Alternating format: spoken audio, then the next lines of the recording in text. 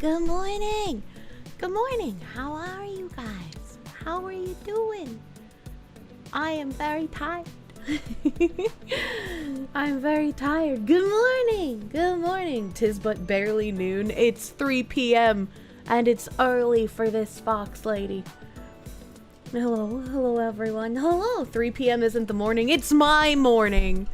It's my morning, and that's why I need cans of gamer subs using code Kirsche for 10% off to stay awake.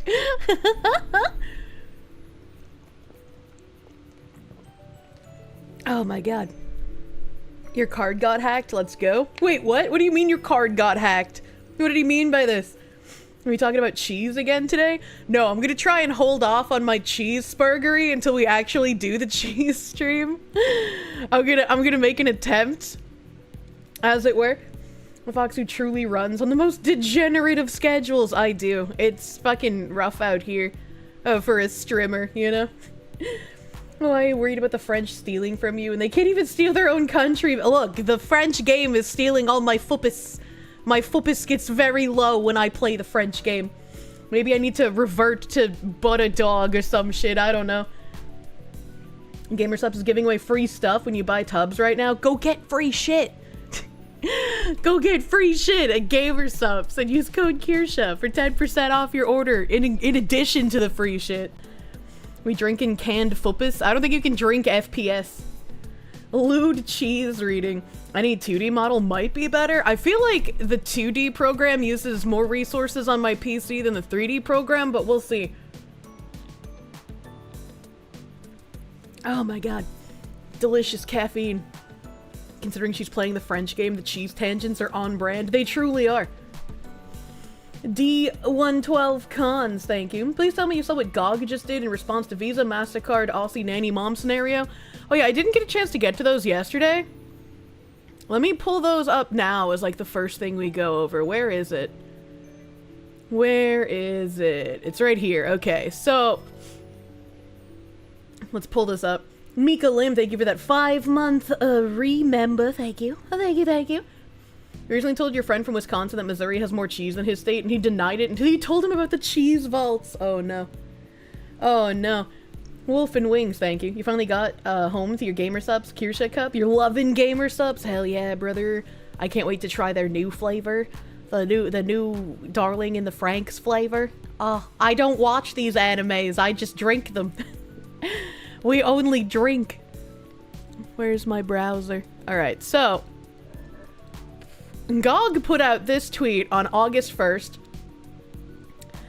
Thanks to the dedication of developers and publishers, we're launching freedom-to-buy.games. To raise awareness on censorship in gaming, 13 games are now available for free for 48 hours as a part of our stand for creative freedom and preservation. We believe that if a game is illegal and responsibly made, players should be able to enjoy it today and decades from now. In our statement, when games are delisted today because of discomfort, reviving them tomorrow becomes exponentially harder. Visit freedom-to-buy.games to learn more.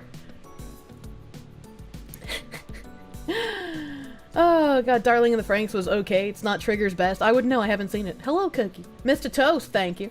You just got my cup. What do I suggest for protecting it?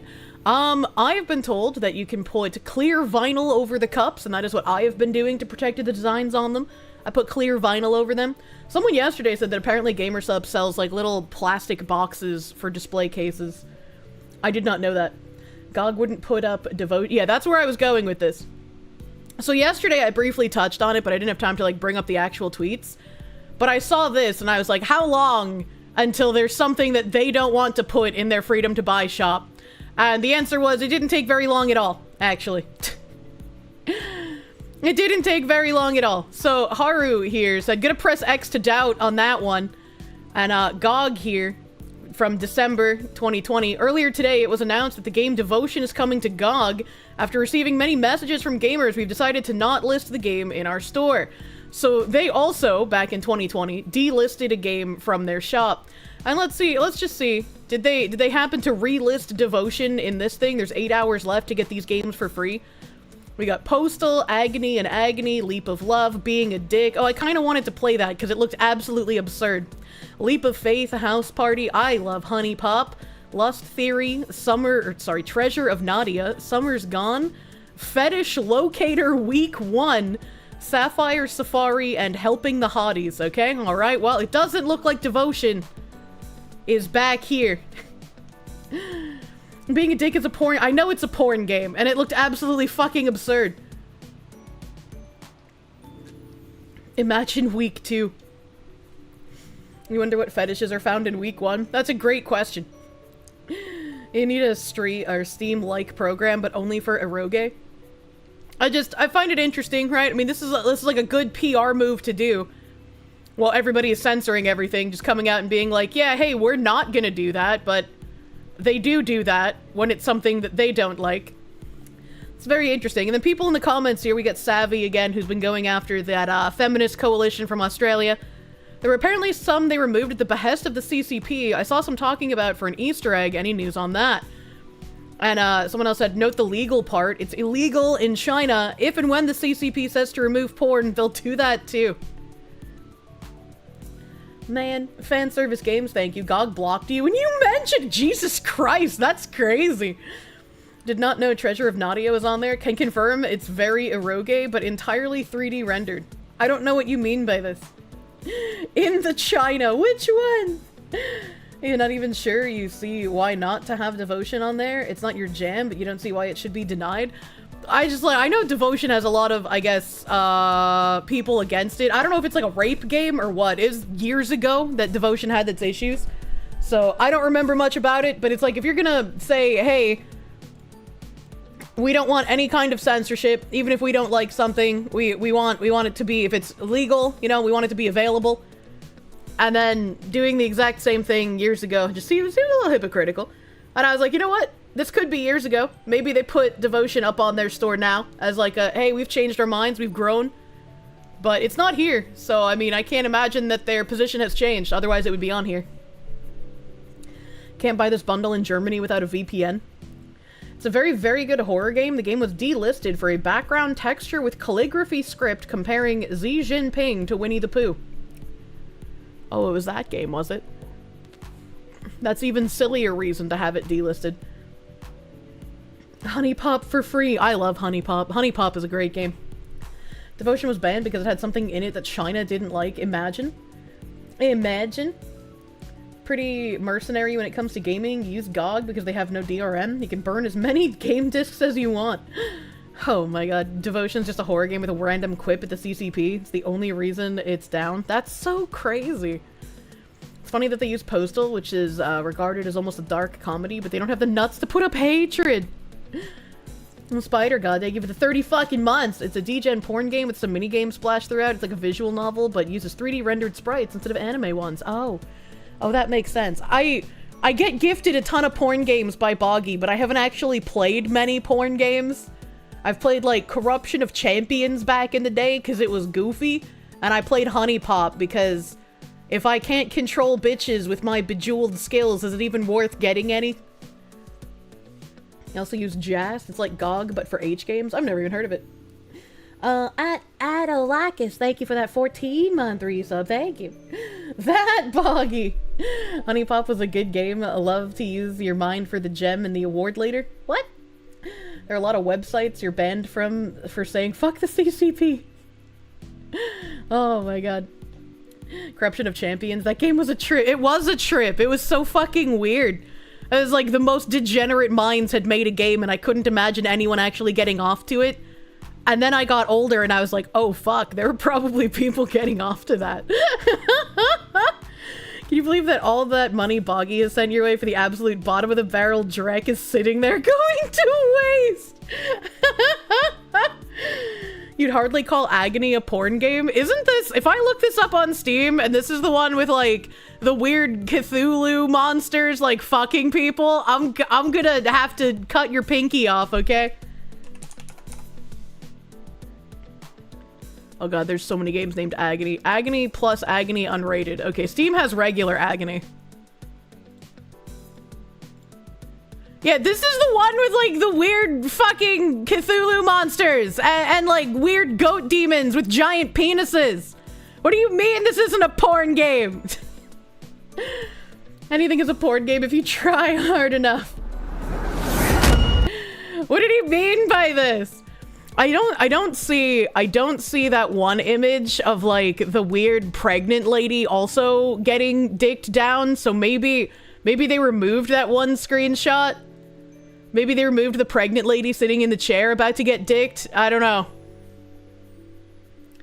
Was Boggy the one that wanted to send me a cooking Fudanari game last year?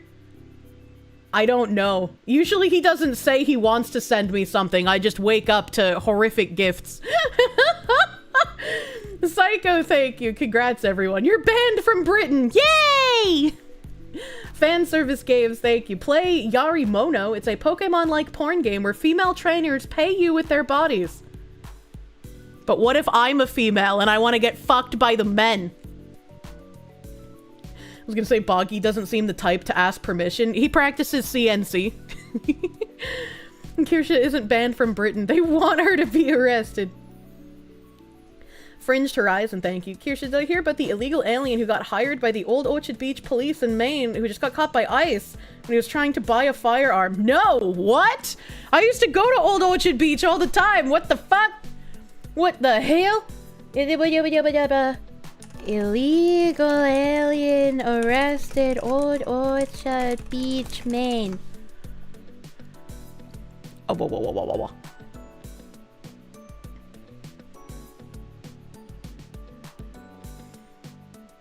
Okay, I guess I will use WGME 2 days ago. Alright, okay. Used to go there and smoke with people. I was too young to smoke. Well, I mean, my mom probably could have convinced me to, but thankfully she didn't. Old Orchard Beach Reserve police officer being held by ICE in Massachusetts prison. Immigration and Customs Enforcement is detaining a Reserve Old Orchard Beach police officer from Jamaica. John Luke Evans is being detained at the Plymouth County Correctional Facility in Mass. He's the second law enforcement officer in Maine detained by ICE, allegedly for an expired visa and trying to buy a firearm. How the fuck did he become a police officer? What is this? Federal Immigration and Customs Enforcement accuses Old Orchard Beach police knowingly employing a so-called undocumented worker from Jamaica. How? How did he get hired? I'm so confused. Rare Cure Mom whim, and it's the barest of all minimums, truly. Hey. Someone must have decided he was from Jamaica, Queens. I guess so. They were like, oh, Jamaica, like Jamaica Plains in Boston, surely. We got a nickel for every time it happened. Jean-Luc Evans not only broke U.S. immigration law, but he also illegally attempted to purchase a firearm. The fact that a police department would hire an illegal alien and unlawfully issue him a firearm while on duty would be comical if it weren't so tragic, ICE Boston Director Patricia Hyde said. I don't know why I'm failing to speak so much today. But yeah, no, I agree with her. This would be comical if it weren't so sad. And also, I'm surprised it happened in Maine instead of directly in Massachusetts. I'm gonna be real. Everyone that officer arrested can be let go now? I mean, to be accused of being reckless, I'm highly disappointed that someone would think that the police department, the town of Old Orchard, would do that. Old Orchard Beach Police Chief Elise Chard said, if he's here illegally and he was working for your police force, like he's literally in a uniform, what else could it be? What do you mean? What do you mean to be accused of being reckless? Why are you disappointed? These people. Chard said the federal government is the one who verified Evans and said he was cleared to work in the first place through the Department of Homeland Security's E-Verify program. We did what we were supposed to do, Chard said, and I believe that the documents he gave us, we did the verification as we would have with anybody else. Oh, they're just like, it's not our fault we hired an illegal migrant, it's the government's fault. It's shedding bad light upon her and him, and it's making him look out to be a criminal. Well, if he's here illegally, I mean, he is. Brent Kinney, who hired Evans to work as a security officer for OOB Pierce, said, 2 years ago, Kinney hired Evans for security on the pier. He's kind, he's polite, he'll treat you with respect. He's one of the hardest working people I've ever met in my life, and this should not have been done to him. Chard said Evans was doing a great job and says all reserve officers are issued a firearm while on duty. She says she hopes the court finds no wrongdoing so the young man can get on with his life. ICE has still not said what specific charges Evans faces. CBS 13 reached out again Thursday to ask that question, but have not heard back. We also don't know if he has an attorney. Oh, interesting. For all of you who don't understand the seriousness of the situation, we must never forget that the 9/11 terrorists received their flight training in the US. They, along with the other hijackers, entered the US on visitor visas and then had their status changed to vocational students so that they could attend a flight school in Florida. They obtained their training here in the US that allowed them to pilot the hijacked planes into the World Trade Center and the Pentagon. You're still okay with non-citizens breaking our laws and attempting to obtain firearms and being permitted to police you. I actually didn't know that they got trained in the US. Man couldn't limbo under the law this time. It seems that it is illegal to overstay your visa and illegally purchase a firearm. Pretty straightforward, yeah, right? Oh my god. It's, on a tangential note, it's funny that Lunduk finally noticed Bridge. I wouldn't say finally, I'm pretty sure Lunduk noticed it previously. Because when I responded to his tweet, which I'll pull up those in a second as well. When I responded to his tweet, like, he said that he had, like, watched some of the coverage that I had done on Bridge. A few instructors came forward after 9/11 and mentioned they didn't care about the landing part. Oh, Jesus. Why wouldn't you, like, red flag that behavior as a flight instructor? And the flight school was suspicious that they wanted to learn how to fly but not take off or land. Yeah, that should have been, like, something they reported. What the fuck? Lunduk has been dealing with it for a while. Yeah, he's got, like, actual whistleblowers he talks to in, like, Linux areas, which is really nice. Whistleblowers are very important. Always very important to have those. Where is it? I know I literally pulled this up. Okay, here we go. I know I literally pulled this up when I sat down. So this is a post from today at the Lunduk Journal saying IBM taking DEI under the radar. Whistleblowers provide details on how IBM and Red Hat are simply renaming diversity programs as the company continues discriminatory hiring practices. And I was like, wow, I'm so shocked that what I've been saying companies are doing for the past 2 years is exactly what they're doing. And back in April was when he first reported on this. So this is from April 8th, and I have a video on this portion of stuff on my channel from April. He said the Lunduk Journal has obtained an internal email from Red Hat CEO Matt Hicks, which announces a number of massive DEI-related changes at the open source giant.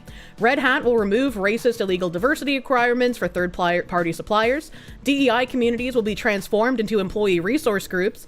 DEI-related information and language will be updated or removed from Red Hat's public websites. And it goes on for like a couple of more things about how they're changing their DEI policies. And obviously my response is they're changing nothing, don't believe their lies.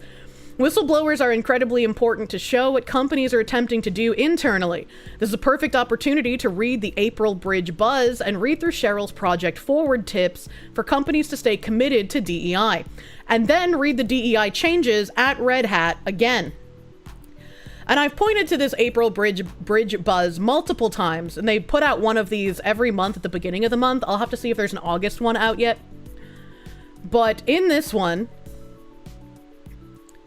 I don't know if it's this one or if it was a different one, but there was one, I think it might have been a different one because some doesn't have the specific, but I'll read through it again really quickly.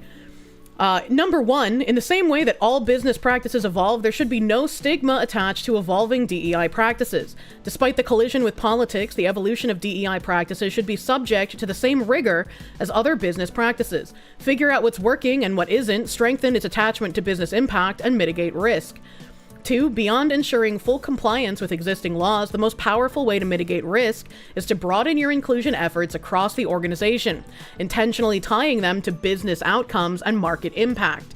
So the second bullet point is specifically talking about changing their language to continue doing this DEI work without going afoul of existing laws. They're going to be changing things like equity to things like belonging or inclusion.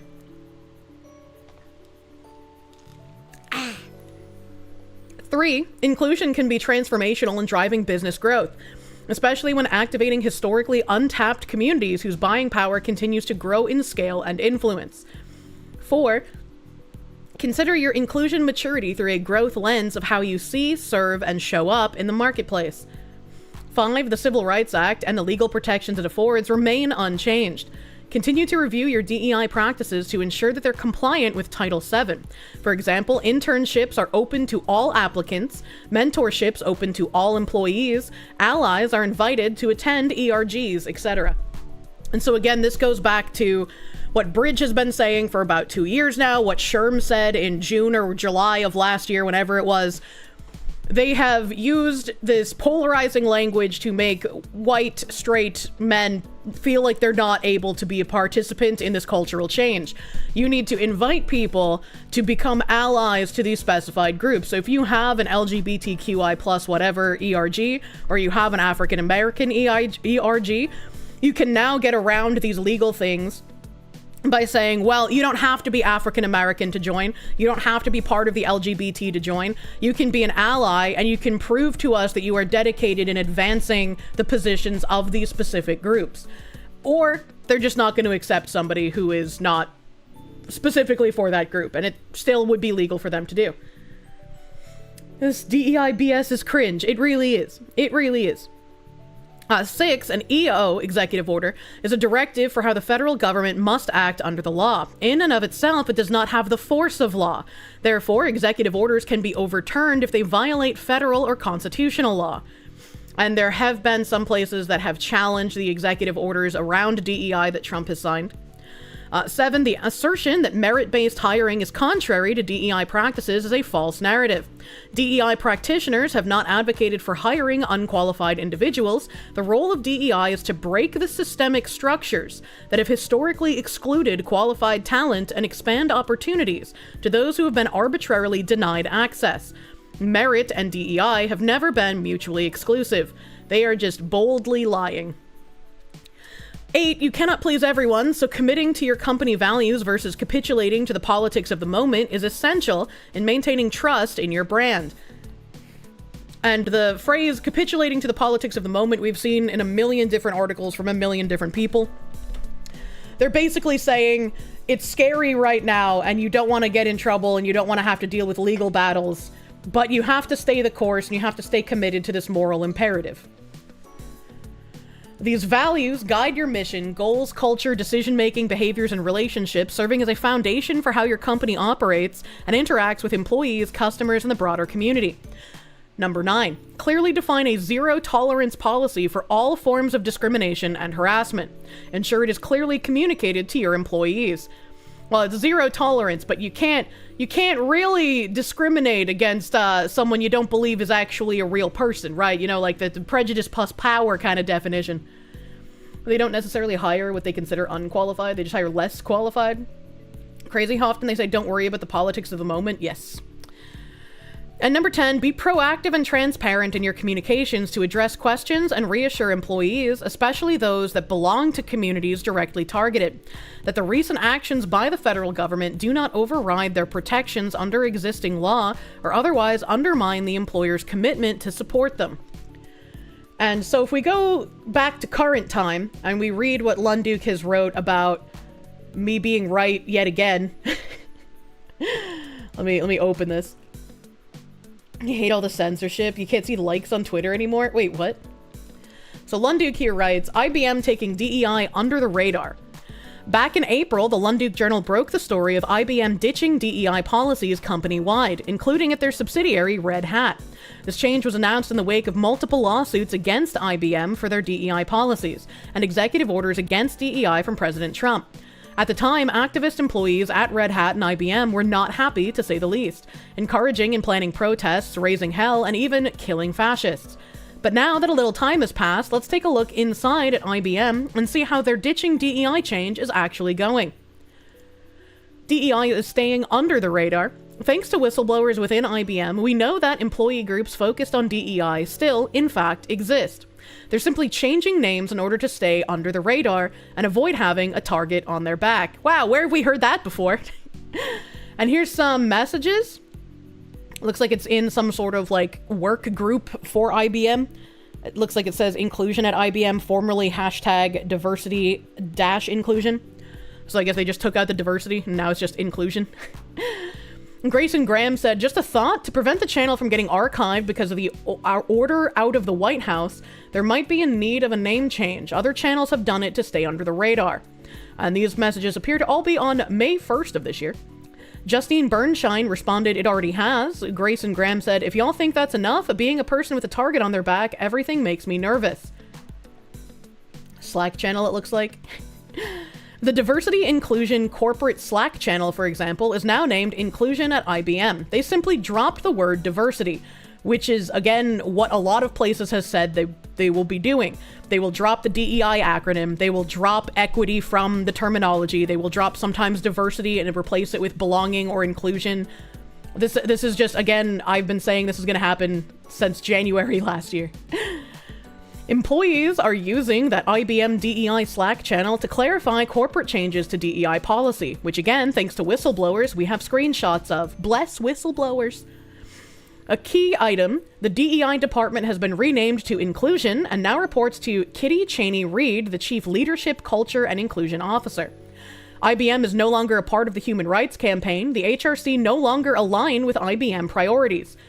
And again, we've seen a lot of companies dropping these. And at first I was like, maybe they're dropping the HRC reporting in order to like show that they've done something to drop DEI. But after every single company has dropped it, after about the 5th or 6th company, I was like, this is probably nothing to do with them showing, look, we have done something to drop DEI. And it's more likely that we no longer want a public record of what we're doing DEI-wise, and so reporting everything to the HRC is against our best interests, which is why every single company is dropping the public reporting system. People can still identify their preferred pronouns in all of IBM's systems. The gamified allyship badge system has been removed. And this is a person named Taylor Kennedy posting in the Slack channel at May 30th. She said, hi everyone, I spoke with Ruth Davis today, the Director of Culture and Inclusion at IBM. She clarified on the following points.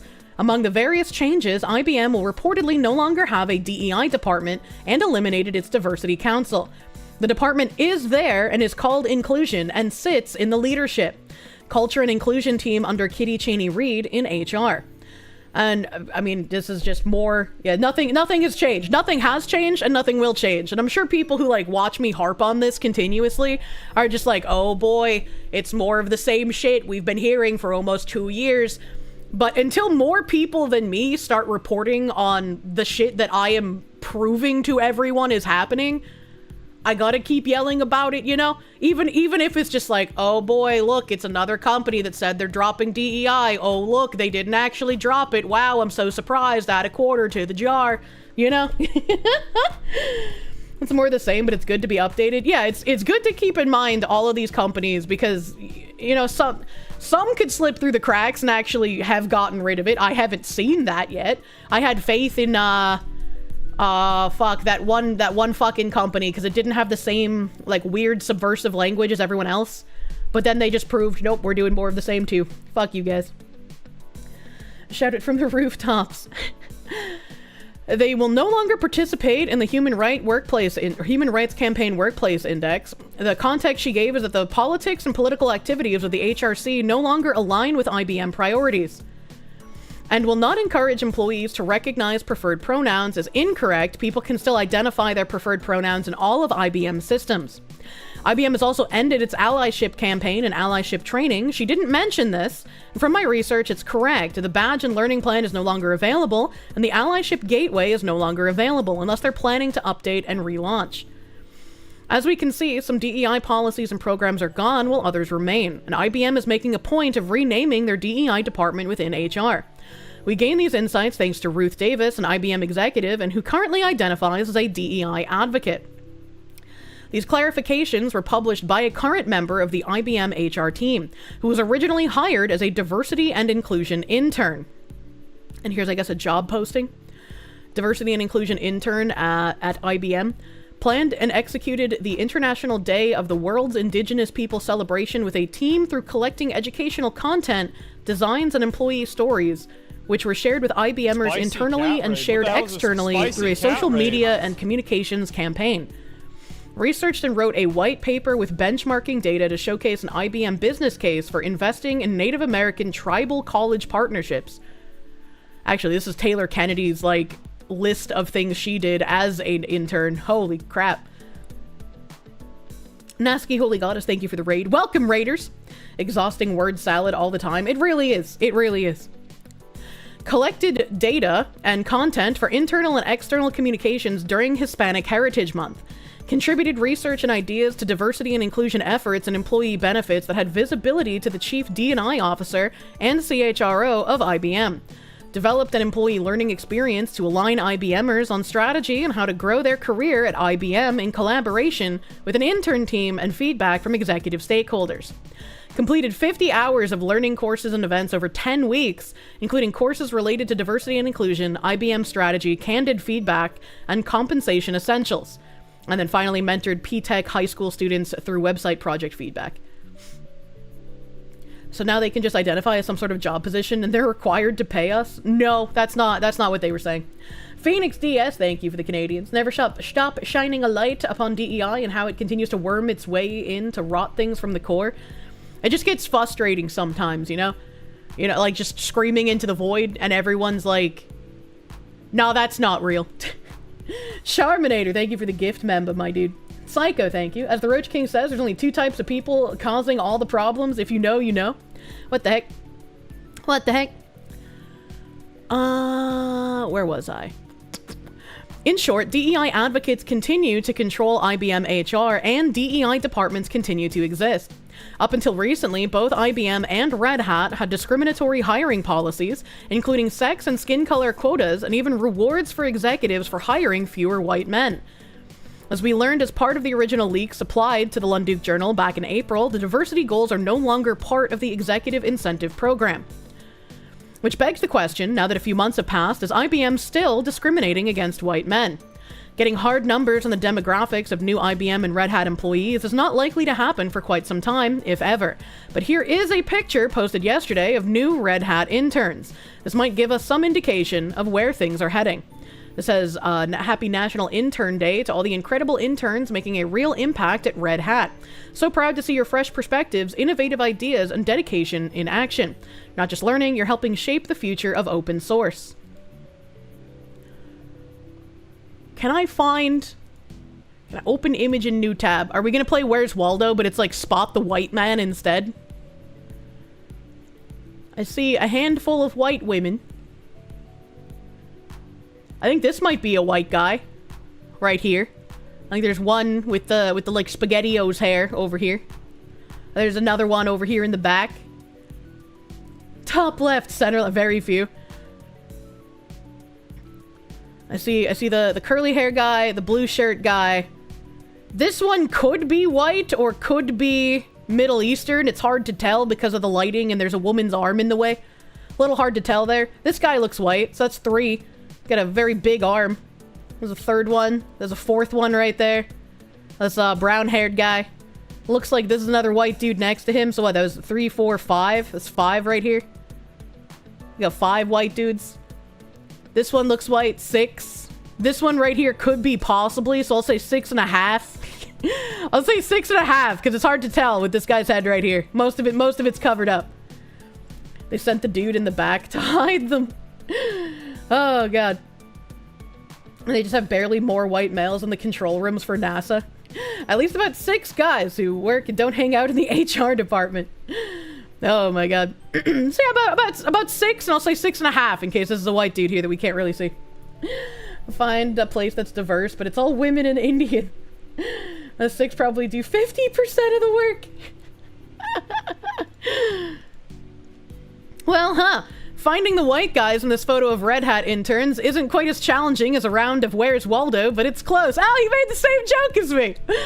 Now, for me personally, I truly don't care what the demographic ratios are of employees and interns within a company. Hire the best people for the job, regardless of their sex or ethnicity. Meritocracy is a good thing.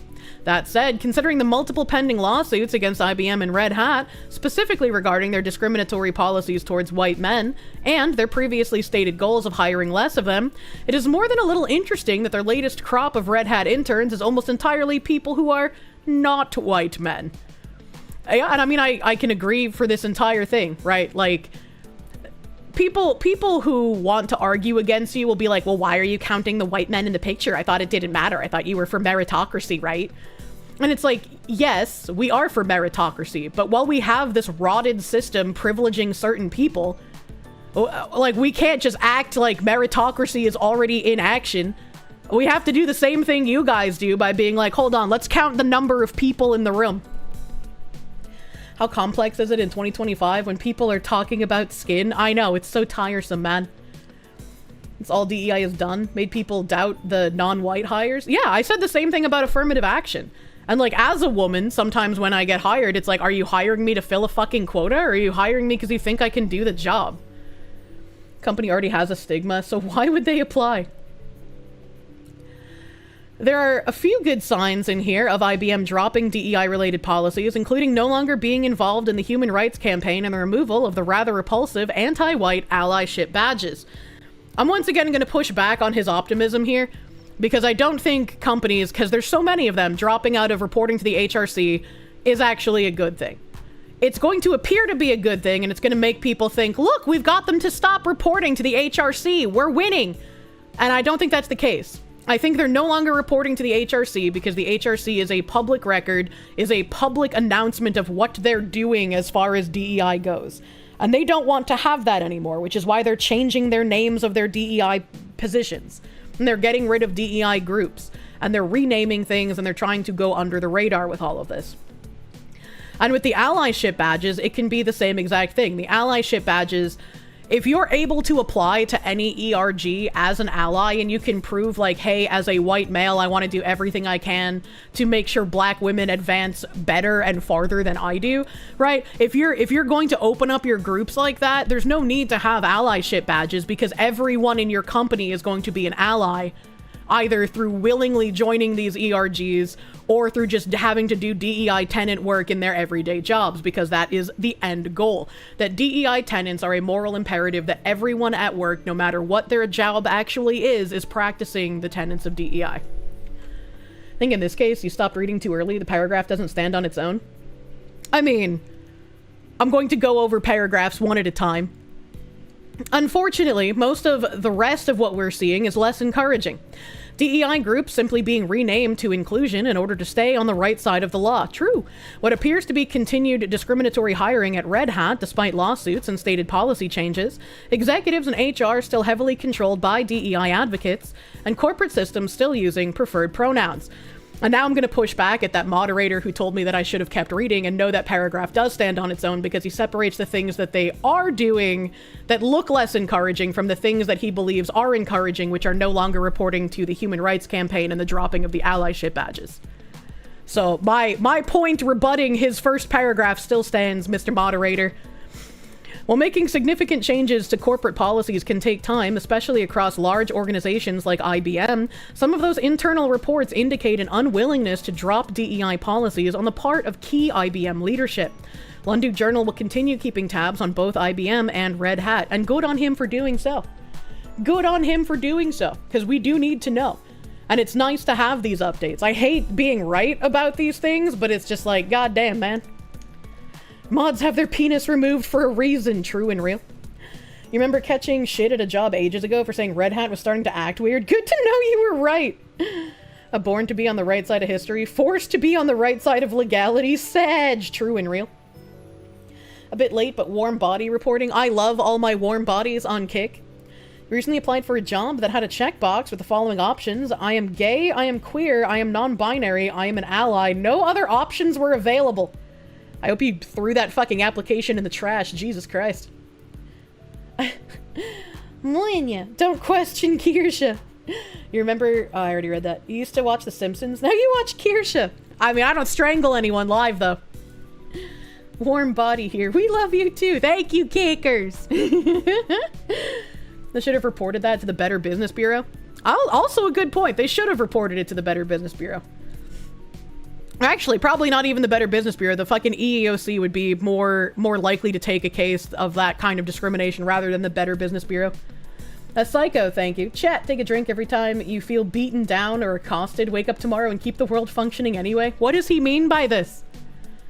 What does he mean by this? Can you volunteer to be strangled? No! Saying you don't strangle anyone live implies you do it when you aren't live. Oh my god. Well, it's an unfortunate case of another company saying, hey, we're gonna get rid of DEI. Me saying, hey, no, they're not. And then me being completely correct. You hate to see it. You hate to see it. Was there but a dog?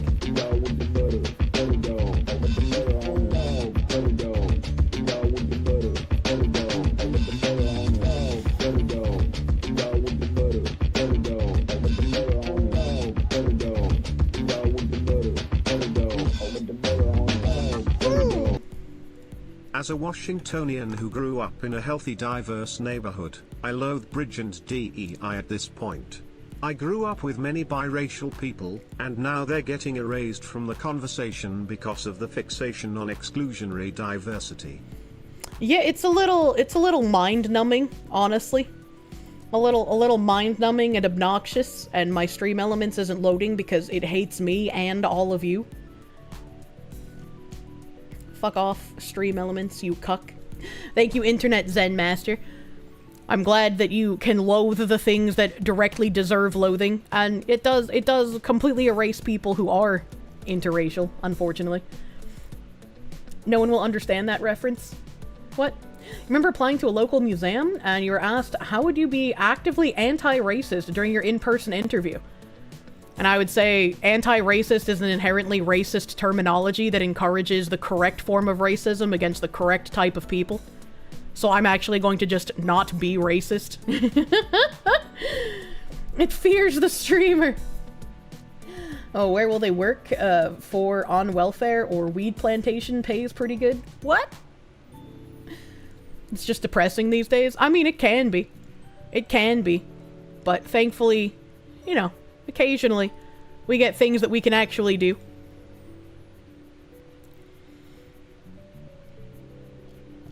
Let's see here. This was from back in... This was like 5 days ago or so. I saw this on Twitter, and I hate these, like, Twitter accounts that just post something, and then they don't post a source.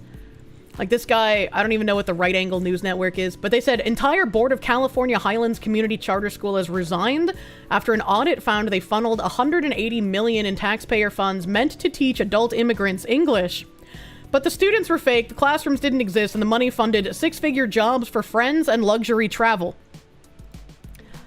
And I was like, that seems like it should be a really large story if true. And so I did find this article from July 25th. California Schools Board resigns after audit shows $180 million in wrongly received funds, wasteful spending, and nepotism. Each member of the board of the directors overseeing Highlands Community Charter and Technical Schools in Sacramento either resigned or was removed weeks after the release of a report by the California State Auditor that found the school improperly received over $180 million in education funding.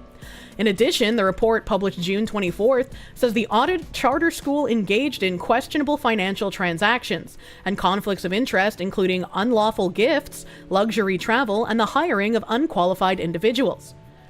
This moment, is about accountability at every level. Jonathan Raymond, who recently came on as an executive director of the school, said in a statement obtained by ABC 10. I asked for these resignations because I believed Highland's future depends on a clean break from past governance failures. I wish we could do that with our government officials, you know? I wish we could just be like, look, all of you guys are corrupt and you're funneling money and you're probably a pedophile, get the fuck out. Like, can we just do that? A Cali auditor doing their job, amazing. I wonder how long he'll last. According to the local broadcaster, the California Department of Education has requested Highlands return the $180 million in misallocated funds. The audit report states Highland wasn't eligible for $177 million in funding it received in fiscal years 2022 to 23 and 23 to 24. It also estimates millions of dollars in overpayments were issued due to misreported attendance figures. During a special board meeting on July 7th, members voted to remove Sonja Cameron. The report suggests an employee in a leadership role with a salary of $145,860 may have originally been hired by the school with the help of their board member mother and lacks qualifications for their current position, including a bachelor's degree. ABC 10 identified the employee as Cameron's daughter. After Cameron's removal, the remaining 6 board members, Ernie Daniels, Matt Powers, Rick Jones, Sharon Rocco, Mike Reed, and Mary DeChance, announced their resignations. At least 3 members, however, will remain until replacements are named in order to keep the school operational. That's a lot of... That's funny. That's funny how they got one person on the corruption and everyone else was like, oh, we just resigned. We're out. There's no shot they even see a penny of that money returned. I really doubt it. I really doubt they'll see any of that money returned. Meanwhile, pressure is being applied for the school to pay back the funds it apparently wasn't supposed to receive. Those were taxpayer dollars that were wrongfully received by Highlands operators. Al Muratsushi, chair of the state's Assembly Education Committee, told ABC 10. So it's only right they have to pay that money back. Raymond provided a statement to the broadcaster saying the school is reviewing its legal options, calling the repayment demand political theater, and warning that returning the funds would force the school to shut down. Well, see, here's where that wouldn't happen, right?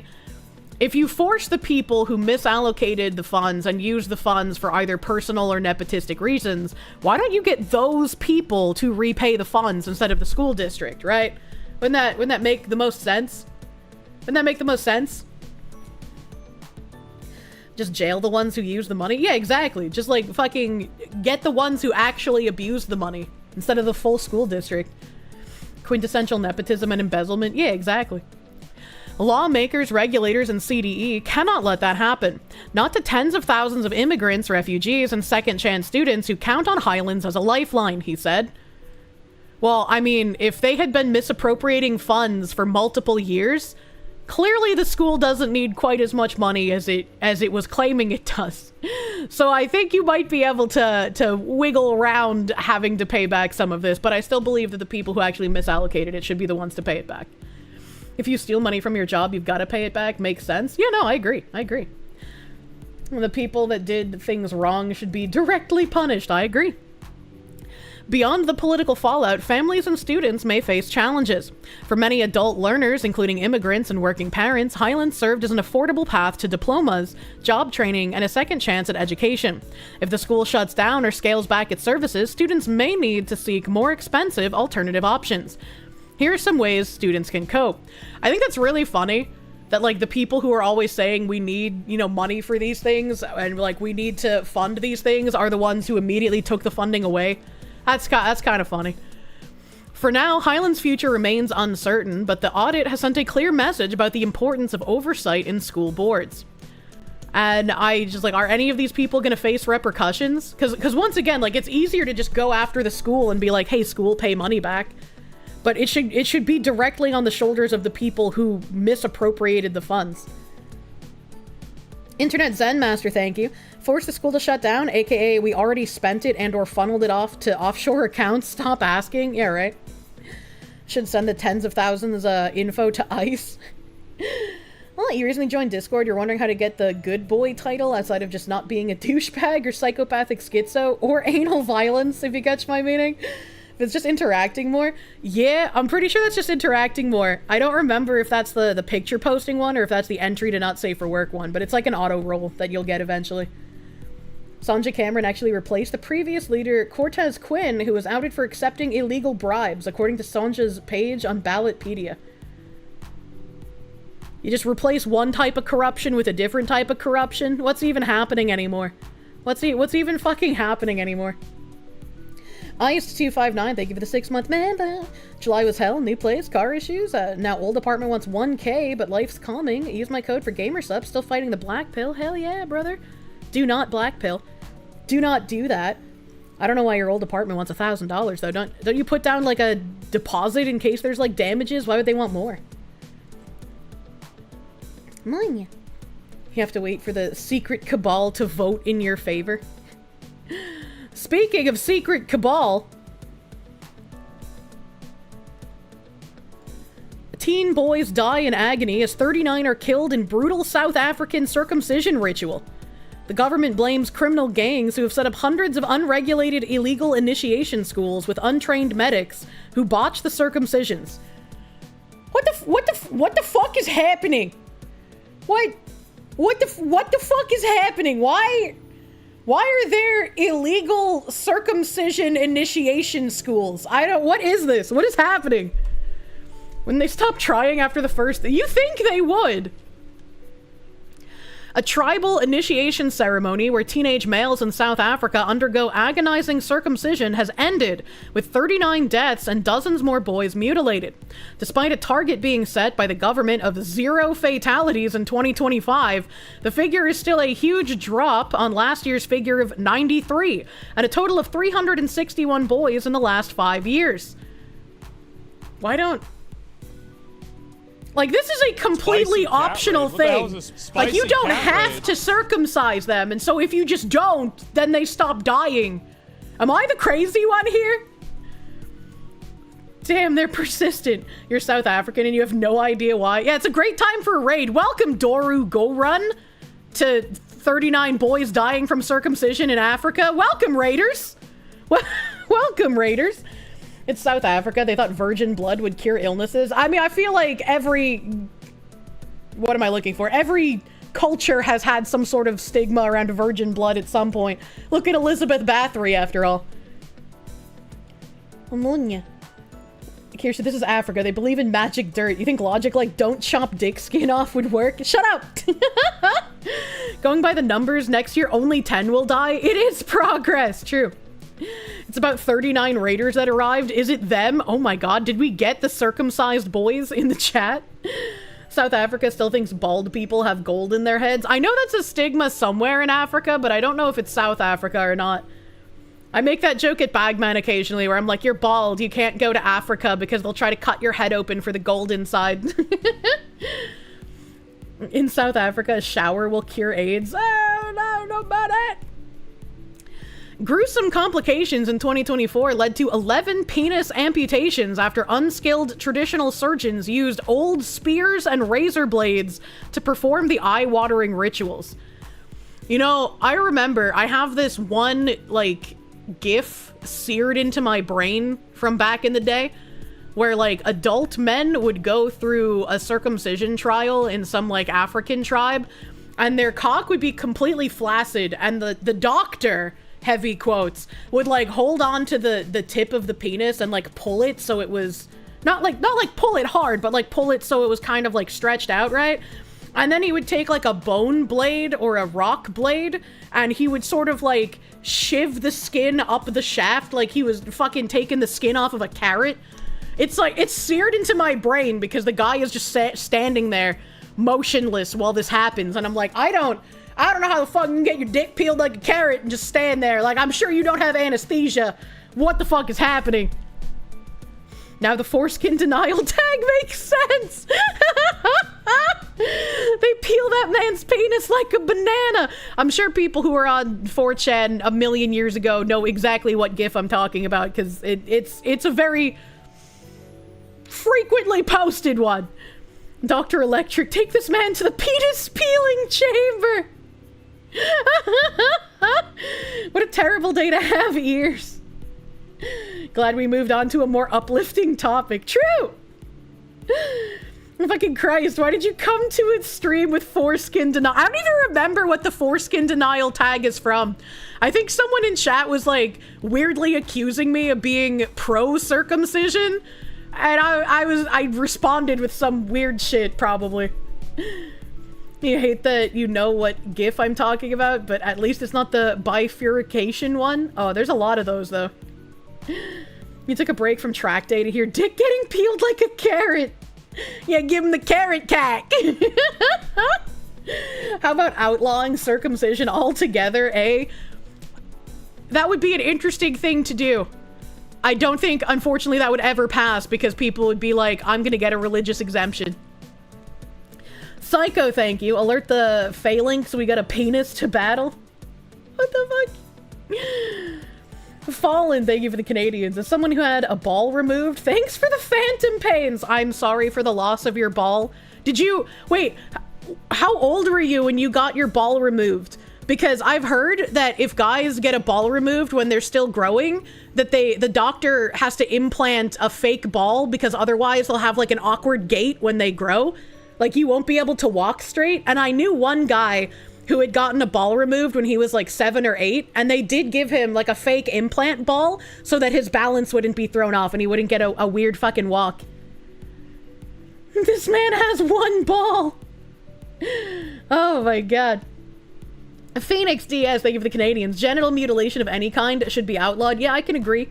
I can agree. And it would be nice. It would be nice if people would stop doing it.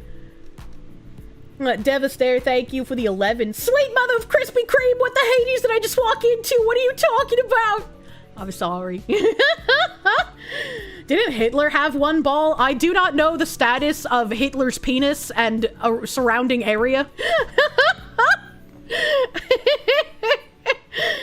It drift to the ballless side or drift away? I don't know. I don't know. Turtleneck dick for everyone. Thousands more since 2020 ended up in hospital after the twice yearly 3-month periods of initiation ending with the circumcision to mark the transition to manhood. Without undergoing the annual ceremony known as Ulwaluko, the teenagers are not allowed to sit in on tribal meetings or take part in some social activities or get married. Man, can you imagine living in a culture that's just like, son, you may not put penis in woman and get married until you mutilate your penis. What the fuck? What do you mean? Didn't Boggy gift you sex with Hitler? Yeah, but I haven't had sex with Hitler yet. It's a matter of historical record that one of Hitler's bollocks was destroyed by his wounds in World War I. What the fuck? Imagine not being considered an adult because you refused to get the carrot treatment. True and real.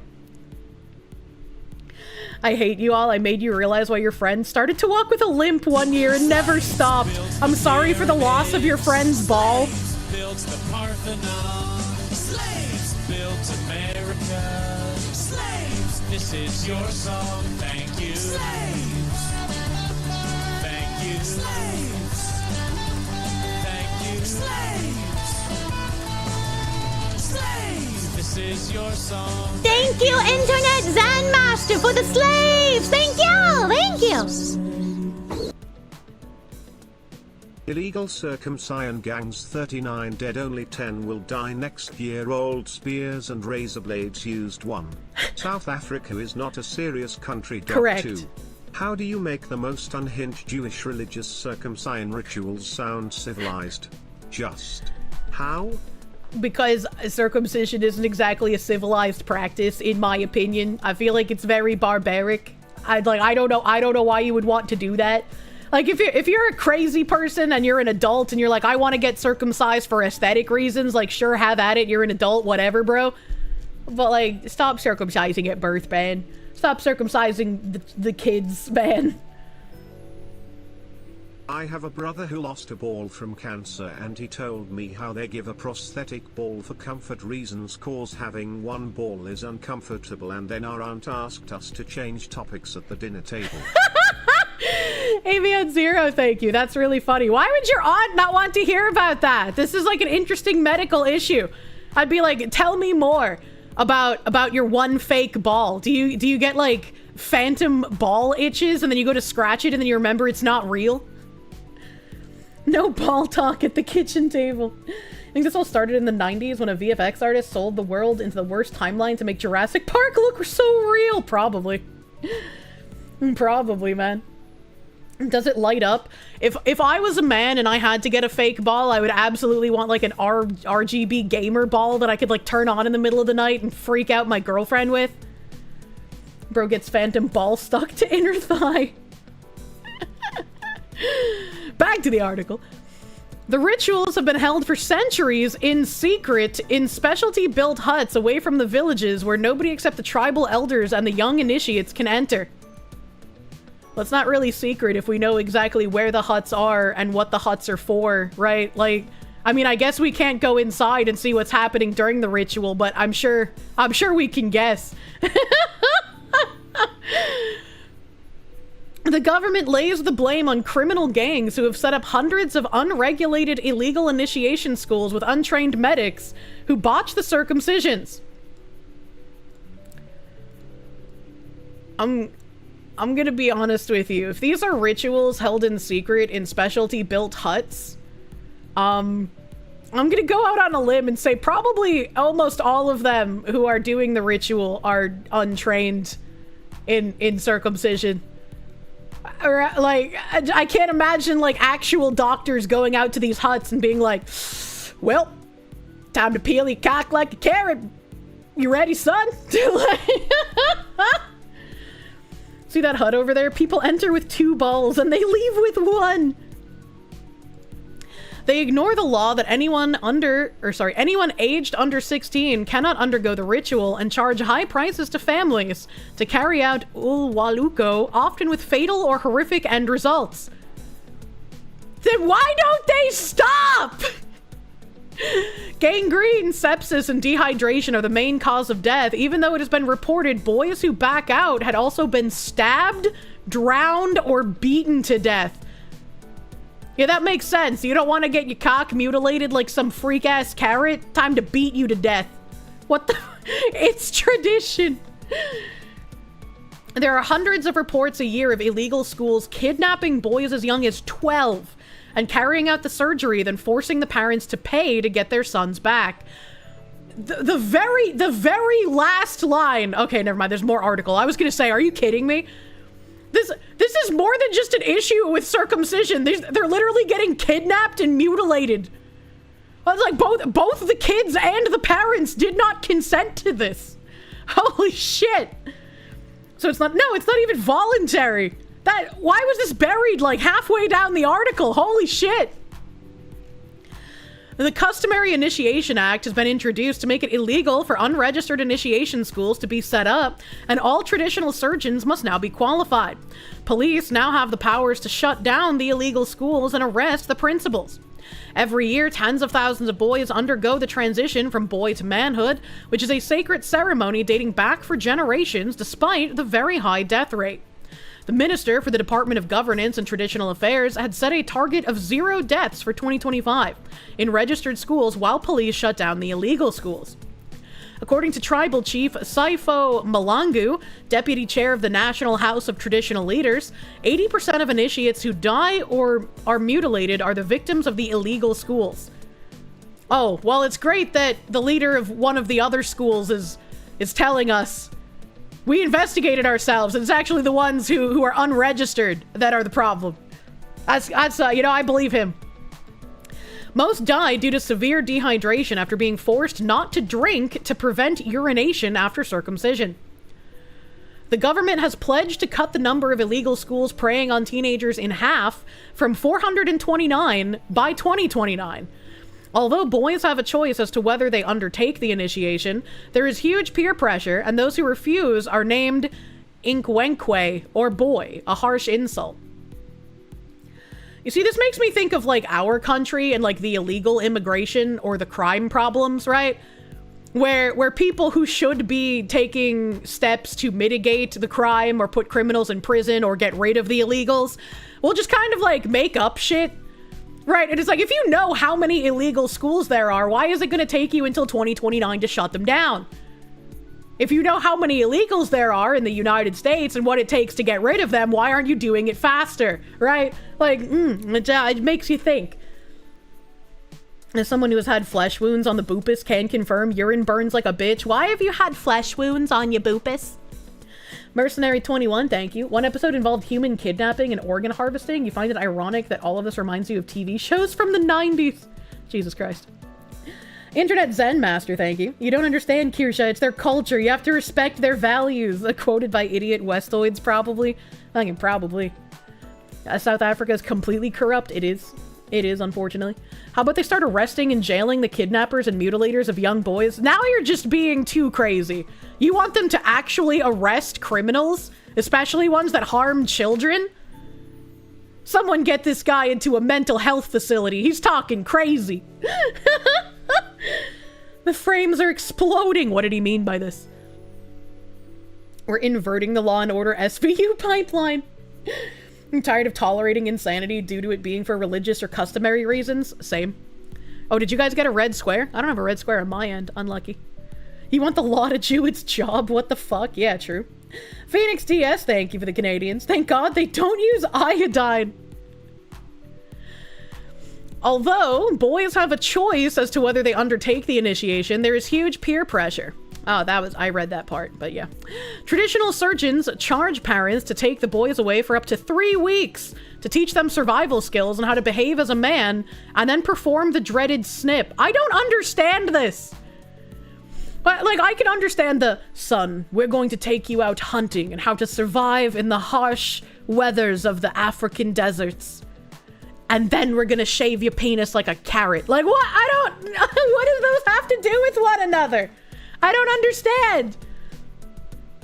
Scotty Daka, 19, went to an initiation school despite having seen a TV program on penile amputations.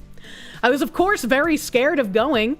In my community, many boys went through the initiation before me, and I wanted to be the same as them. I wanted to be looked up to as a man in my village by the elders. It was very painful to go through, and I fell ill, but I was treated and survived, he told a local reporter. Anne Kamalo had her 16-year-old son kidnapped when he went to a local store along with 22 other boys and taken to an illegal initiation school 20 miles away in Soweto. Can I ask what the point of this is? Like, I'm trying to understand the mentality. Is this just like a whole bunch of guys who are angry that they got circumcised, and so now they're like, we must kidnap the younger men and circumcise them against their will because it happened to us, and so fuck them? Like, that is literally the only mindset I can think of. Because if you're doing something for the good of someone, you wouldn't have to kidnap them to do it. You just talk to the parents, right? Like, oh my god, cycle of abuse. Yeah, vibes and aesthetics. She said, I was charged 1,000 R to get him back, or warned he would be killed, and when police found the school, the boys had been badly treated, whipped, and beaten. Political Party Action South Africa's Eastern Cape leader, Athol Trollop, his last name is actually Trollop, said the bulk of deaths are caused by illegal initiation schools run by opportunistic and unqualified individuals. Now all the schools have to be registered and the surgeons properly trained. In launching this year's winter initiation season, the Minister of Cooperative Governance and Traditional Affairs, Mr. Velen Cassini Halabisi, I'm butchering all of these names, I'm sorry, vowed to reduce the death toll greatly. All initiation schools are accountable, and any school that contravenes the law and endangers lives, then the law is unequivocal and they will be closed down at once. We cannot accept any more deaths and owe it to these young men and their families to ensure their journey into adulthood is safe, dignified, respected, and of course safe. He doubled up on the safe, man. Mercenary 21, thank you. You know an artist from South Africa who confirms a lot of this stuff but is very reluctant to confirm? Yeah. Yeah. Patchouli, thank you. Sounds like the snip is a cover for something else, such culture. But, like, even then, why would you want to cut that skin off? It doesn't make sense to me.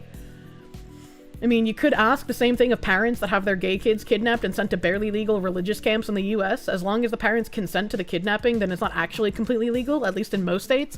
Well, in this article, the parents are saying that they didn't know about it either, right? So these groups of men who run the, like, illegal circumcision, initiation, whatever the fucks, they'll kidnap the kids, or young adult men, because one was like 19, and then they'll circumcise them, and apparently also beat them in the process, and then bribe the parents and be like, you now owe us this amount of money if you ever want to see your son alive ever again. We also circumcised him, you're welcome. Like, it just sounds crazy. Ransom? Yeah, ransom. Kodo the Fox, thank you. So do we think old Muskie got the carrot treatment? What? What the fuck? Brock Sampson, hell yeah, thank you. Here to support the best Foxu news girl ever to news. Nothing but support and love. Thank you. Thank you, thank you. Blackmail, not bribe. Ransom, blackmail, I mean bribe. They're all kind of synonymous in my brain. Kidnap the kid, chop the dick, and you get to pay for the privilege. Yeah, it's fucking crazy. Threw that in there as a little favor. Yeah, you're welcome, by the way. Where did I stop reading? I accidentally fucking scrolled. We cannot bring back the lives lost last year or before that, but we can honor them by ensuring that no family has to ever endure going through that pain again. Former South African President Nelson Mandela wrote about the spiritual meaning of his own circumcision as a teenager, before becoming accepted as a freedom fighter. Those who have undergone the sacred ritual are sworn to secrecy and considered tribal outcasts, and severely beaten or killed if they tell anyone what the process entails. Well, it's a good thing that anyone with any amount of brain cells knows that Nelson Mandela was a crazy freak, so you shouldn't do anything he said, right? The worst of the injuries occur from botched circumcisions carried about by tribal nurses, never trust a nurse, who may use the same spear for many boys, which cause mass infection.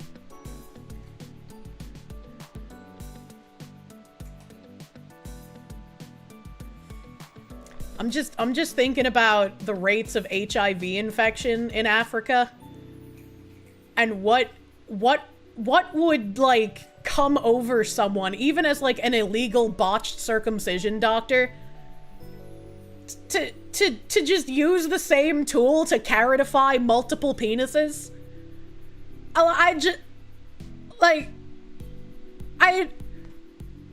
What is it like to not be able to think about consequences? I don't understand. They don't understand hygiene and STD spread. I don't know, man. Daily reminder that Mandela tortured people by hanging tires full of gasoline around their necks and setting them on fire. Dudes burning in hell. He had necklacing. I remember that. Still don't know how you'd perform surgery with a spear, and frankly, you don't want to. It doesn't take that much leap of a mind, good sir. You know, ironically, isn't circumcision, like, the main answer people have had for HIV and AIDS? But cutting off your foreskin doesn't prevent STD infections. This is the best techno remix clip. What? Wasn't that his wife, Winnie Mandela? Nope. Africa and the Africans? Oh god. His wife did it long after he passed too. Oh yeah, no, I'm sure she kept up the tradition, man. The wounds are tightly wrapped with bandages that cut off the blood supply to the area, and within 10 hours, the genitals can become gangrenous and need amputating. I don't even have a penis, but imagining, like, the pain in a body part when it becomes gangrenous. You can't even pay a streamer to put, like, hot sauce on a gangrenous penis and lick it, probably, right? Phoenix DS, thank you. Didn't David of the Bible have his men use a sharpened stone to perform the same procedure? I don't remember. You're asking me things about a book I haven't read in a billion years. Don't even look at my foreskin. Do not perceive the foreskin. If you don't believe in it, it's not real, and therefore you can't take it. First known case of necklacing happened to a woman who was falsely accused of collaborating with the apartheid government. Great legacy, that practice, right? Sure you can pay some chatterbait whore to do it though. What the fuck? Many initiates do not seek medical treatment despite being in agony for up to 10 days, having been told that if it falls off, it will grow back. But then they die from sepsis. What a fucking sentence. What the fuck? What the fuck am I reading? This is like when you see those posts of like, yeah, the doctor told me that I'm going to get like a designer vagina and it's going to be like so much better than the real thing. If your penis falls off, it doesn't grow back, man. Why would you say that? And the worst part is I can't even tell if they're just straight up lying or if this is something they actually unironically believe. Because, like, yeah, you know, some of these people say the darndest things, as it were. It grows back, for fuck's sake. Because they want them to just die of sepsis and not come back to haunt them. This is how you make the case for a retractable penis. What the fuck? Let's be honest, this isn't the most cursed thing you've read, but it's still upsetting. In the summer season from November to January, 28 boys have died, and in the winter season from May, 11 have died, and the figure for penile amputations is unreported. Yeah, I just have a feeling that most of this, we're shutting these illegal circumcision schools down, is probably just lip service to not look bad. I would like for there to be something done, because this is disgusting. This is disgusting, and I can only imagine, like, not only the ones dying, obviously, but their families when they get kidnapped. Like, it's fucking dangerous out there, bro. A Scarfy the Strange, thank you. Just watch the clip about redefining death for organ harvesting, and you're wondering if we're in the Headhunter universe? You wonder if anyone played Headhunter other than you? Don't drink X must? I don't know what Headhunter is, I'm sorry. I have not played it. Internet Zen Master, thank you. Read David in the Bible. Yes, probably. Jews kept up with technological advancement and cleanliness, not like the crazy people using unclean spears. Pyromaniac, bro, thank you. Don't forget, they also perform dry love time. They just pour sand in the hole with women that leads them to have insane amounts of infections, too. Yeah, we learned that that's one of the reasons why women in Africa have such high rates of HIV themselves, is because, like, they just... the sand in the vagoober for some reason. ARC5, thank you. Your docs tell kids the same stuff over here, Foxu. There are doctors that say if your penis falls off, it'll grow back in the United States. There ain't no way. Pinche palito, thank you. Apparently ancient circumcision was nowhere near as dramatic as modern. I don't know, man. Skeptical Panda, thank you. This is a horror movie plot. Call it manhood. You gotta escape the deranged circumcision doctors. Bike Short Senpai, thank you. Worst time for you? Just entering stream while eating your hot dog from Sonic? Hi, Kirsche! Oh my god. Sand-based lubed. Nice! How are they physicians? Next question. You'll love Headhunter. Will I? There are doctors who say children can consent to certain medical castration. Sadly, they can. I mean, I did make that equivalation in my joke earlier. Next, she'll be looking up the history of John Bobbitt. Is that the guy whose, like, wife broke his knees and then castrated him in bed? Lorena Bobbitt, that was her name, right? 2 days of dry being relevant. What a time to be alive! That's the one. Holy shit, how the fuck do I remember that? God damn. She cut his pee-pee off. Yeah, that's what castration is, right? Zenik, thank you for the czar. We literally had an education system cover the risks of initiation in our school system. It was hilarious when we were told it does in fact not grow back. This was an issue back then too. Well, Zenik, I'm glad you went to a real school where the teachers at least knew that the penis is not regrowable. Good job. Phoenix DS, thank you for the Canadians. King Missile had an old song called Detachable Phallus. Seems to fit the theme of this article. What the fuck? You have such a teeth pain? You think someone bashing the side of your face with a damn baseball bat could fix that? Probably not. Probably go to, like, a doctor, man, you know? Castration is testicles, not the penis. Oh, my bad. Cutting off the PP is pectomy, not castration. Oh, fuck, man. Alright, well, yeah, she cut off his penis. If a doctor says the peens will grow back if they fall off, we must be lizards. Maybe these people just mistake the boys they're circumcising for the lizard people who rule over them and give them all their money. Maybe that's why they think the penis grows back. They're used to dealing with the lizard people who bribe them, and they just think that all men penises grow back. Castration can, in fact, also include the penis, but it's less common. It's usually just the balls. Interesting. You had a dream one time your penis was detachable and you kept it on your nightstand when you slept and just snapped it on like a Lego in the morning? If penises were actually detachable, wouldn't it make the most sense to wear it to bed and then detach it in the morning?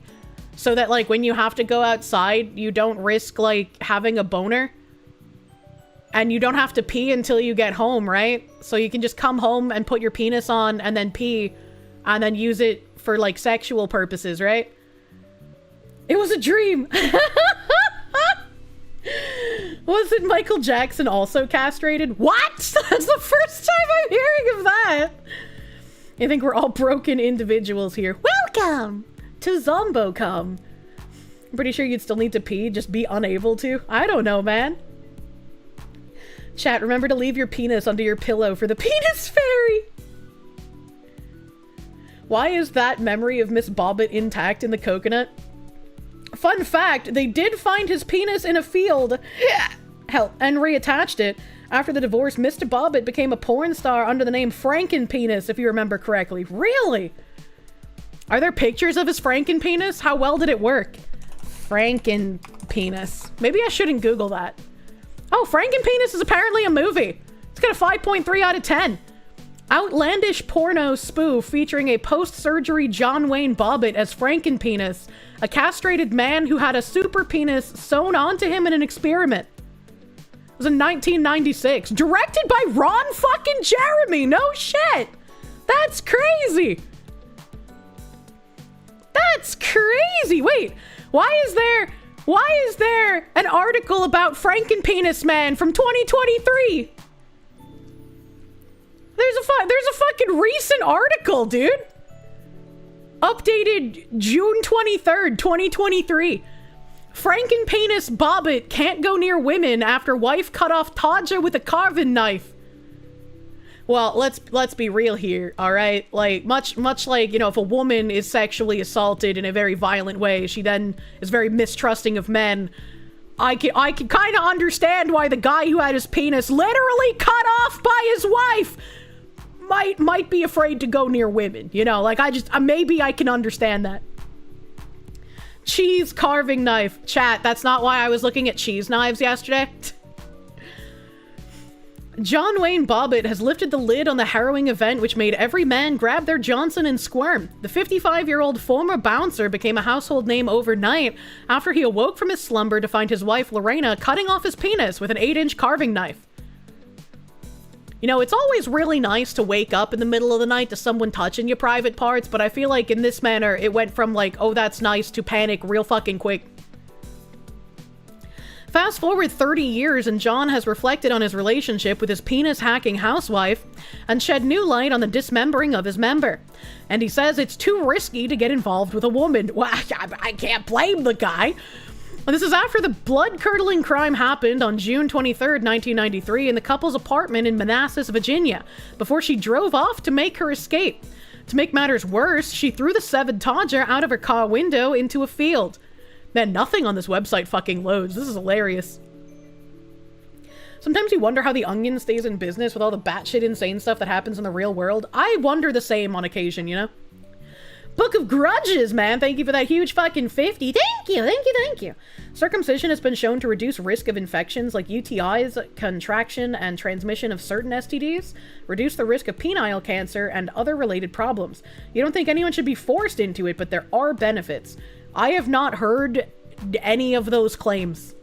I was like, today is the first day I've heard any of that. And I feel like if any of that were, like, resoundingly true, there'd probably be less people who argue for it being just straight up mutilation. Bullshit, just wash your penis! A mysterious Senor Hitler, thank you. Are you from the area this happened in? They found the penis in a field next to a 7-Eleven. One of your friends is one of the doctors that reattached it. It's insane that it's part of your history. That is insane. That's a fun factoid you could bring up on a date. Alejandro Trombono, thank you. You're ruined. Anybody have suggestions for a good cup? Wait, what do you mean? Mysterious Senor Hitler, thank you again. One of your friend's fathers was one of the doctors. That's crazy. I don't know anyone who's done any sort of, like, celebrity anythings. A skeptical panda, thank you.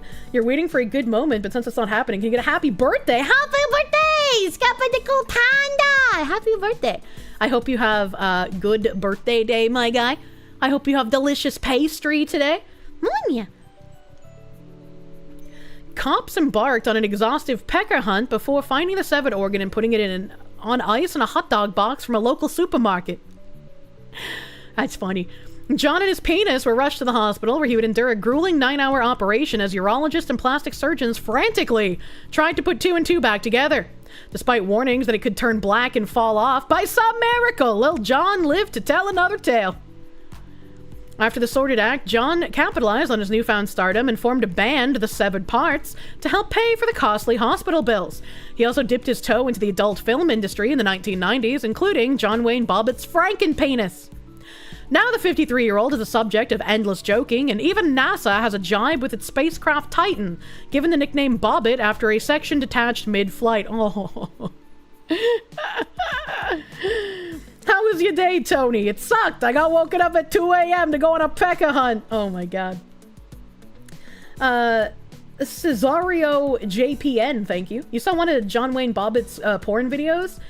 John Wayne Bobbitt Uncut. It was interesting. The woman in it must have been paid big for appearing. Oh my god. So are you saying his penis really does look that bad? I was hoping to see, like, just a picture of it, but you know? Munya. Leo, thank you. Will there be a Discord watch-along for John's movie? I understand why people make the jokes, because what happened to me was so extraordinary. Women don't normally cut their husband's cock off, John told The Sun. I like how he can still have a sense of humor about it, at least, though, you know? He's like, yeah, you know, when you get married to a broad, you lose half your shit. You don't usually lose half your penis. I'm sure Boggy has a copy of it saved. Jesus Christ. Lorena, on the other hand, was arrested on the night of the attack, and she found herself in court from January 10th, 1994. It all went wrong days after becoming a bouncer, John said, when his wife became jealous and used to spy on him at work. After being unable to cope with supposedly overbearing Lorena, John told her they should get a divorce. Mutilation. Can we get a look at the condition where men are born without a foreskin? I didn't know that was a condition. I didn't know you could just be born without one. Does the penis look funny in that case too? Asher Bauer, thank you. We're 25, dude, thank you. NGE fan, thank you. You live 2 blocks from the field where Bobbitt and his member were found. Your parents were EMTs who responded to the call. There's now houses where the field was. Well, that's a good thing, right? Because now if somebody throws a penis into the field, it'll just bounce off the house and be easier to find. If you can't laugh about something that gets you universal wincing and humor and featuring in a porn and a Weird Al song, what can you laugh about? I mean, true. Maybe he's born with it. Maybe it's circumcisions. At least he can make jokes like Weird Al did, talking about how Mr. Happy was missing. Yeah, that's true. That's true. No. The night before the bloody crime, John stayed at a friend's house, but his partner thought he was committing adultery. Lorena, that's a man. He explained, that's what she said right before she attacked me. I was asleep, so I only found this out later. Lorena thought that if she cut my penis off, I would kill myself. Why wouldn't she just kill him then? Like, she had to have known that she'd get in trouble for this. Did she think that she would get in less trouble for cutting off his penis, causing him to kill himself? Like, I don't... She plays the long game. She's a fucking psycho. This is like bad ending yandere. And John said that Lorena would have killed him, but claimed she said that chopping off his bits would hurt him more. She claimed that she suffered years of abuse at the hand of her husband, including being raped on the night of the attack. Going down for a glass of water, she spotted the serrated knife and a switch flicked inside her mind.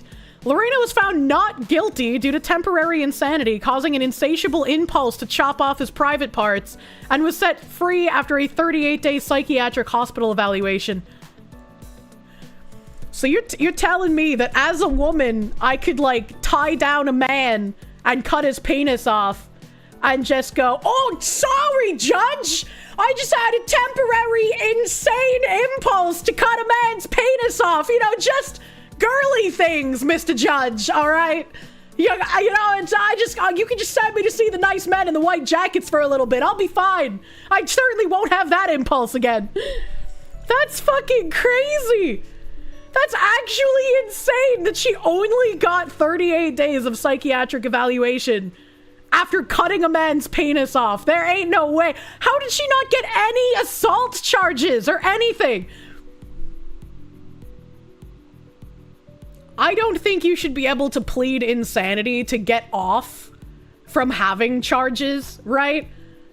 Right, like, I feel like I saw this tweet sometime in the past few weeks, and I might have talked about it before going on my business trip, where someone was just like, if someone is going to claim that they are insane enough to not understand that, like, murdering or mutilating or raping someone is not okay to do, if they're blatantly telling you in a court of law that their mind is so fucked up they cannot comprehend acting like a civil person in society, why would you give them a psychiatric hold and just release them, right? This tweet said to just kill them. You know, like, I don't know how to argue against that, but I feel like I shouldn't say that, right? You used to still commit them, temp insanity people to a ward, not just let them go. 38 days is fucking nothing. You're telling me I could just go out and chop off dicks and only get 38 days psychiatric evaluation? Not even jail time, dude? Not even a fine? That's it? That's it? That's crazy. That's not even a crime at that point. Pleading insanity should get you the equivalent time at the funny farm, not cut loose after a surface inspection. You like how Kirsche is doing the psycho math on that? I mean, you have to. It fucking hurts your brain that this is real. Hol up.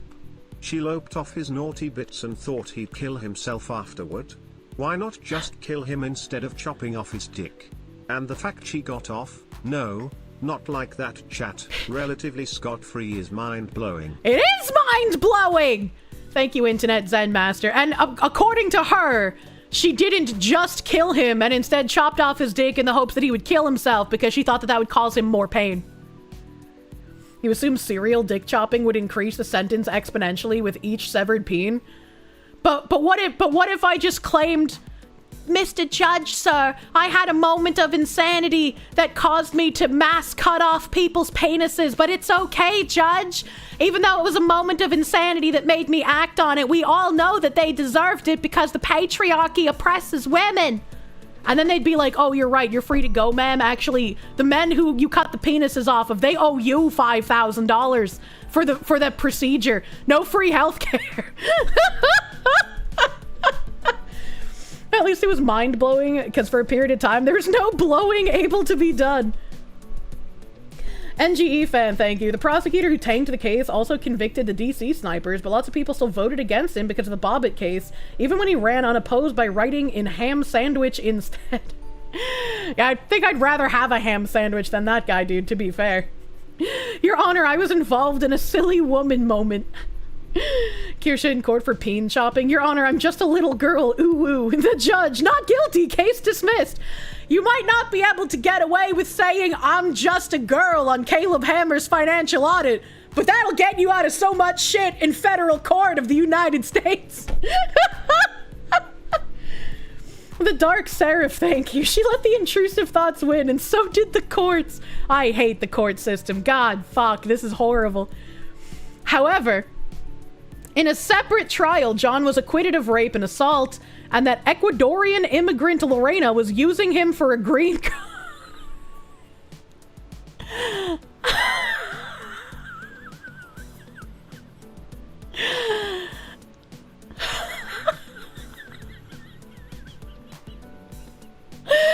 Oh my god, what the fuck? Wait, she came from Ecuador? Apparently, I didn't think so. That's crazy. Lorena Bobbitt was undocumented. They have to go back, chat. The undocumented immigrants are raping our women and cutting off our men's dicks. Get them out. She was documented if she got a green card, unfortunately. That's fucking hilarious, though. Holy shit. This Bobbitt bloke has the wildest stories. It's all connected. I was not expecting that. I was not expecting that when I went back to read. Oh my god, I'm fucking crying. Definitely not sending our best. They took our Johnsons. They took our Johnson. Please don't be this crazy. This is like all of those, you know, all of those guys that go overseas. They're just like, white women are disgusting. We can't trust white women anymore. We have to get the say so sweet subservient Asian women who will do everything we say. I hope you don't wake up to your penis getting chopped off, buddy. You ever seen the movie Teeth? Every time someone brings up Teeth, I like to remind them that the superior movie is the one in Japan where it's actually a ninja woman who can open her panties and her vagina creates bubbles that suffocate people to death.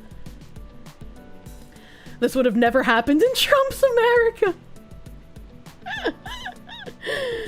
You thought your ex-wife was crazy. I may be judging her too harshly. John is living a less octane life with his chihuahuas Cupcake and Biscuit, but he's been left with PTSD and feels it's too risky to get involved with a woman. It's fair to say I've been unlucky, and I don't know anyone who's been through so much with their sex organ as I have, he concluded. Yeah, like I can't blame him for that, man. Like, you get your dick cut off, it's gonna leave a scar, both mentally and physically. God damn. You spelt it wrong, and now I can't remember how to actually pronounce Kudoichi. What has he got to lose at this point? I mean, what if the next woman he's with wants to one-up his ex-wife and also get famous, so she cuts off his penis, but in a different way, you know? Yeah, Kudoichi! Thank you, chat. Thank you, chat. I can't remember how to pronounce things normally, but much less, I was like, oh fuck, I'm trying my best. What has he got to lose? His dick again! Gavin! Gavin, thank you. Blue-eyed Marine, maimed by a foreigner. Wild. Also, anyone who's ever had surgery before knows that successful reattachment is a load of bull. That's why I wanted to see it, right? I wanted to see the reattached penis, because it's gotta look funny, right? He has no dick. What does he need women for? He has a dick. They reattached it. It just got here. Did he get his dick back? Yeah, they found it in a field and they reattached it, but that's why I wanted to see it. I was curious what it looked like. I guess we're gonna go from one weird story to the next, all right? Because, like, I had this brought up and I was like, what the fuck is going on? I'm warning you. Oh my god. Image of the Frankenpenis. It doesn't look bad at all. Apparently this was after liposuction and a procedure to enhance the appearance. The doctor that fixed it was apparently upset that he got the lipo and the enhancement. That's crazy! His dick is massive! What the fuck? Bro's got a huge penis! No wonder she cut it off. She was like, if I can't have it, no woman can. I know I can't show it. I know I can't show penises on Twitch. But it's pretty fucking big. Like, it's scary big. The third leg. Show it to the Not Safe for Work channel. I think that's where it was pulled. A dick so good it makes women want to cut it off. I mean, they say if you fuck a woman well, you tame her for the rest of your lives. But what if you fuck her too well, and then you start fucking around like a piece of shit? You gotta be careful out there. She gonna take your dick. Maybe she was trying to take it with her, but gave up when it got thrown into the field. Oh my god. Why would the doctor be against lipo? I don't know. Maybe the doctor's just like, I reattached your penis and that is a work of art, and how dare you get liposuction on my artwork? You know, maybe something weird like that. There's an article that I could read, but you know. He didn't even fuck around, though. I know. She just thought he was. I don't know how he tried convincing her that he wasn't, but she crazy. Probably trying to cut it off so she can have it all the time. Just clone it! They make kits for that! You can just put his dick in, like, a cloning kit, and then you can have it all the time. Remember a story about Napoleon Bonaparte, where after he died, someone stole his dick, and it wasn't recovered until much later and preserved in a museum. I don't know anything about Napoleon's penis, but it would be very funny because he had a height complex if he had a massive schlong. He cheated on her in a dream. Mysterious Senor Hitler, thank you. He got enhancement surgery to add like 6 inches or something. He wasn't that big. You've seen pictures of post-surgical attachment. It was scarred. Ah. So the penis that is his right now is the result of like enlargement surgeries. Well, it is fucking massive, so you know. But onto something even weirder. Brazil! Woman 20 dies on a bus in Brazil with 26 iPhones glued to her body. For what possible purpose would you glue phones to your body? I don't understand. I don't know, man. Sorry, you switched from YouTube again? YouTube auto-refresh. Now my stream on your end became content not available in your area, even though you're in the Philippines. That's really weird. Why would YouTube be cucking the Filipinos? Psycho, thank you. I had a dream you cheated on me. I'm gonna abuse you, most modern women. If I have a dream that I cheated on a guy I was dating with, I would tell him the dream and I would laugh about it because it's like, why did my brain do that? You know? Like, that's not his fault. What purpose wouldn't you glue phones to your body? Pokemon Go egg hatching? For Pokemon Go egg hatching, if you glue them to your body, that makes them hard to touch though. Just get one of those giant like fan stacks of phone holders that the bicycle people do. Internet Zen Master, thank you. Remember reading that? He didn't have a height complex. That was limey propaganda. Please don't make me defend the Sicilian ruler of the French fries like this. Phoenix DS, thank you for the Canadians. Russians preserved Rasputin's massive member in a jar. But why? Police are investigating the death of a 20-year-old Brazilian woman who died on a bus with 26 iPhones glued to her skin. The woman, who has not been publicly identified, died of cardiac arrest on July 29th, according to multiple outlets. Is this how you get the 5G poisoning? Cops suspect the young woman was likely smuggling the iPhones.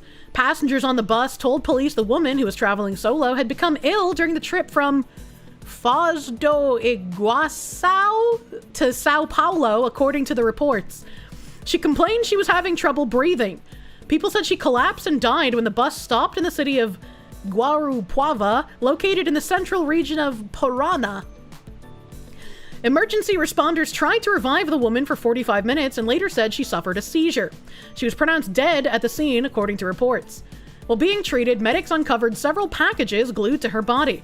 The packages turned out to be 26 iPhones, according to the Daily Mail. Police also found several bottles of booze in her luggage, the outlet reported. The Paraná Civil Police are waiting on the forensic report before revealing what caused the breathing difficulties and the cardiac arrest. The cell phones are now in the possession of Brazil's Federal Revenue Service. I don't understand. We've been assured that the electrical pulses coming to and being sent by cell phones is so minimal that no ill health effects could come from using them, so that's a relief. But I wonder if anyone's conducted a study on the effect of having 24 of them glued to your body. Yeah? Yeah, I don't really know how, like, I don't understand. So she was smuggling them, I guess? And I mean, I guess you can't put 26 iPhones in your anus, so... That guy Gus, thank you. A woman you were dating dreamed you cheated on her. She half woke up and immediately kicked you in your head. Oh no! Why would she do that? Sparky, thank you for the R. Oh, from Foz de Iguaçu. I don't know how to pronounce that. It's definitely smuggling. At least we know the limit. Yeah, the limit is 25 iPhones.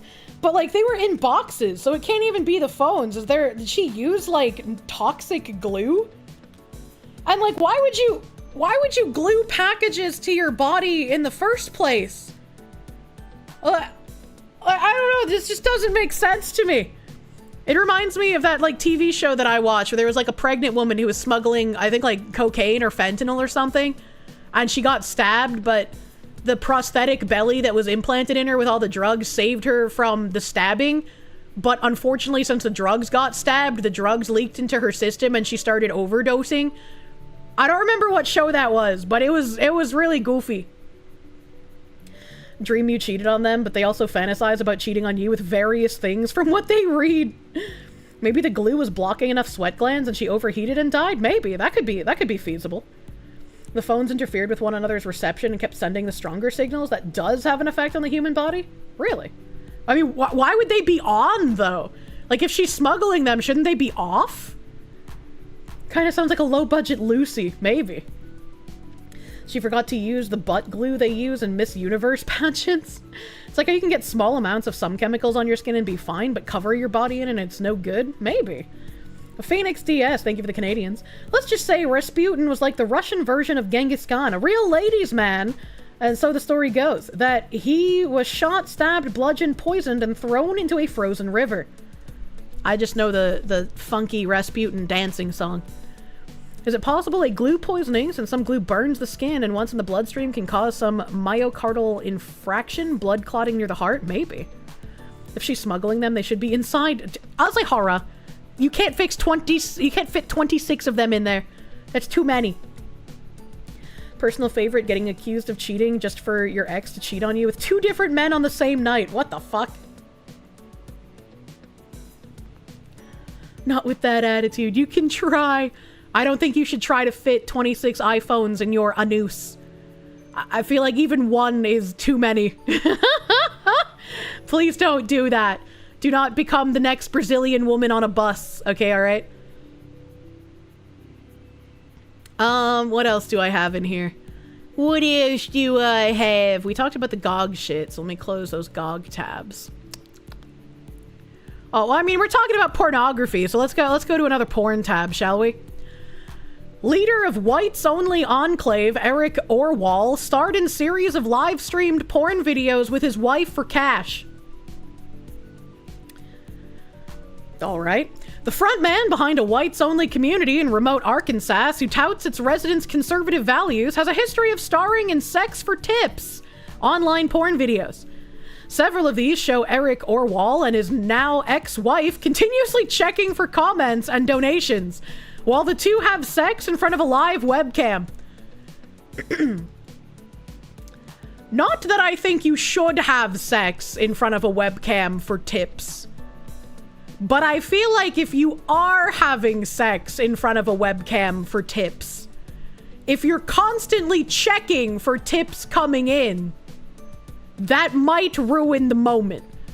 Right? Like, I feel like if you're fucking for tips on webcam, you finish the fucking and then you thank the tippers afterwards. Right? Like you cozy up in like a bathrobe and you get you and your wife like some hot chocolate and then you start thanking people, you know? That just helps the show go on. How different is this from a VTuber compound raising money by streaming? One video with at least 29,000 views, for example, features Orwall's former wife, Caitlin Smith, looking directly into the camera, flitting her tongue provocatively, and then saying, "Yay! Thank you! 101 tokens!"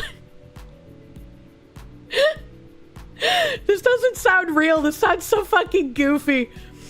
A way to tip on her online porn service and then blowing a kiss to the viewer who gave them, all while Orwell pumps her from behind.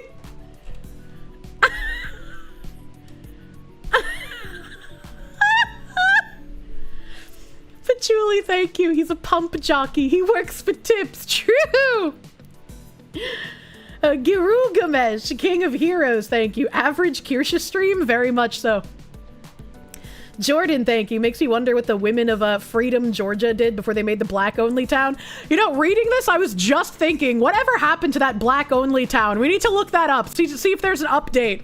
See if they're also doing, like, blacked porn in order to fund their black-only area like these white people are. One of the many reasons why I developed disgust to real porn, just enjoy 2D or 3D CG instead. Yeah, right? Internet Zen Master, thank you. 2025 is going to put the Onion out of business. Good lord.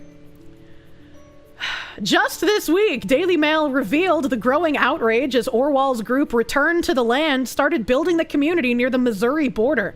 Orwall, 35, a right-wing YouTuber. It is a YouTuber compound. A right-wing YouTuber is the co-founder and president of the group. He bills his community as the first of many nationwide able to skirt fair housing laws while rejecting all applicants of color, Muslims, Hindus, Jews, and those who identify as LGBTQ. That's a shame he's insane, because he's kind of cute. The last restriction seems to contradict the professed lifestyle of Smith, 31, Orwall's online porn partner, mother of his 4 children and wife of 11 years until they divorced last October.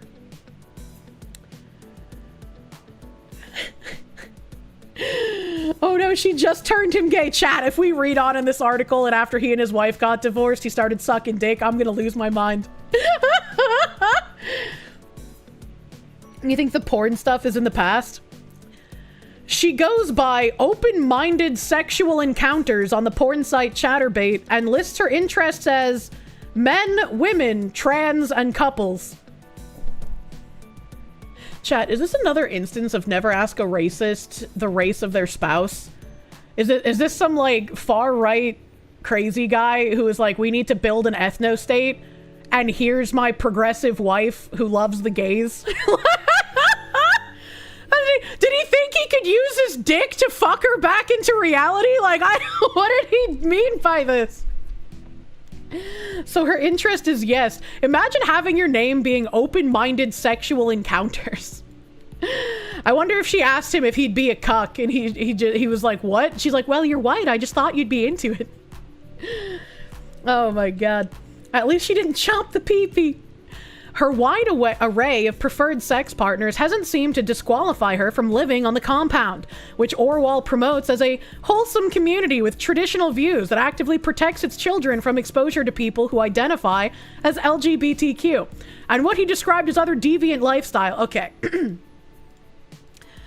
You can't set up a conservative ethno-state barring specific people and then being like, but my crazy ex-wife who fucks women is okay.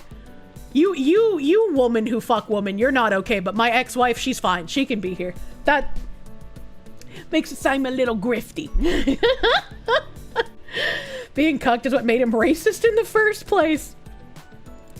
Smith and Orwell have not responded to emails seeking comment about the apparent hypocrisy. Neither picked up a phone that public records list for them both.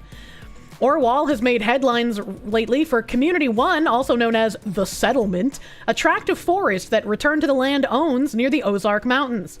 Applicants seeking to live there. Why is there this picture of this woman here? What the fuck?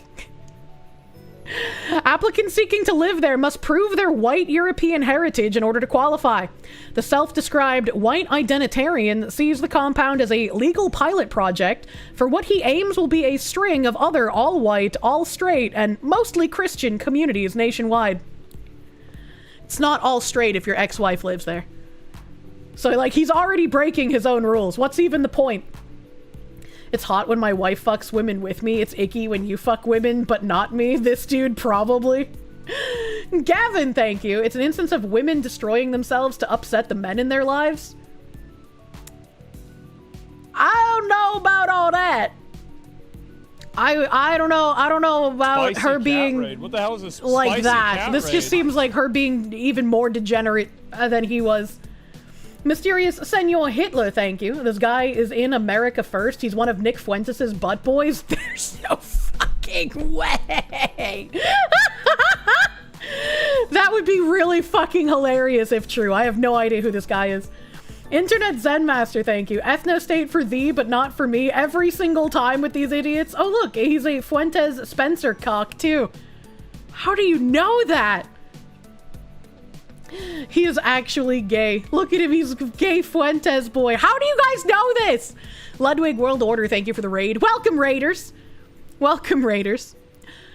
Fuck, where was I? First, get a neighborhood, then get a town, then get a city, then get a network of cities, then maybe think about the country, he urged his followers, many of whom are white supremacists, on YouTube in early July.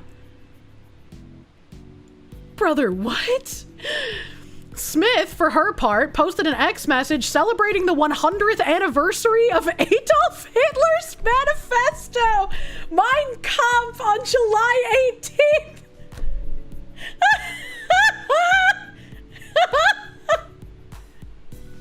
Who the fuck celebrates the anniversary of Mein Kampf? What the act? Are these LARPers? Holy shit, she regularly appears in videos and interviews promoting the compound in Arkansas. Okay, alright. It's so beautiful here. I love living here, she has said online.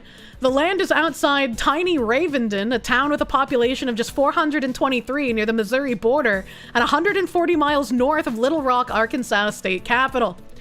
Public documents filed for Return to the Land's Limited Liability Corporation show the group has 8 unidentified founders, who each pitched in between $10,000 and $90,000 in startup funds. By doing so, they become eligible for membership units or shares that entitle them to live on the property.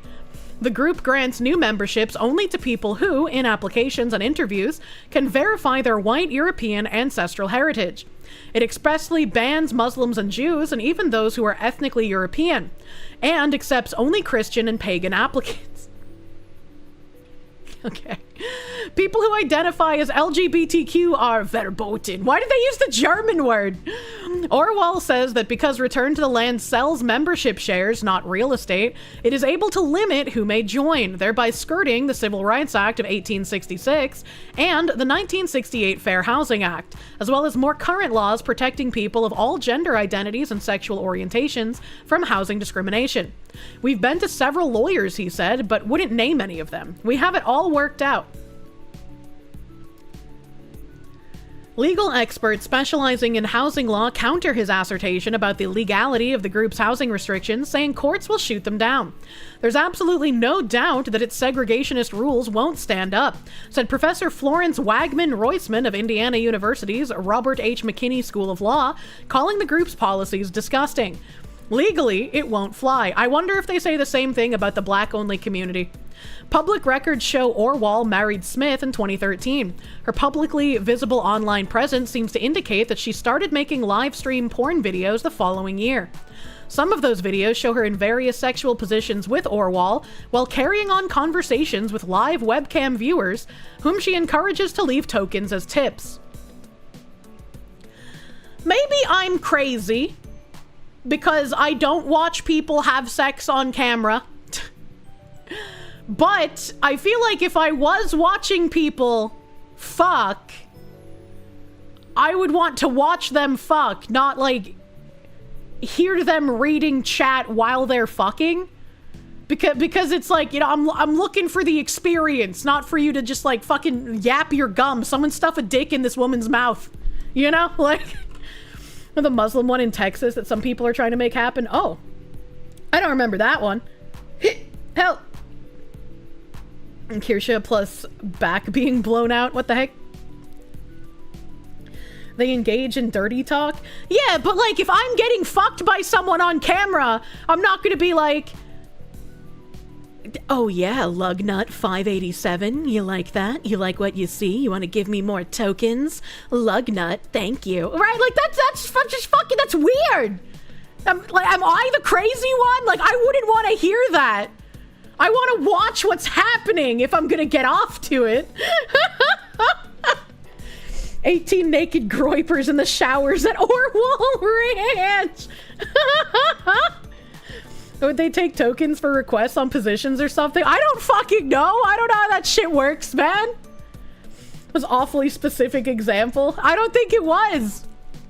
Not any more specific than the examples I usually throw out anyway. As a special offer, she wrote on Chatterbait, I am now selling my panties for 500 tokens or a $40 Amazon gift card.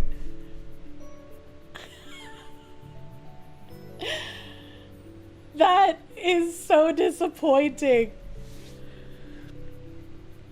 I will give a cum show in public broadcast with them on, she promised. Lady, if you're gonna sell your panties that you came all over, like you should sell just regular used panties for 40. And if you came in the panties and you're going to mail the camed in panties out, that should be at least 100, man. Like you worked to get them soaked, okay? It's referred to as Epic City near Plano, Texas. There's been a good bit of drama around it. Jesus Christ. Thank you everyone for making our wishes come true, Smith added, apparently referring to herself and Orwell, to whom she was then married. It's unclear whether either is still making online porn since their divorce.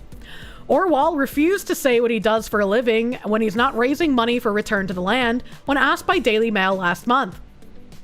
Since making the sex videos that Daily Mail was able to identify online, he has lightened his hair from brown to blonde, wow, imagine my shock, and altered his appearance from scruffy grunge to a more tucked-in, clean-cut look evocative of the Aryan Ubermensch that he and his followers idealize online.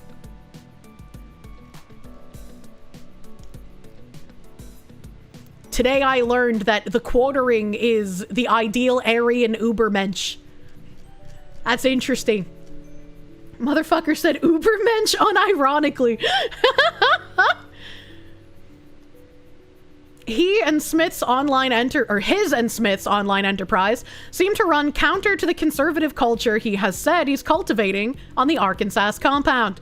In an interview with DailyMail.com in early July, he described the ethos there as one where traditional views are a top priority. The group encourages members to have as many children as possible. Masculinity for men and femininity for women we see as a virtue, Orwell added. A crusader for what he calls decency and European family values. By doing OnlyFans? Like, what? I don't... Hypocrisy. He also emphasized the importance of homeschooling on the compound as a way to keep children from being exposed to diversity, equity, and inclusion efforts, and from what he called deviant lifestyles, meaning LGBTQ. You literally have online pornography that your future children can find online, and their classmates can find and bully them with. What the fuck do you mean, brother? What the fuck do you mean? Public records show Orwell and Smith divorced in October 2024 and share custody of their children. He said he doesn't currently live on the compound, but is in the process of building a cabin there. She, in the meantime, said in a recent interview with Sky News that in June she remarried a man named David, who is building a 12 by 24 foot cabin on the compound, where they have been living in a camper. In a promotional video for Return to the Land, she shows the goats she has been raising on the property. As Orwell tells it, several perceived threats have emerged over the past few decades that have had many white people fear the dilution of the European race. Among those are declining fertility rates and statistics showing overwhelming support for interracial marriage.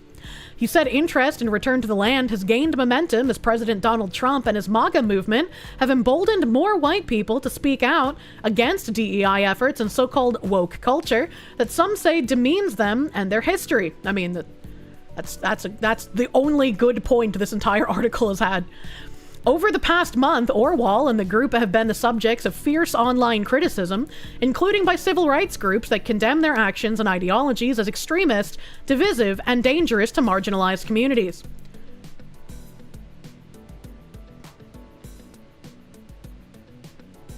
That's an interesting tweet. There's no way that's him, right? Orwell attended the far-right America First Political Action Conference, Return to the Land, encourages family. So it doesn't say who this is, because it looks very different from these other pictures of him. Maybe he just lost a bunch of weight, because he looks like a fucking villain in a Marvel movie here. He looks very like Marvel villain. A big lineman, thank you. If this guy made his wife start sleeping with women, does that mean he's related to Kirsche? Maybe he's her long-lost brother. What the fuck? What the fuck? That's him. The nose is the same. Yeah, he looks not good there. Those groups include the NAACP, Stop Hindu Hate, the Council on American Islamic Relations, and the Anti-Defamation League. Sheltered Max, an ex-user who says he's living on the compound, has written in favor of cannibalizing and eradicating Jews, and posted that Jew hatred is the great unifier.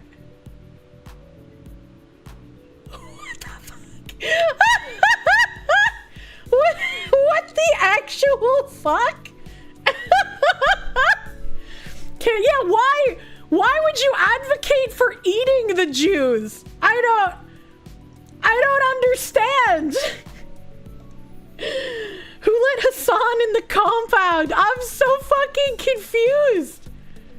Are Jews like notoriously tasty human meat? Do they taste better than long pig? Like, what is this? Bro's been hitting the D9 a little too hard to gain their power. You must eat an Israeli to gain their powers. Is that how that works? If Hassan and Kanye were white. If you eat a Jew, do you have to worry if they're kosher? That's a great question. That's a great question. You're not sure what for, but it must be a metaphor, right? I don't fucking know, dude. That's so fucking weird. Arkansas Governor Sarah Huckabee Sanders has been curiously mum about Return to the Land's present in her state. Her father, former Governor Mike Huckabee, is the current U.S. ambassador to Israel.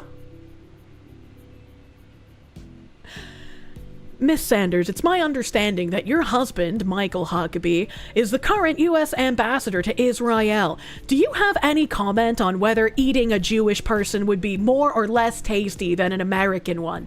Do you get a +1 to banking for each one you eat? Jesus Christ. Father, husband, whatever, same thing. It's Arkansas, who cares? Daily Mail spoke with several people familiar to Orwell, all of whom refused to have their names disclosed for fear of what they said is his short temper and erratic ways. What is this grammar?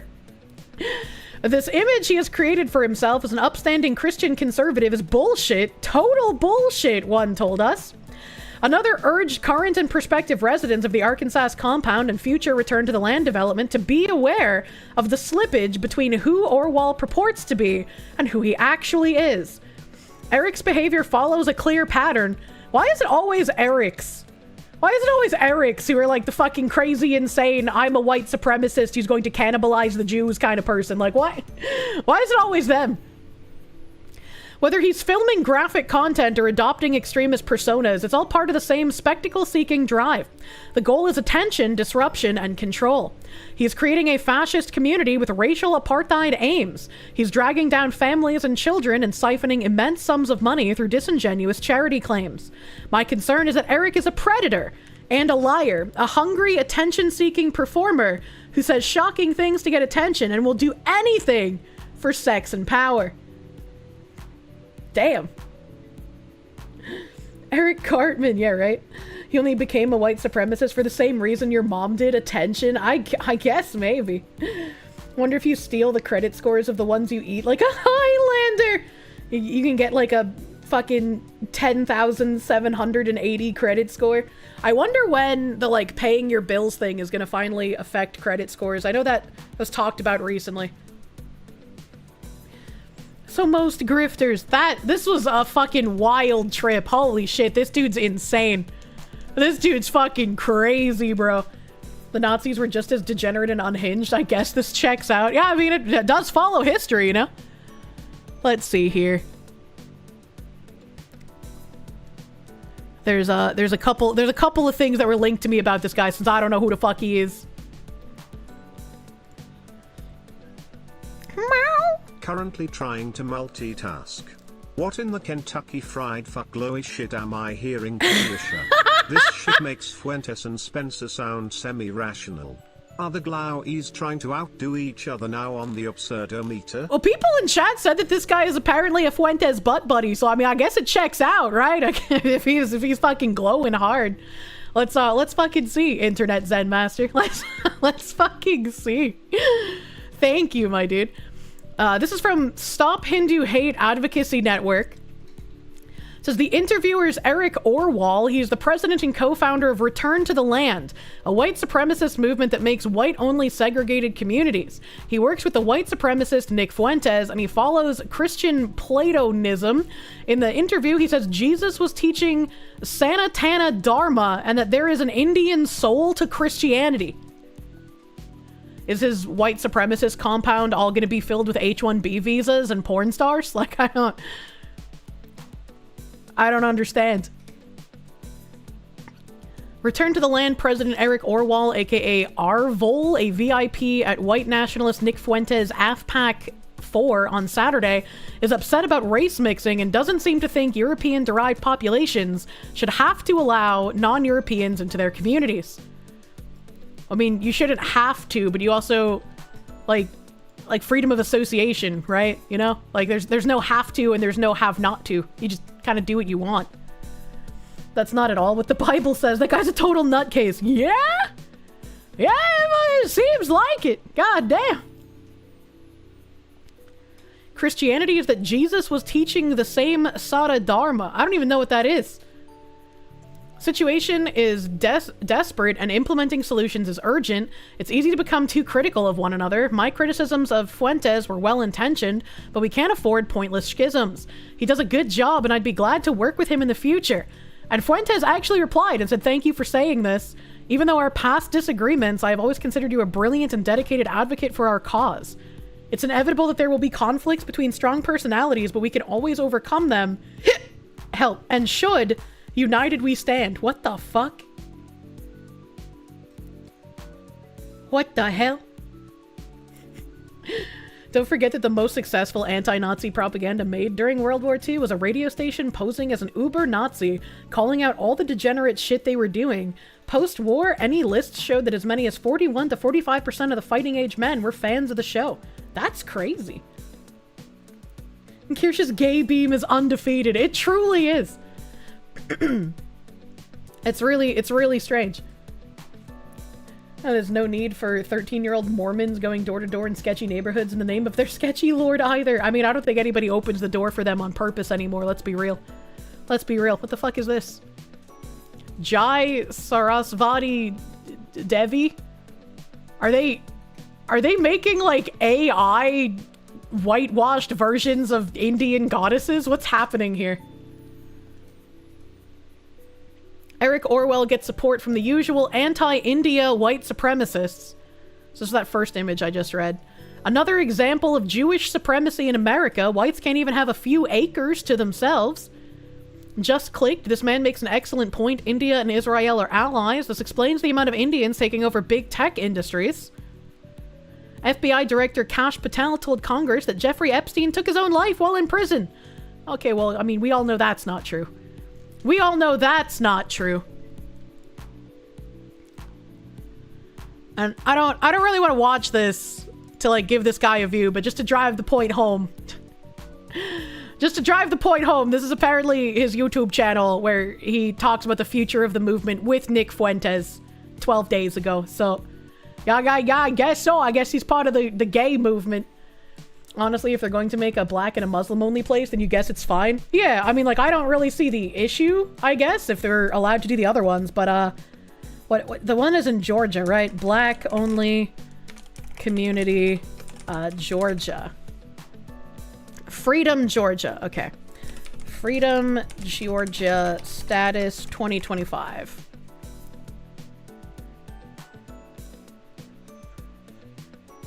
Let's see here. This was a May 2025 thing. CBS on Instagram, that's only 48 seconds. Anyone who claims to support freedom of association but is against this is a hypocrite. Yeah, I don't really see the problem if like all of these little enclaves are allowed to exist, right? Like it just fucking, I don't care, man.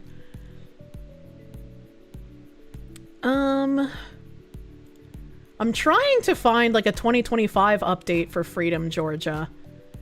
I guess we can go to their official website.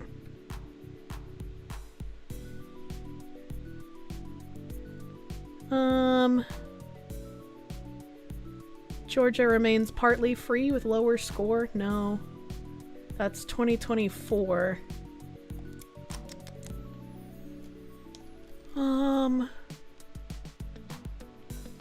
That's unfortunate that there's not very many update things to look at. There's a video here, but it's really short.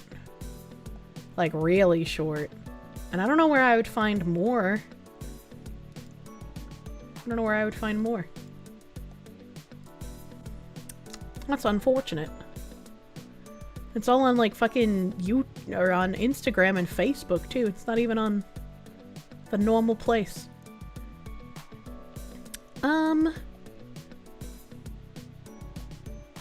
Maybe I'll have to ask Grock after this article. So this is their website. This is the Freedom Georgia Initiative, using the past to build the future. Click here to support freedom. Our mission is economic empowerment. Our vision is to develop our vast, resource-rich 502 acres of land just outside Toomsboro, Georgia, for the establishment of an innovative community for environmentally sustainable living, health and wellness, agricultural and economic development, arts and culture for generations to come. Healing from racial trauma, The Freedom Georgia initiative was established out of an extreme sense of urgency to create a thriving safe haven for Black families in the midst of racial trauma, a global pandemic, and economic instabilities across the United States of America brought on by COVID-19. Our aim is to be a premier recreational, educational, and cultural destination for Black families across the African diaspora. We welcome you, your family, and all Black allies to support us in our vision to be the change we want to see. Make an offer on our final 4 lots for new custom-built homes on 6 acres starting at $450K for 4-bedroom, 3-bath, and 2,700 square feet to enjoy. For my partnership, who is helping us? Freedom Legacy and Building, Butterfly Effect, Community Solutions by Design, Balga, Mosa Architects. And there's some home building plans, Freedom Georgia Initiative. Do they have information anywhere that I can read? It goes to her personal twatters, I guess. Hasn't tweeted since 2023, it looks like. 2017. I don't see anything in replies either. AshleyScottHolmes.com? The Mobile Mavens? What is this? This looks kinda dead. Patchouli, thank you. You said Black Enclave in Georgia and you immediately thought of the Black Hama Party and began wondering whatever happened to Ghazi Kodzo after his arrest. Is that the mayor that was like embezzling funds? Well, her website doesn't seem to work. I went to her website that's linked here and it just brings up a white page.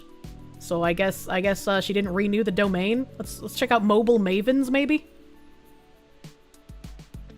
Mobile Mavens. It's not secure. It also doesn't load. Okay, so both of her websites don't work. Duly noted, I suppose. Oh, and also it didn't open in a new tab. It took over my tab.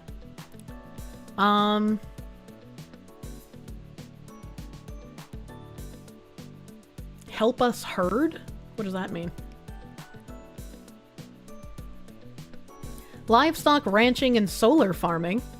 Sign up for the Help Us Herd program today. Interesting. Okay, alright. Our vision. The Black Enclave website brings up a white page! Listen, if you are a real estate... Oh boy. Oh boy, I have to actually fuck with my audio here. It's so low. It's so fucking low. Imagine sound design.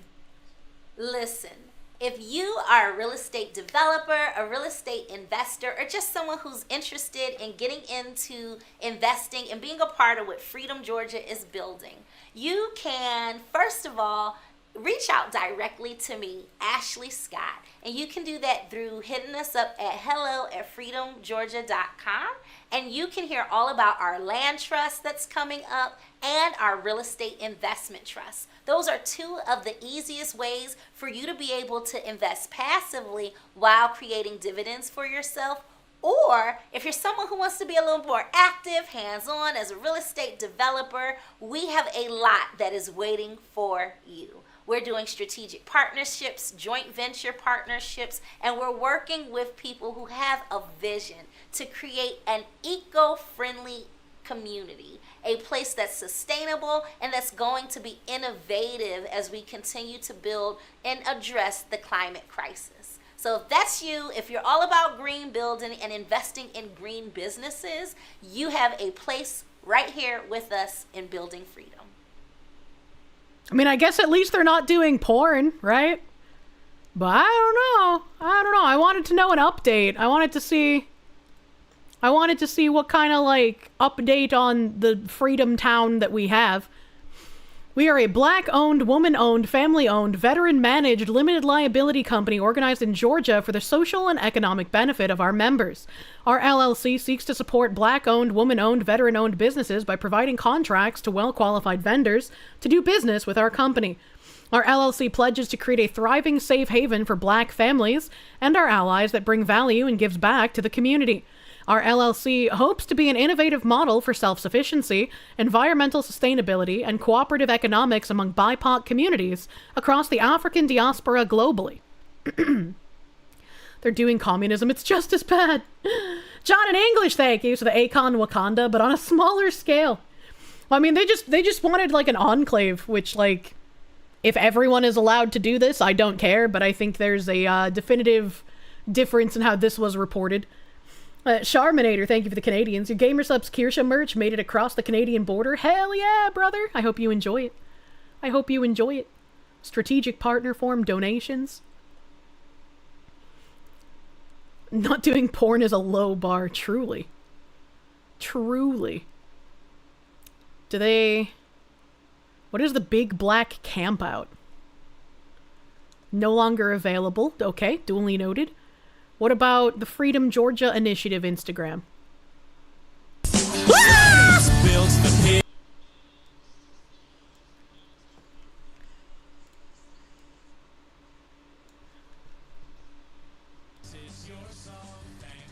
Sorry about that. It was super fucking loud.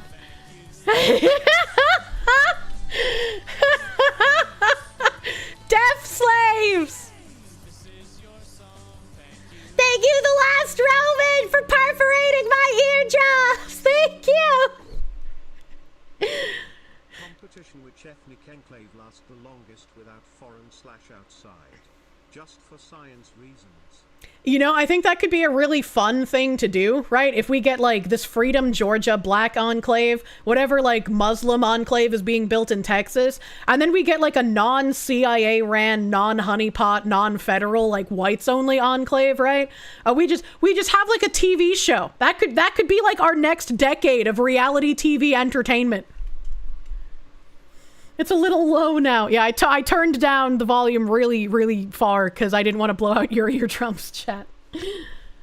AJ the Groundhog, thank you. Kirsche Volpine Verstal, Beauty in Italian, French in the brain, true. Thank you. Phoenix DS, thank you for the Canadians. Foxu Stream Heart Attack, confirmed. I'm very easy to scare, okay? I'm very easy to scare.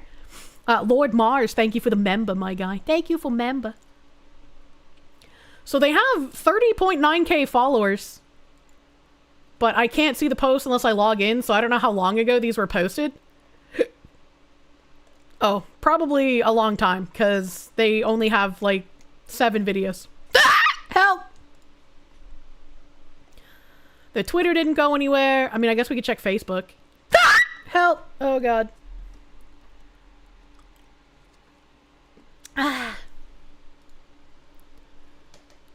They updated their cover photo January 25th.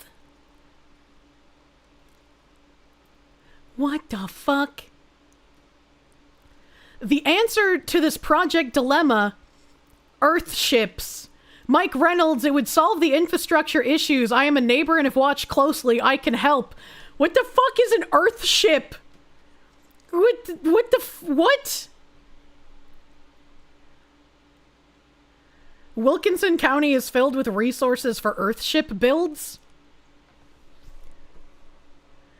Here's a tip. Dig your pond to build your water feature. Use the dirt to build your walls. Use pond to water your crops.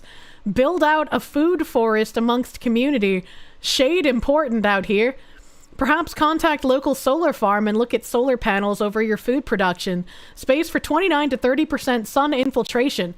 Cools the ground beneath, helps with soil moisture.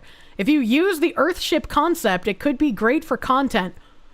Wait, is Earthship that thing where they, like, built this bubble that was supposed to mimic, like, if they had built a domed city on a foreign planet, and they, like, trapped, like, 8 people inside of it, and they had to live together for months, and they ended up going fucking crazy? Was that the Earthship thing? No, that's Biodome? Ah, fuck. Was there a milestone at 5,000? No, it's just a counter. Biodome, that was Biodome. Okay, well, Earthship sounded familiar. Content done well can pay bills. You guys have a gold mine there. Don't give up. Look, we're going to patent our idea of taking all of these race-based enclaves and having them compete against each other, kind of like the male and female island shows. RF Rasputin, I doubt we get any takers on dimming the sun technology. Seems self-destructive. Yeah, I mean, as long as the sun is shining, solar can be a great co-op opportunity. I'm trying to see if he says anything else crazy. As a self-motivated entrepreneur and business owner with plenty of testimony of trials and adversity, I've never counted on anyone to give me anything. I spoke and put a plan into action and moved forward. Life and death in the tongue. Keep speaking life and move forward regardless of the rest of the world's issues. You can't fix none of them, only you, just like everyone else. All our own worst enemies. I see the chaos in the world. However, you have to keep it moving. You never lose until you give up. That's a good last sentence to paragraphs of schizobabble. I would love to live in Freedom, Georgia. It's like Black Wall Street. Where's the community located? Because we're here now and lost. What is the address? January 25th. Do you want a chance to win a ticket to the FGI Juneteenth campout? Here's how. Freedom, Georgia, Juneteenth campout. Live performances, workshops, yoga, arts and crafts for kids. Fishing, fireworks. Content's not available. No Wednesday podcast featuring Ashley Scott. That's the lady with all the defunct websites. Check out Building Community with the Freedom Georgia Initiative on Spotify or wherever you enjoy podcasts. Peace, protection, and prosperity for ourselves and future generations. Being able to get back to nature and develop a community that specifically benefits Black people's mental, physical, and financial wellness is important work that we are determined to do, no matter what. As we get prepared for Kwanzaa, we can't help but shout, Habari Gani, Ujima, every day. I don't know what that means.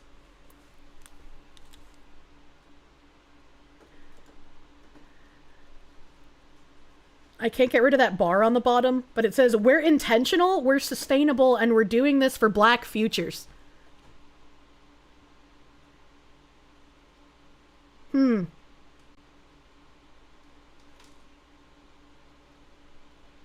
That's interesting that this also amounts to 14 words.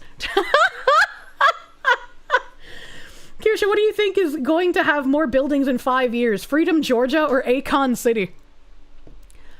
That's a great question. Oh, I'm getting hard cucked by Facebook now. Unlucky. Unlucky.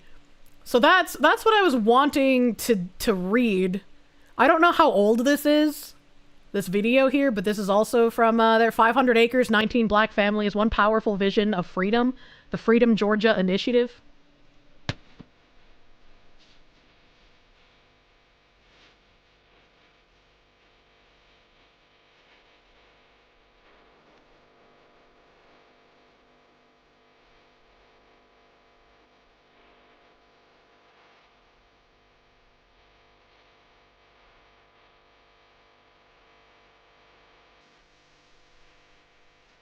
That's probably going to be DMCA'd. I don't even know what song that is. So it's basically a trailer park. Well, they have like 500 acres or some shit, right? Patchouli, thank you. Wild that they celebrate Juneteenth, but not December 5th, 1865, ratification of the 13th, or January 23rd, 1866, New Jersey finally abolishing slavery. I have absolutely no idea what this video is supposed to show. I'm going to be real fucking honest. It's literally a bunch of women. How are they going to build anything? Where are the men? I am confused. And I guess, since this doesn't really tell us anything, and their website doesn't tell us anything... What? Okay, maybe if I type in, like, building status 2025? Let's CBS on Instagram. That's another Instagram thing.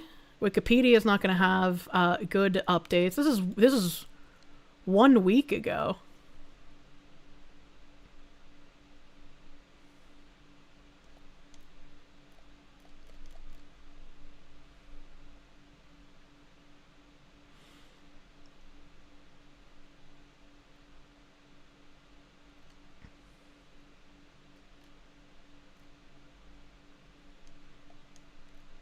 This is interesting. I don't know how to take this. So, this was a week ago, where somebody named Christopher Webb said, I really want to say something vile about the kind of people who think they're better than everyone else because of their skin color. Let's just sit with the irony for a second. These white supremacists are building a whites-only return to the land town on stolen land. The Ozarks, like most of America, are native land. Their ancestors didn't return to it, they took it through forced removal, broken treaties, and violence. A cult town of racists cosplaying as pioneers.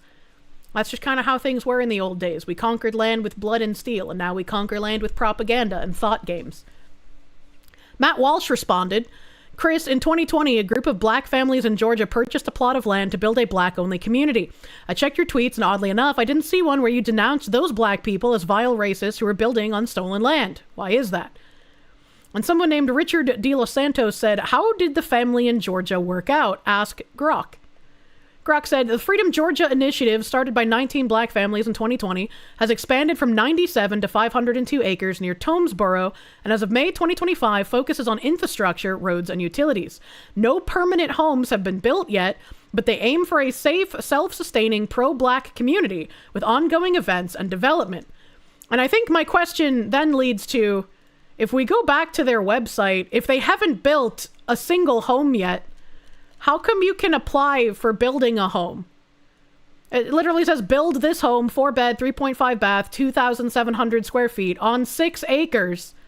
Basement lots available starting at $450,000.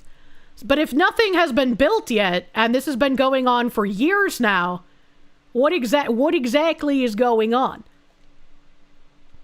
The guy asked, what is the expected timeline? How many residents are there currently?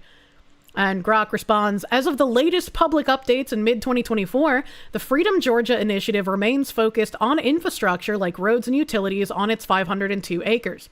No permanent homes have been built, and there are no full-time residents yet. The expected timeline for residency and full development is unclear, with no new announcements in 2025. And then he said, compare it to the white community in Arkansas. Grock said, the Freedom Georgia initiative, pro-black community, spans 502 acres, focuses on infrastructure with no permanent homes or residents as of mid-2025. It's a black-led and aims for a safe, self-sustaining space. Return to the Land, the whites-only in Arkansas Ozarks, covers 160 acres, has begun construction, plans expansion, and excludes non-whites, non-Christians, gays, and Jews, promoting ethno-nationalism. Both seek racial exclusivity, but differ in scale and progress. The former emphasizes empowerment, and the latter faces widespread condemnation as supremacist. That's interesting, Grockathy. Thank you, Grock. Very good spin. It's probably why they were talking about Earthships. So the Arkansas one actually has progress. Apparently, there's people living there, so... I mean, I was just going to ask Grock, because I couldn't find anything, so it was a good thing I found this thread. I was trying to find information on, like, how far they've been building. There's an article from 2024, Atlanta Daily. I'm not going to read the article, because it's last year. But it just says... Fuck off. It just says, Freedom Georgia coined Black Wall Street of the New South. Is this a quick video?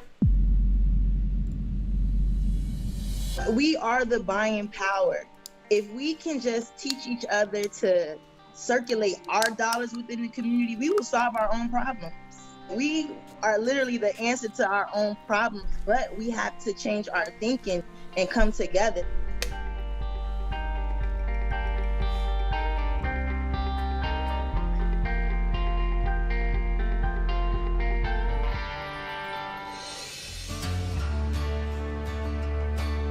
Oh, it's filmed like a mini documentary. And I am the president of the Freedom Georgia Initiative. I have a black husband. I have a black son.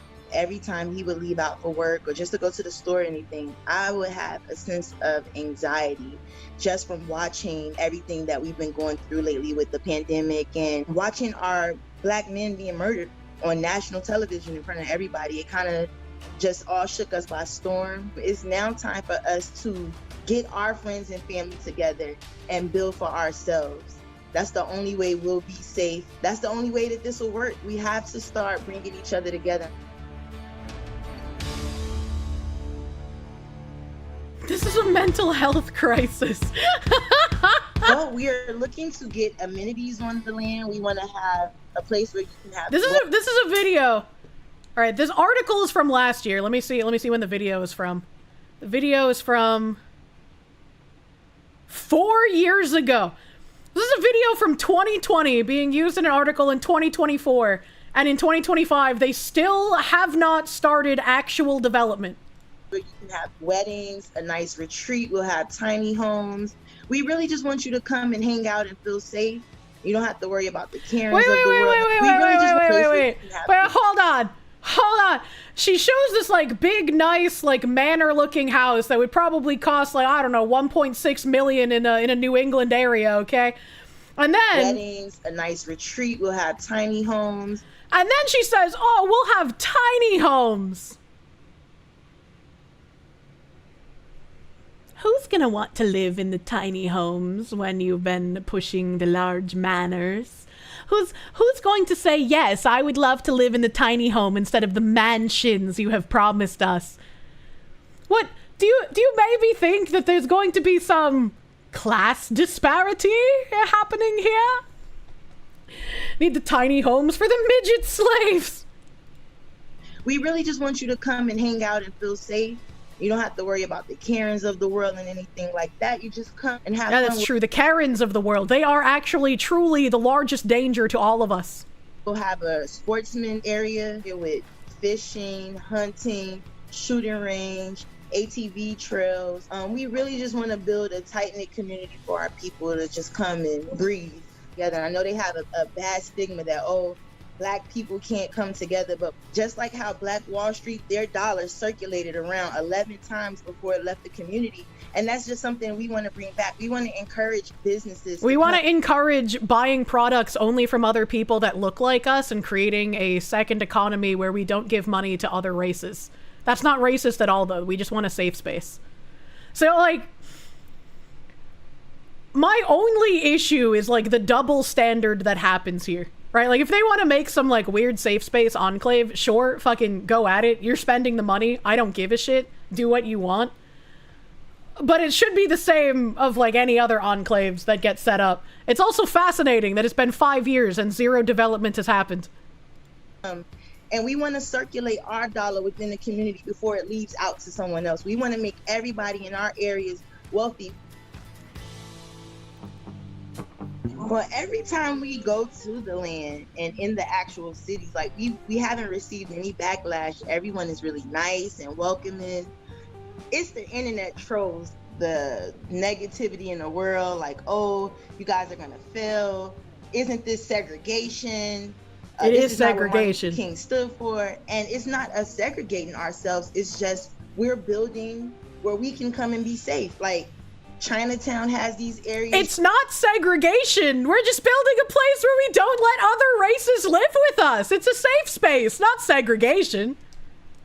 You go up and down Buford Highway, you can't even read some of the signs because it's not in our language, and nobody has a problem. And why is it that when we want to build, we're considered racist or we're segregating ourselves? Why can't we have our own safe haven? Every community has them. Everyone is welcome in freedom, but it is basically based on seeing Black people flourish, and that's all we want. Because every time we try to, is their language not English? She's saying that when she goes to the Buford Highway, and she's correct. There's a lot of signage that's in like Chinese or Korean, and especially in this one area, I can't remember if it's near Sewanee or some shit. I don't remember exactly, but there's an area that, like, everything is in Korean. Like, you cannot enter a restaurant if you do not know Korean. Because they will look at you, and they'll be like, no English, no service, no English. And so, like, if you don't speak Korean, you won't be able to get into some of the shops and some of the restaurants. I've experienced this firsthand by being with Tim's mother, who does speak Korean. Stay out of Korean town. Not being able to read signs is a problem. What if you need to call an ambulance and tell them the address? Well, just, I hope you don't need to call an ambulance in Koreatown. Somebody tried to burn it down, or we got some type of backlash, and I'm just tired of that. It's time for us to build our own. Everyone has them. Are there explicitly white-only cities in 2025? You don't remember seeing a whites-only sign anywhere recently? There's just the one in Arkansas that everyone's calling, you know, a horrible thing. Language-based exclusion is pretty smart. You had no idea there are Asians in the South? You thought they only exist in the U.S. on the West Coast? No. Georgia's, like, second highest population, I'm pretty sure, is Koreans. Like, they're massive. They're massive Korean population in Georgia. It surprised me as well, because, like, that's not That's not something I would have thought of. There's like entire denominations of Korean Christianity churches there as well. It's a very interesting place to drive through. Georgia has a huge Korean population, second to Los Angeles. Yeah, it's fucking massive. And massive. Texas third largest is Vietnamese. Georgia's second highest population of Koreans due to the humidity. What did he mean by this? Korean Jesus is real. I do like seeing the Korean Jesuses. You go to an Asian type restaurant, they love you because you'll spend good money with them and you're friends when you bring them. Washington has a shitload of Russians and Ukrainians. That's random. Pretty sure Oregon or Washington has places that were founded as white only. Founded or still are. Georgia has a Japanese embassy. That doesn't surprise me. There's a lot in Huntsville, Alabama too. I've never been to the Alabamies. The type that fled home. I didn't realize that fob was an insult at first when I was younger. People in my MMOs would make jokes about some of the like Japanese being fresh off the boat, and I was like, oh, that sounds cute. Apparently it was supposed to be an insult. Most Koreans only care if you have money, that's why. Oh, okay, I see. Arkansas's got a lot of the Laos folk, you know, because you be one of them. Oh, heck yeah, dude. Mika Lim, thank you. Chinatowns were created due to the Chinese Exclusion Act. They were forced to live there by the government. I didn't know that. Fun fact. Most ethnic enclaves for immigrant communities who came over in the 1880s, 1920s are due to racist Americans cordoning them off, not self-segregation, to live with people who look like you. That's how Little Italy's in Chinatown came to be. I didn't know that it was like specifically cordoning off. I thought they just like sprung up as like, hey, I'm from Italy, you're from Italy, we're in a foreign place, let's just fucking live together. I thought it was that the whole time. Let's build a Kirsche only town. Jesus. If you're an immigrant that doesn't speak English as a first language, it makes sense that you would live in an ethnic enclave. The problem is that we don't have freedom of association in the US. The anti-discrimination laws don't permit it. That seems a little unfortunate. Where were we here? What's this fucking article from last year? Is there anything else in here that would tell me what they're doing? TMZ reported that the families involved in the project want full rights to any television project as well as how it is edited and distributed. Production companies have links to networks like HGTV, A&E, Lifetime, and others that specialize in reality programming involving lifestyles. That's a little crazy. They've already got like TV deals? But 5 years, no building. What's going on?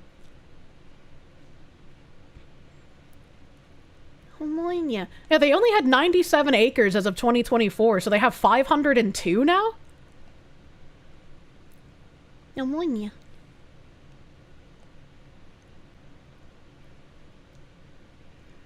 Sounds like Akon City. I don't know. I just wanted an update. To know, like, how much they had started building. But there doesn't seem to be any, like, real updates anywhere. And especially not from, like, the actual avenues of the people supposedly building the town. Maybe I can, like, ask Grock. Alright, okay, Grock. How do I use AI?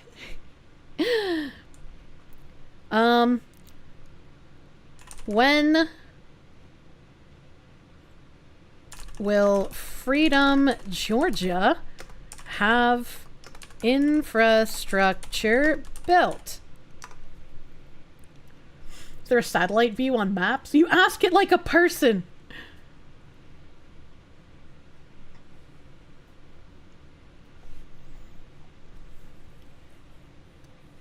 Okay, all right. So let me switch my browser over here. So over here, Grock says, the Freedom Georgia initiative aimed at creating a self-sustaining community near Toomsboro, Georgia, has made limited progress on infrastructure development as of the latest available information. The initiative started in 2020 by 19 African-American families who purchased nearly 97 acres, later expanded to over 500 acres, has focused on creating a safe haven for Black families with plans for sustainable living, agriculture, and economic development. However, specific timelines for infrastructure completion remain unclear due to the project's early stage and lack of recent updates.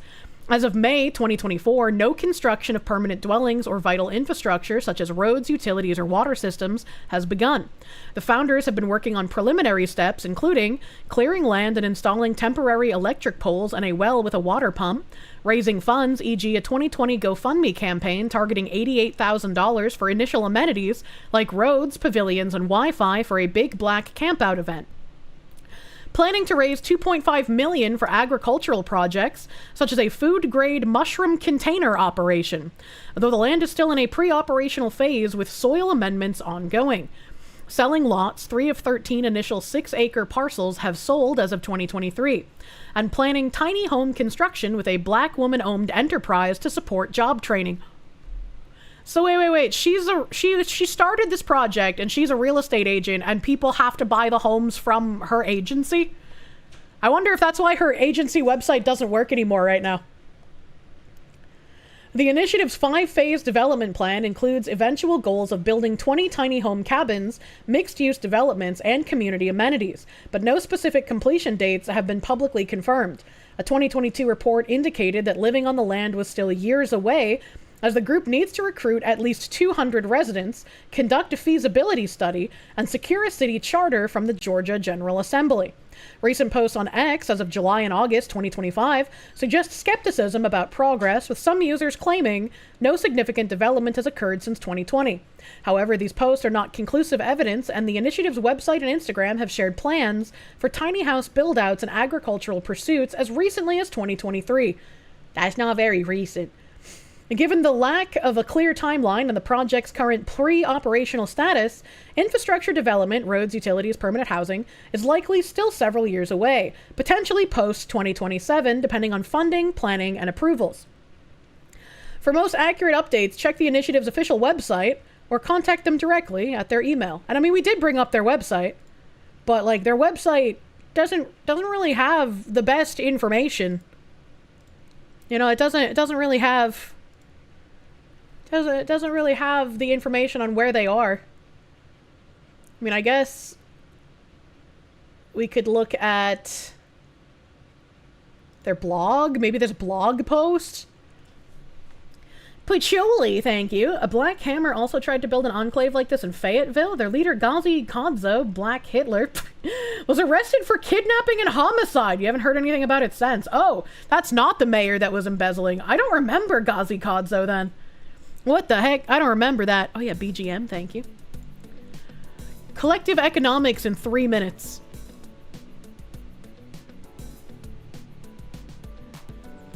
No video with supported format and mime type found? Wait, what did they mean by this? Why can't I watch their video? How do I fix this? Here in Hawaii, there's a bunch of affordable homes being built in the suburbs called Hupil. Only 25% of it's been done since 2010, and that's with competent people? Jesus Christ. Internet overlords don't want you to know, but the black-only segregation camps. I guess I can't learn about collective economics. A big black campout, August 3rd, 2020. Wait, they haven't updated this since 2021? Where do they post their fucking updates, brother? Wanted to formally invite you to our land in Toomsboro, Georgia, with a special event that we thought we would allow everyone to appropriately social distance while turning up. Thus, the Big Black Campout was born in hopes of bringing black campers and first-time whatever. I can't read more of it. The marketing maven at Freedom Georgia Initiative. They built their own internet. Yeah, I mean, the last update was in 2021 on their blog, so like there's just literally nothing here for me to read. Can shop? What do they have in their shop?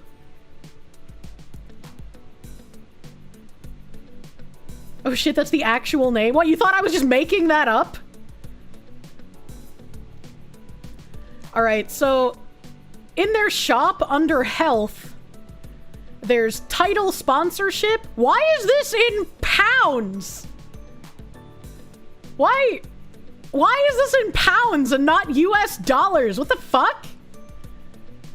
So there's a title sponsorship for £50,000, a test for £20, Silver sponsorship for £2,500. Platinum sponsor for 10,000. Gold for 5,000 pounds. Cooper for 500. And bronze for 1,500.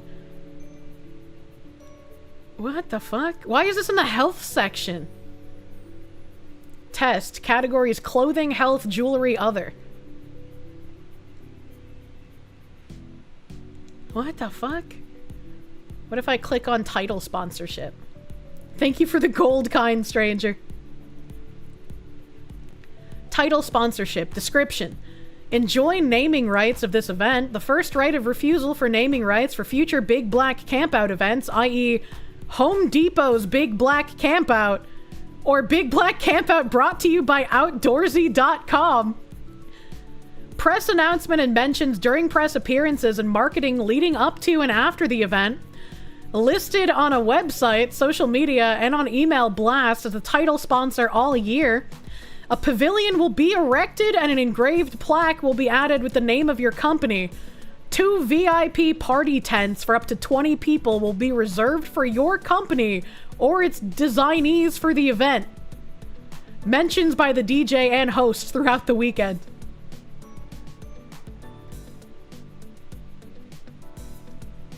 Okay, well that's the $50,000 one. Let's look at the $10,000 one, shall we? They were definitely getting US aid money. If you pay £10,000, a gazebo will be erected with an engraved plaque added with the name of your company. What if they have to erect like 20 gazebos? What if they use too much land on advertising gazebos and they can't build as many tiny homes as they predicted? 1 VIP party tent for up to 10 people will be reserved for your company. Listed on website, social media, and on email blast. Mentions by DJ and host throughout the weekend. Okay, will $5,000 get you a gazebo? Oh, nope. $5,000, you don't get a gazebo, unlucky. But you do get a picnic table placed with an engraved plaque added featuring the name of your company. 5,000 pounds gets you a fucking picnic table, let's go! Gazebo is such a fun word, it really is. No more erecting. For 500 pounds, you just get a pop-up tent and table for your company to do marketing activations and a featured social media post. Man, 500 pounds don't get you very far, man. All right, so that was in the health section. That was in the health section. So maybe I should go see what's in the other section. What do they have for jewelry? If those are health bundles. Okay, they just have a test under jewelry. What about clothing? Okay, they only have a test for clothing and other. They only have the test for other. Okay, so I guess if you want to give them money to do money laundering, you gotta go buy their health bundles. What's with the cryptic bullseye logo? That's a great question. The gazebo is the tiny house. What about plumbing, sewer, electricity? This all has to be in place before you build anything? Great question. Next question.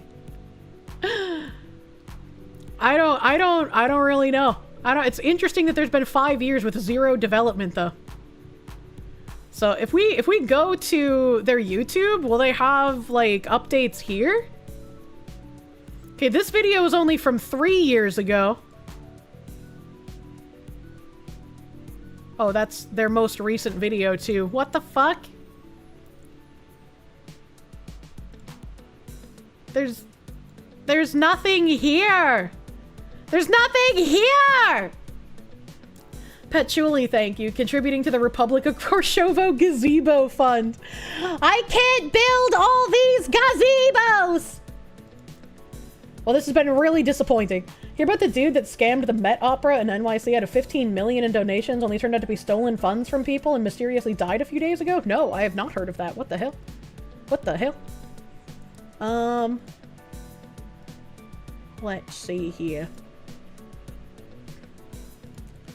Let's see here.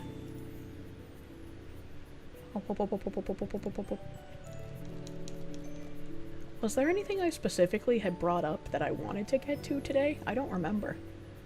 I don't remember.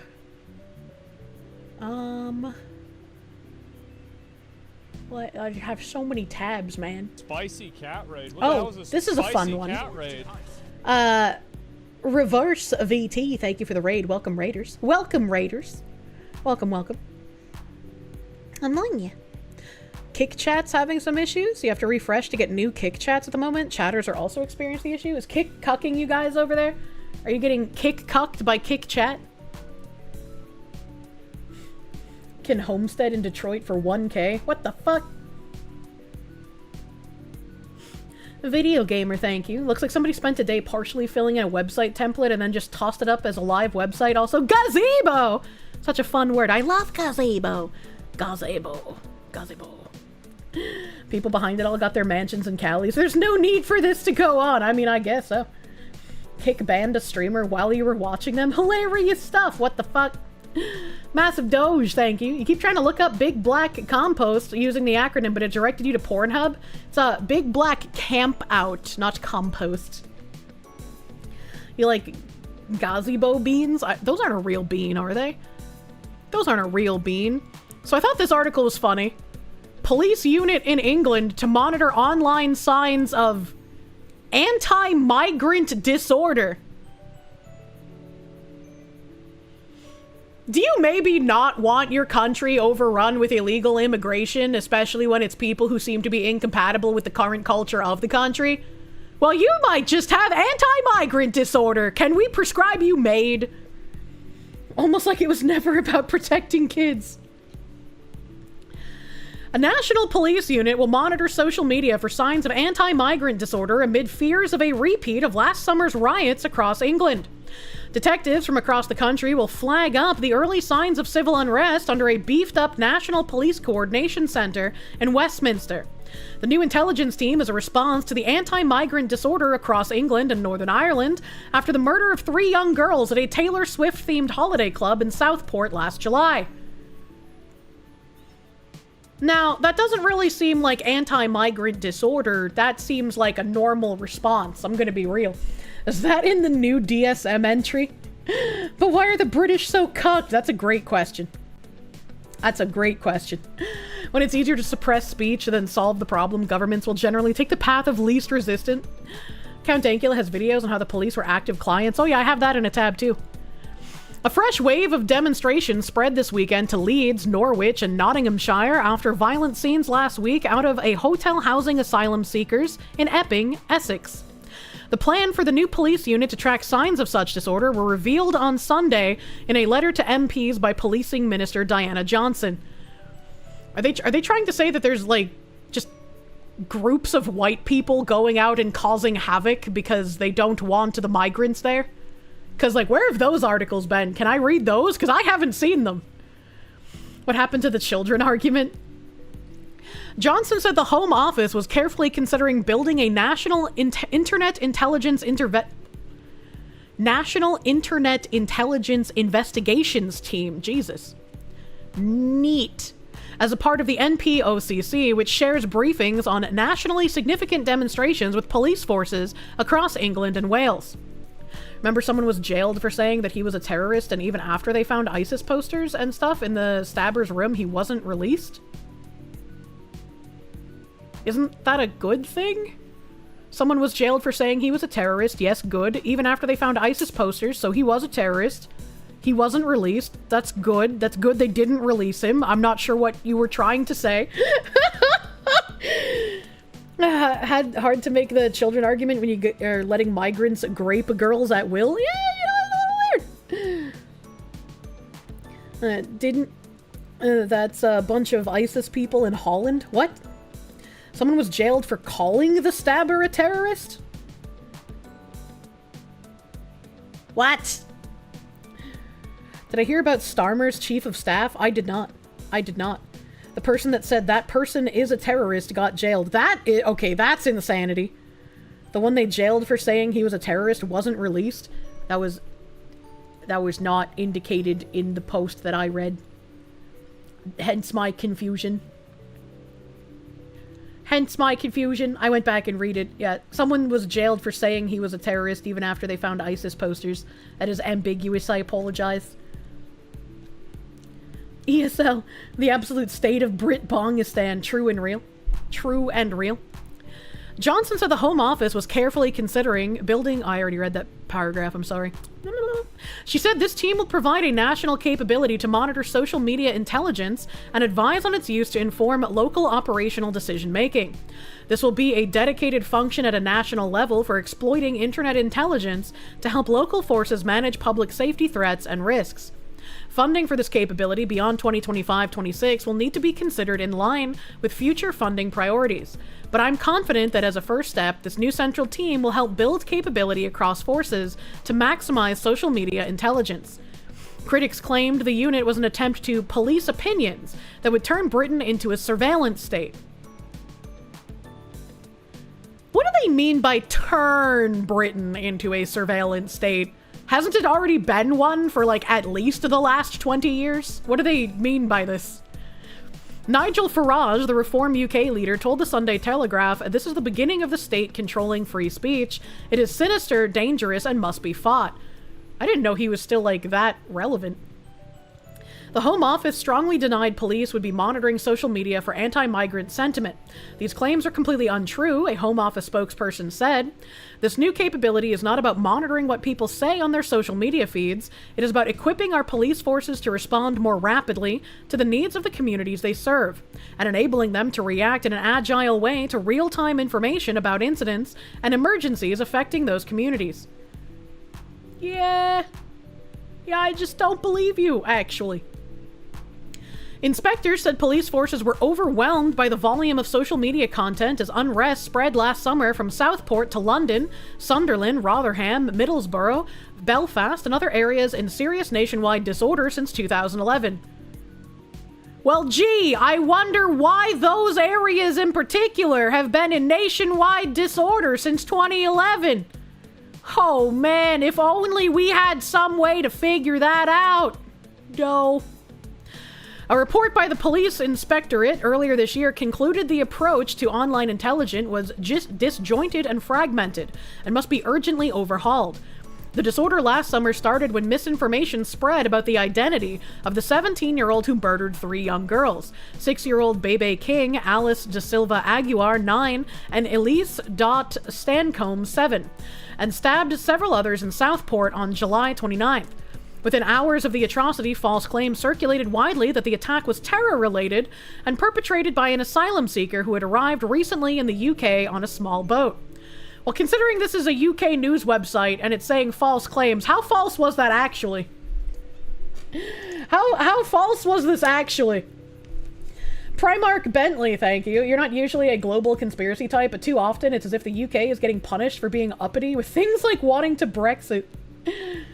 The shades, dude, thank you. Local mailman, thanks to the perfect streamer, you got through a rough time at your job, but hey, things have gotten a little better, slightly. I'm glad things are looking up. I hope they get even better, dude.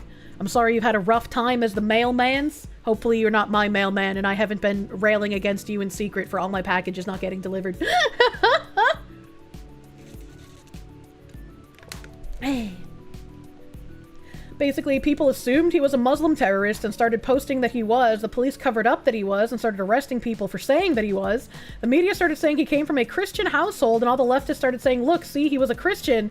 And then it came out he had an Islamic terrorist manual and Islamic propaganda. Wow, I'm so shocked. Media tried to tell us he was a Welsh choir boy. Jesus Christ. They're not a legit Western government anymore. Just white North Korea. A judge took the unprecedented step of attempting to quell the unrest by lifting an anonymity order allowing the attacker, Axel Rudakubana, to be named, while Merseyside police took the unusual decision of confirming he was born in Cardiff, contrary to online claims. Ah, yes. A native British name, Axel Rudakubana. That's how you know he's British. However, rioters targeted a mosque in Southport barely 24 hours after the murders before violent clashes, organized largely on apps such as Telegram Mansion, spread to other parts of England and Belfast. The small policing unit, NPOCC, took over responsibility for monitoring anti-migrant disorder from counter-terror policing in 2020. Yet inspectors found it incorrectly assessed the threat of unrest last summer as low. One intelligence officer said, "We need to keep an eye on this serious disorder all the time. When we stop, we get bitten." Why won't these native British people just let us flood the country with undocumented migrants? Why are they so uppity about it? Wasn't his father related to whatever was going on in Uganda or Rwanda years back and the British flew him out? I think that's a different guy. That was a different guy. That's a stabber that inspired the Netflix show where a white boy stabs a girl to death. Why is Netflix like this? I bet this article doesn't mention the Islamic mobs with machetes. I mean, probably not. Let's be real. Need to keep crushing all dissent because the second we don't, we get bitten. The second we don't repress their dissent, you know, they might actually get somewhere. Really change the police there, first in anticipation of all of this. Very diverse and enriched force. I don't know, man. That's a bit weird, man. That's a bit weird, man. But I found this an interesting read because women abused as children by Rotherham gangs say police also sexually assaulted them. 5 women who were exploited by grooming gangs in Rotherham as children say they were also abused by police officers in the town at the time. One says she was raped from the age of 12 by serving a South Yorkshire police officer in a marked police car. He would threaten to hand her back to the gang if she did not comply. In a world where you're being abused so much, being raped once by a police officer was a lot easier than multiple rapes by the gang, and I think he knew that, she told the BBC. We have seen written accounts from these women, plus testimony from 25 other victims of grooming gangs, with some of these women saying that corrupt police officers worked alongside the gangs or failed to act on child sexual exploitation. And while this is resoundingly disgusting, I can't say I'm very surprised that there were corrupt police officers while they're being told, like, hey, we can't talk about this. You know, racism will increase if we talk about all these grooming gangs and we talk about what's really happening. So it drives incentive for the more corrupt, disgusting police officers to be like, hey, if I can't talk about it and I'm going to get praised for not talking about it, I might as well participate, right? Like absolute bottom of the barrel filth people. Radu Kabana's father was the Rwandan genocide. Oh, that was the guy? Because I remember talking about the Rwandan genocide guy, like, not getting deported recently. Several police officers' names were ethnic also. Jesus Christ. The policemen were Pakistani. It's also tiresome. At least 1,400 children were abused by men in Rotherham between 1997 and 2013, the landmark report from Professor Alexis J. found in 2014. From the evidence we read and heard, the majority of victims identified their perpetrators as being of Pakistani heritage, Professor J. told us. We all know what Asian means when it's coming from a British news network.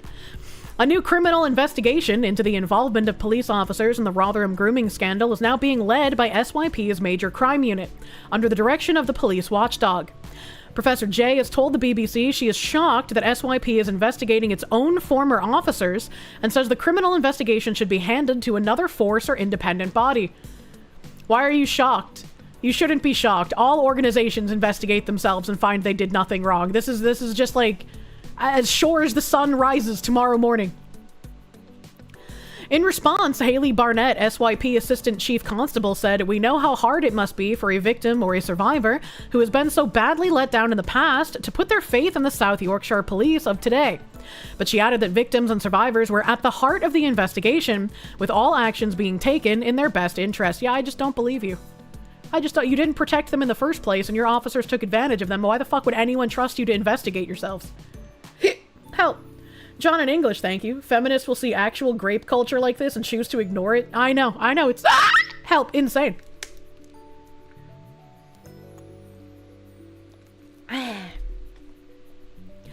The 30 witness accounts seen by the BBC detail shocking allegations. Years of abuse from serving police officers from the mid-90s to early 2000s at the same time as being exploited by the Rotherham grooming gangs. Most alleged victims were in their teens, but some were as young as 11. One woman says as a child, she would hear a police officer having sex with girls in exchange for drugs and money. Another woman says as a child, she witnessed a police officer supplying illegal Class A drugs to a grooming gang. 3 women describe being beaten up by officers as children. One says this happened in a police cell. The women's accounts, seen by the BBC, have been redacted to protect their identities. They were collected by a specialist child abuse legal firm, Switalski's Solicitors, as a part of a bid to bring a separate civil claim against SYP and secure compensation for the alleged victims. One of the women, Willow, not her real name, says she was sexually abused by hundreds of men over 5 years after first being targeted as an 11-year-old in 1997 by a grooming gang. 2 police officers also sexually abused her, she said. Over 3 years, one of the SYP officers would repeatedly track her down and pick her up in a police car in Rotherham town centre. He knew where we used to hang out. He would request either oral sex or rape us in the back of the police car, she tells the BBC. If she tried to refuse his request, said Willow, he would even contact the grooming gang directly to threaten her. I would rather be raped once or give one man oral sex than to be taken somewhere where I know it'd be 15 or 20 guys one after another. That was just easier, she said. This is horrific. Like, to even know that this is a mental decision this woman had to make. Like, it is an absolute just mockery of the justice system in general. And I don't know. I don't know, man. Like, our justice system in the US isn't exactly much fucking better in current year. But it's just really disturbing to read this kind of shit. After she was pressured into an illegal abortion by the grooming gang, she says a youth worker contacted social services and the police, but she was left destroyed when one of the officers who had been abusing her turned up to interview her. A few days later, the same officer ripped her statement up in front of her and threw it in the bin, and then no further action was taken. Of the 30 women who gave their accounts to Switalskis Solicitors, only 17 have agreed to their testimony being given to the police.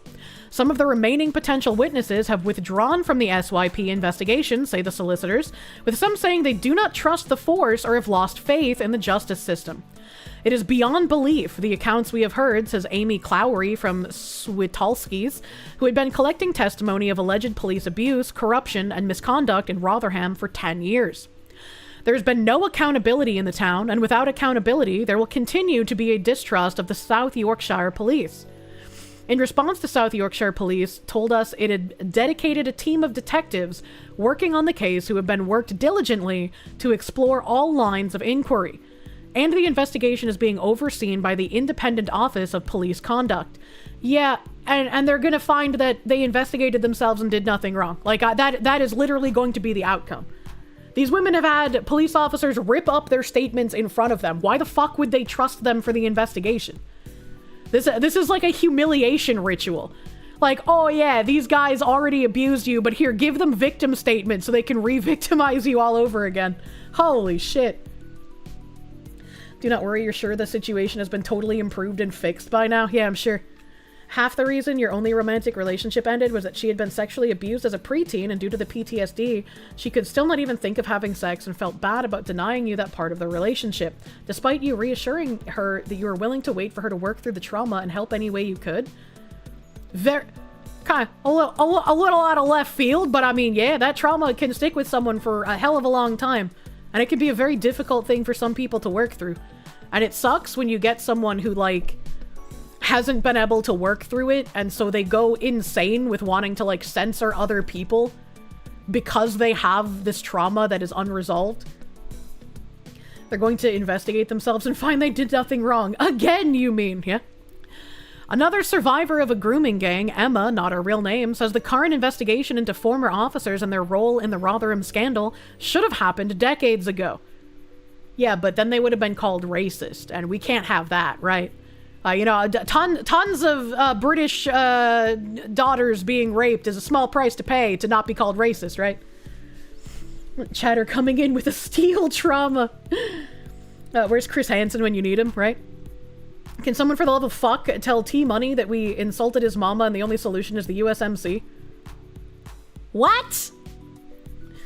They kept it hidden for 30 years. Don't for a second think they care more about your kids than they care about the immigrants doing whatever they want. Yeah, I mean...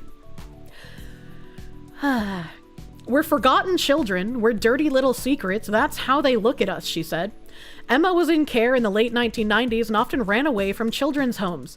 When she was found, she would be raped by a police officer in a squad, she said. In a squat?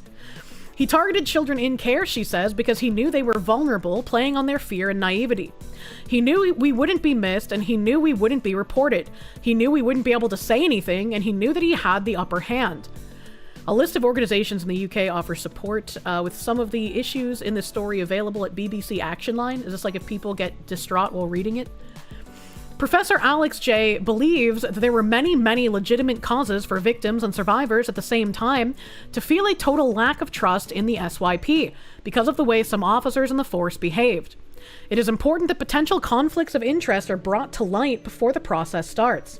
She wants the current criminal investigation to be run by an independent police force, or even His Majesty's Inspectorate of Constabulary and Fire and Rescue Services, HMICFRS. Oh, I didn't know that England had their own, like, federal government LGBTQ organization, which assesses the effectiveness and efficacy of forces.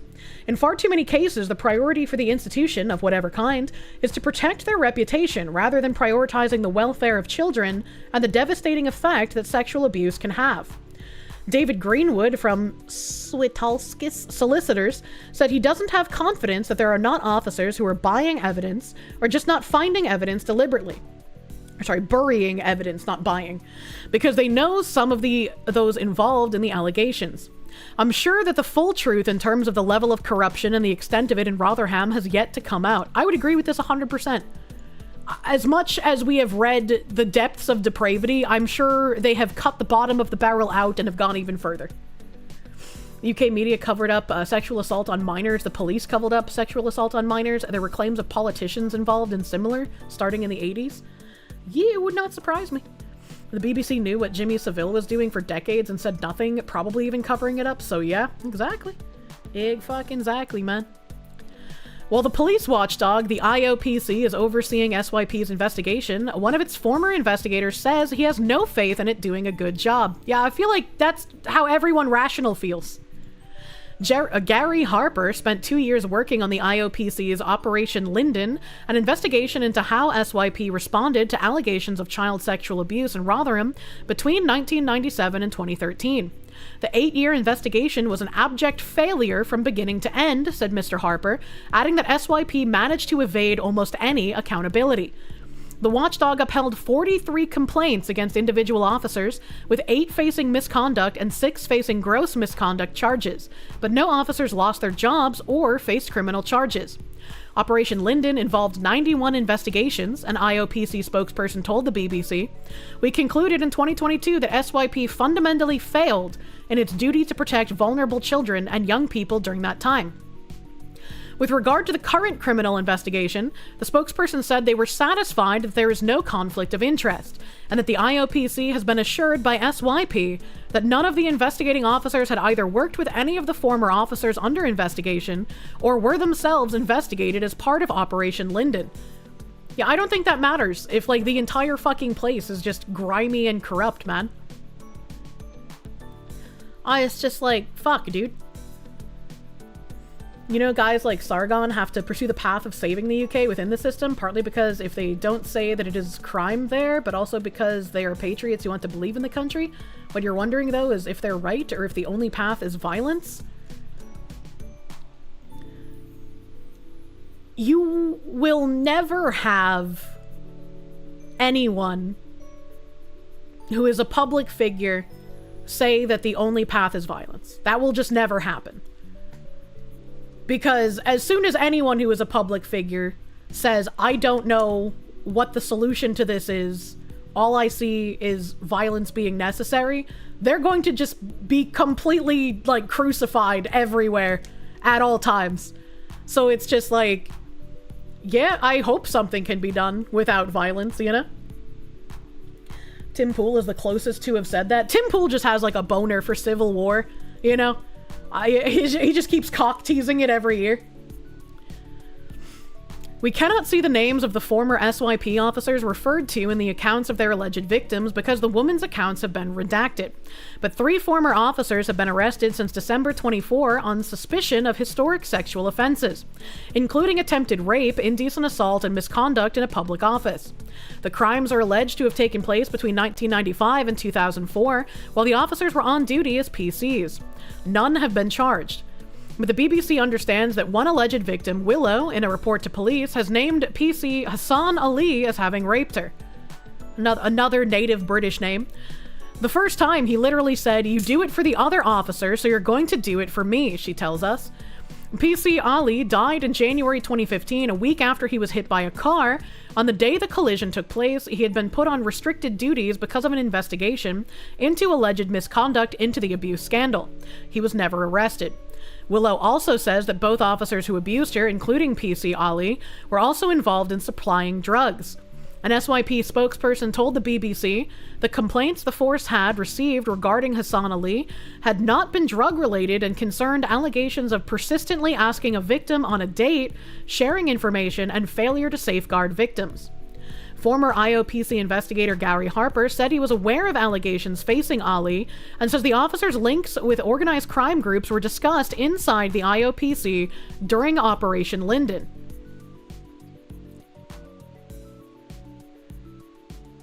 He had links to crime groups and was still a police officer? What the fuck is happening, brother? This is like that story we read earlier about the guy in Maine all over again. Puppet soft, thank you. It's getting hard not to Fed post. You've been hearing about this for 15 years and people are not mad enough to fix it by any means necessary. It's a little surreal to watch, where it feels like the majority of people who care about this are just like all of us in our online bubble. Like, there's no way that just like the regular average person doesn't care about this, right? Because like, it could just be your child next. If the grooming gang problem has been this bad and the corruption has leaked into positions of power in police officers, like, no one is fucking safe, man. Like, it's like reading about Gotham without Batman, pretty much. Pretty fucking much. Censor the internet and the regular person probably will never find out about it. I mean, that's a good point. If you do enough censorship. There were several complaints that he had supplied and taken drugs, as well as sexually abused some of the survivors. At the time, the IOPC and SYP were aware of a second officer accused of abuse against children, he adds, but SYP had allowed the officer to retire.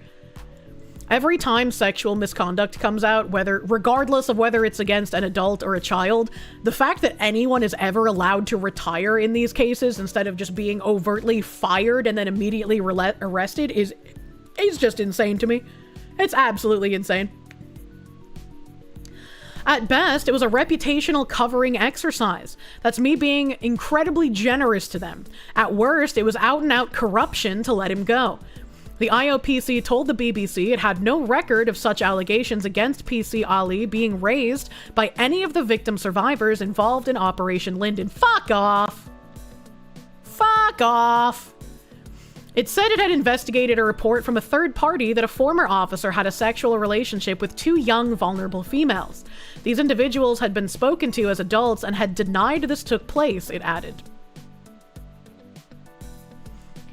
South Yorkshire Police told the BBC that none of the former officers forming part of the force's current inquiries had an allegation of rape against them at the time of their retirement. The Home Office said every allegation relating to the sexual abuse by grooming gangs must be thoroughly investigated, no matter where it leads. It highlighted that it had already announced in June a new national police operation into grooming gangs led by the National Crime Agency, which will ensure that every historic case is fully investigated. Yeah, I just have zero faith in any kind of investigation. I feel like nothing will happen and nothing will continue to happen. And we're just going to be complaining about how corrupt this all is, 3, 4, 5 years from now with zero accountability and zero arrests and zero anyone having any kind of like, I know it's important to like know what's going on with these things, but sometimes I just get so frustrated with how inoperable things seem. It makes me want to glow, and I have to do my best not to. I am not allowed to glow. Oh, man. Which they tried their hardest to resist until basically pressured into Rupert Lowe's independent inquiry. I don't know what that means. Pyromaniac, bro, thank you. Damn, it's like the US, but their version of suspects being known to the FBI is just a bunch of rapists and abusers on the force for literal decades. Oh my god. Arigato Yairo, thank you for the 20 pounds. If anyone is wondering how someone could do such things, it has been reported multiple times that the men, friends, and brothers, and even wives believe they deserved it for being English and thus being dirty and immoral. Yeah, I've read those articles in the past too. It's actually confounding. Sometimes you just gotta disassociate and be like, I don't want to believe this is real. Because it's just like soul-crushingly black-pilling. Binary Eclipse, thank you for the... Are those the thoughts in your head trying to get out? Yeah, right? Oh my god. It's okay, Kier, just do the glowy dance. Just do glowy dancing. Do glowy dancing. Oh boy. Alright, well, we're about 3.5 hours. Is it time? Should I open the video game? Should we do something less soul-sucking? Do something a little entertaining, as it were. Yeah. Mayhaps it's time.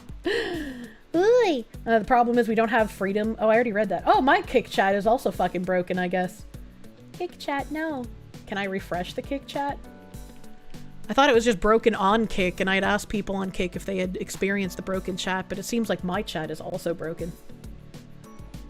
There we go. There we go. It's updating. Game is less soul destruction for Sag game. I think I might have brought in Kick chat back. I see Bears and Chess says, I love Happy Clap. I love the Happy Clappy. So you forgot the Babylon Bee is a satire website or something? You live in the UK, your soul is gone. I really hope Brit Bongs can fix their country, man. I hope for their sake. I'm playing Wu Chang right now. Oh, heck yeah. Maybe Kick Chat is still broken. Hold on, let me close it again and see if there's new messages. Kick Chat might just be a whole ass fucking broconde still.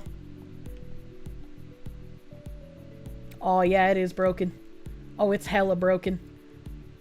You were afraid you were one guying. No, it's hella broken. For the love of God, yes. Open the video game. Been breaking everywhere for a while now. Yeah, I know my mods told me it was breaking earlier for people, but I guess yeah, it's real fucking broken. Can I? No, I can't even do that. Unlucky. I can't F5 it, so I have to like literally close the dock and then re-dock it. So I just can't read Kick Chat today. What a weird time to be alive. You hear the remember the 5th of November coming soon TM? I disavow, but I would watch it together with you, chat. Devin Adair, thank you for the 13-month member. Time for game. Need a palate cleanser. Yeah, I need a bit of a palate cleanser, man. That went from funny to depressing real quick. Next UK election isn't until 2029. The most likely winner is containment. You're so black-pilled about it, man. I'm not Brit Bong, so I don't know what would need to happen there. You know, I don't know what would need to happen for you guys to fix your shit. Algrim, thank you. There was a London hotel protest today that was dispersed until they couldn't protest for 28 days by police. There's something called Section 42. You put Tommy Robinson's tweet in stream suggestions. So like, they're just going to tell people you can't protest anything anymore? GS Wolfwood, thank you. At this point, the Brits better hope Richard the Lionheart comes back from the dead to solve the insanity. They're gonna need something a bit crazy at this point, you know? The kick is non-functional at the moment. Yeah, I don't know why. I don't know why. Just fucking hating us today, I guess. Alright, we're in the video game. I just finished going through the manor. I beat the weird hole-in-head guy. I should have healed everyone. I did. I'm so fucking smart. Brother? You're getting a vigorous spanking because you've been a bad girl. You've been a bad girl. What the fuck? Brave SJ, thank you. Your attorney has advised you that phrases such as regime change and violent insurrection would be inappropriate to use regarding the UK. Instead, did you know there's a secret room in the manor, accessed by 3 switches in the dining room? Pretty cool. That is pretty cool. I wonder if there's secret switches in some places in the UK as well. Let's see, what can I put on this woman? Dead Energy and Dodger. I don't think I need to put those on, though, because I should be able to put them on here. Dead Energy, you definitely want that equipped. And probably Burning Shots? Do I want Burning or Marking? Which would do more damage? 20% chance for that, 20% chance to burn. Maybe Marking Shots? Excuse me.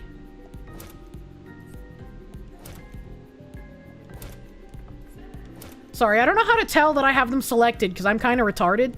But I figured it out. We got there. BGM is still on? Oh, sorry. Oh, sorry. I forgot to turn it off. There we go. Now we're good.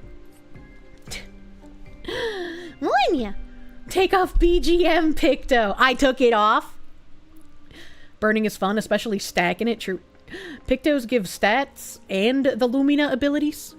Yeah, but I don't have any Pictos I can equip to her. Except for, like...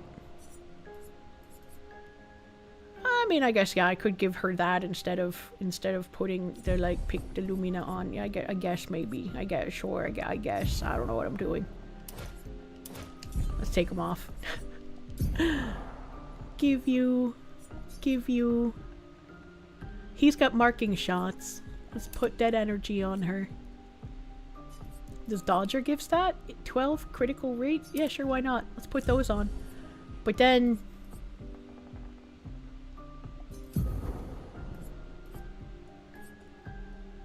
Marking Shots is the one I have to put on. There we go. There we go. We're good. We're good. I'm sure all of the doors are still locked. I am correct.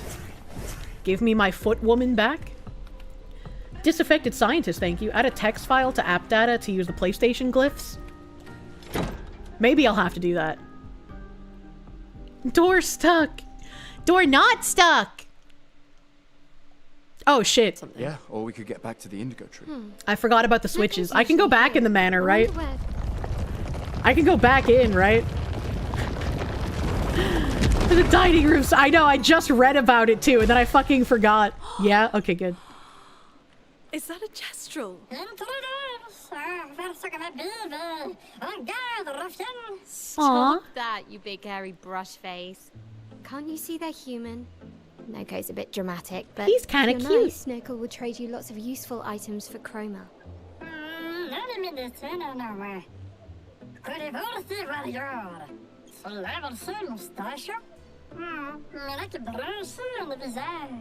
So the tales are true. Perhaps the grandest in the SKA exist too. Are there more gestrals like you? I'd love to meet them. Noko, you silly scruff. Their village is not far from here. Oh, really? They have a village? Lune. I know. Don't have time for detours. Yeah, we need to get to the paintress.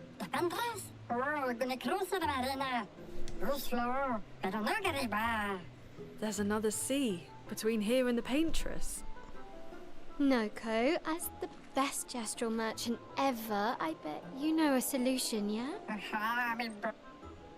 Come on, you broomhead, I know you know.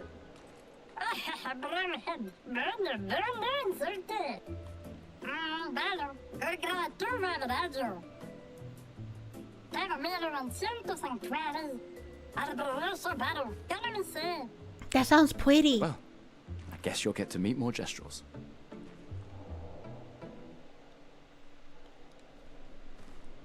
Lune showing off her feet when she sprints was intentional. I mean, of course it was. Ooh, General Merchant. Most powerful items are reserved for only the mightiest of warriors. Impress the merchant by defeating them in a duel. Wait, hold on. Let me go back in the manor first and get the secret switch, and then... Wait, where the fuck am I?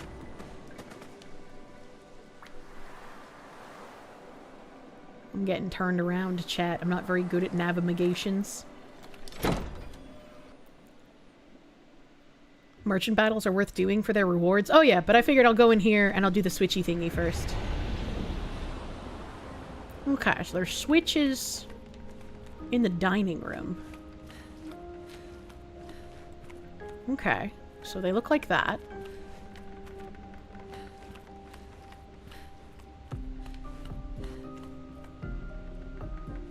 Do I have to hit them in a certain order, or do I just find them?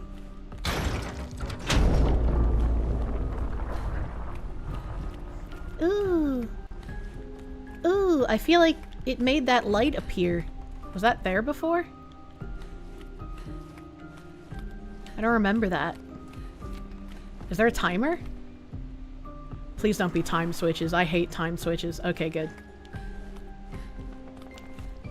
Okay. Okay. Now that I've met Mael, no spoilers, but when you get to the part where you pick one party member to fight in a tournament, pick Mael. She gets the best prize. Okay, the piano is just fun music-y. Brr. Brr.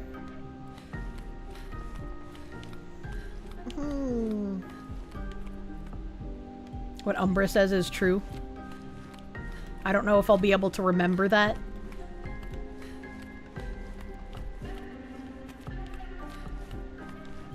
Well, I thought these switches might be easier to find. Oh, wait. Okay, 2. No spoilers! Jesus dies at the end of the table. What the fuck? I know. That's just a normal vase. Oh. 3? Okay. Oh! Oh, hello. What the fuck is this? What the fuck is that?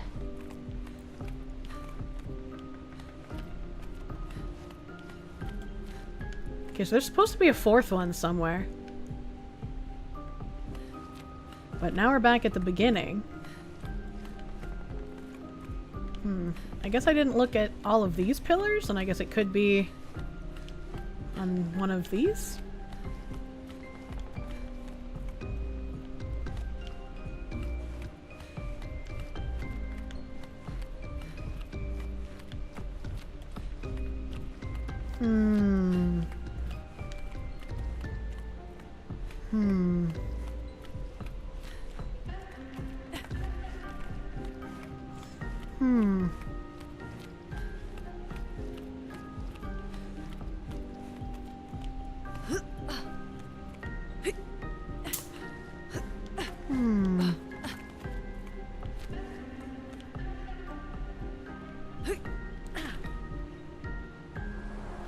I don't know if that was just normal glowing.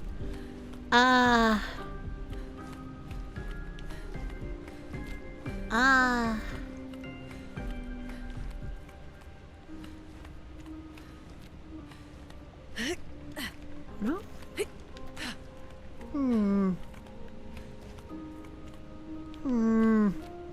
Mr. Zappy is doing his best. He is! I love Mr. Zappy.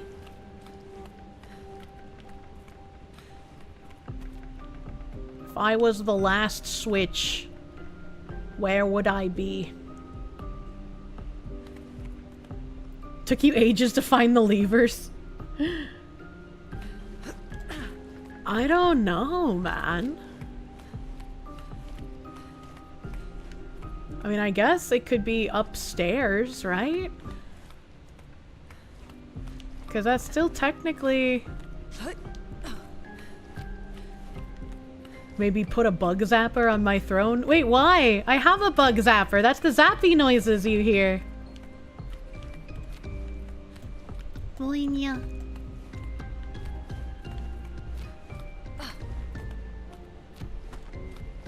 Fairly certain they're all there. I believe you.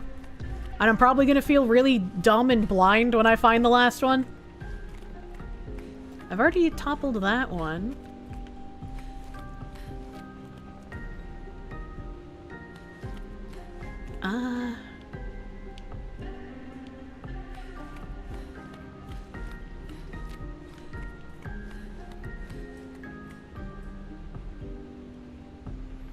Yep, yep, yep, yep, yep, yep, yep, yep, yep. Yep, yep, yep, yep, yep, yep, yep, yep, yep, yep. Dumb and blind. Little storage room back. Holy fuck! Holy shit!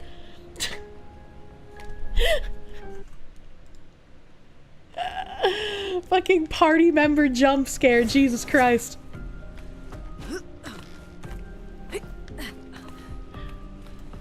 Alright, we got some shipwreck painting here, okay. What am I supposed to do?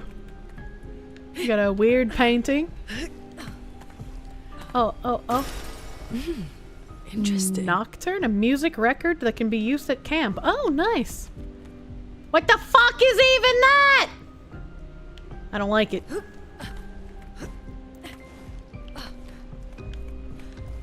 That's a repeat picture, isn't it? Wasn't that the same one that's over here? Yeah, that's the same picture. You can't use the same picture asset twice in one room, man. Oh, look at the top. Look at the top of the thingy. There's the flowers. There's the flowers from the gromage. Or the gommage. I think there's no R. I can break the boxes? Oh shit, you're right.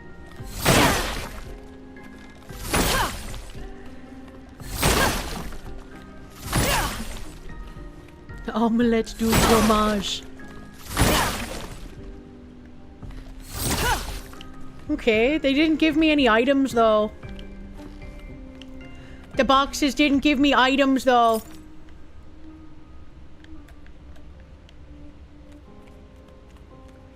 Interesting. He painted it twice to give it to his girlfriend. But look how much cleaner it is now. Not my castle, not my problem! Why is this door all fucking locked up and shit? Thank you for telling me about the secret switches.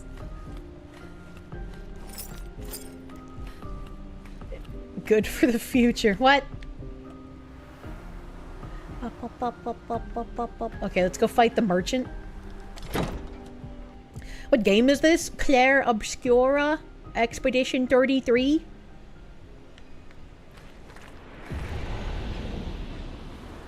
Hello, weird little thing.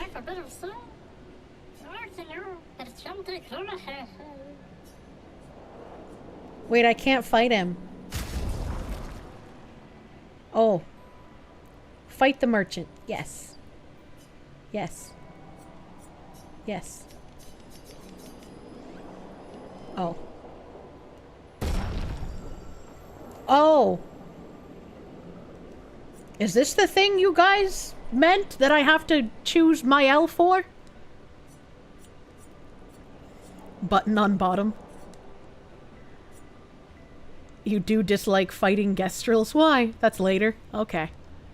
Well, she's kind of under-leveled, so I guess I'm gonna use the Gustav man.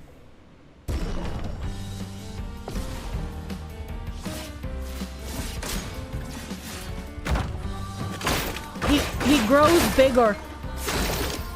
I don't like that. I didn't tell him it was okay to grow bigger. Okay, I can't hit his little light, so...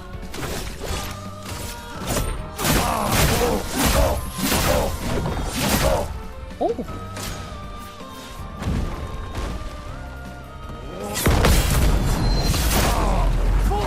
I'm actually just insane, chat! I'm actually just insane!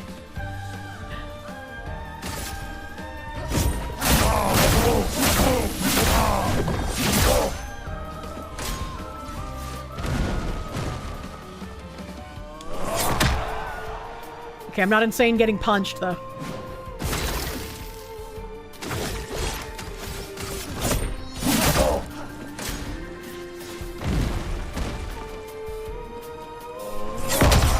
A little tool. Oh, it's a multi. Okay, duly noted. Why can't I overcharge you, you slut? It's okay, he's dead anyway. She is the parry master. I've proven myself worthy! Show me your specialties. Exposing attack. Base attack applies defenseless for 1 turn. Oh, that seems pretty cool. Yeah, sure. I see no reason to not buy it. Chroma Catalyst. Color of Lumina. Give Lumina points. Should I be using these? Probably.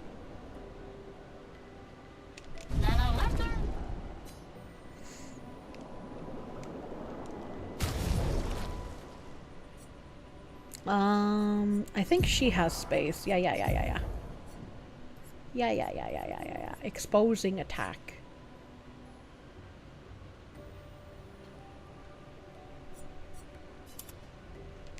Oh, that was weird. It just didn't show up. Lumina skill points. Always buy the Lumina as much as you can get. Oh, is there a limited amount? Oh yeah, stock times 3. Ah. Buy.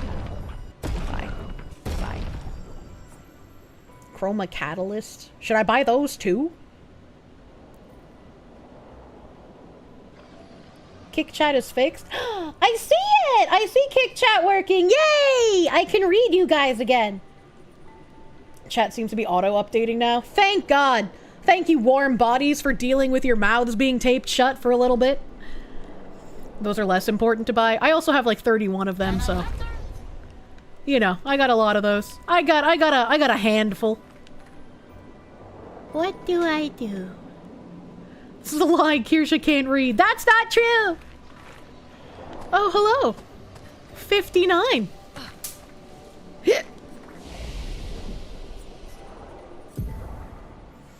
He's got some points available.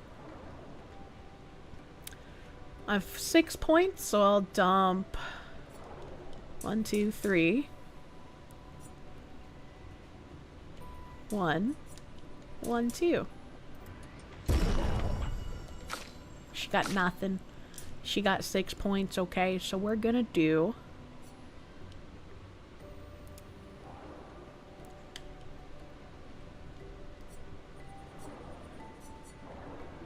Oh wait, no, she has 0 points available. Oh wait. Wait, what? What? Did I fuck? What? Upgrade attributes. Woman, she has 6. That was weird. I don't know how they got put into agility. 1, 2, 3, 4, and then 2 into luck. Give me the crits. Okay. Learn skill. How many skill point do I have? Not enough. Not enough skill point. Thermal transfer. Deals low single target ice damage. Deals medium ice damage. Deals medium single target earth damage. No. Consumes all stain. Well, that one could be fun. But I'm trying to get fire rage, I believe, is what I want. Bleep, bleep, bleep, bleep.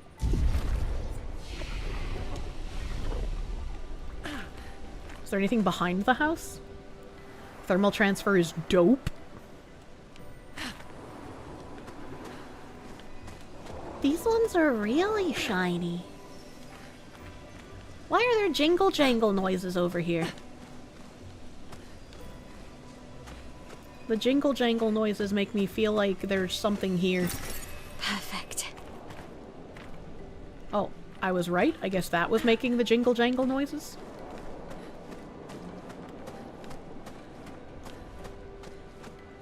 Interesting. Thermal transfer is one of the best early and mid spells in your opinion. Oh, maybe I should go towards the thermal transfer then, eh? I missed Mail's level up points. Did she have any? I don't think she had any when I looked. Oh no, she does. I'm just fucking crazy, I guess.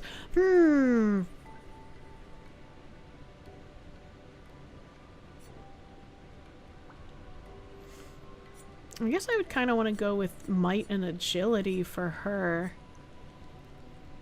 So she can be a quick attacking kind of lady.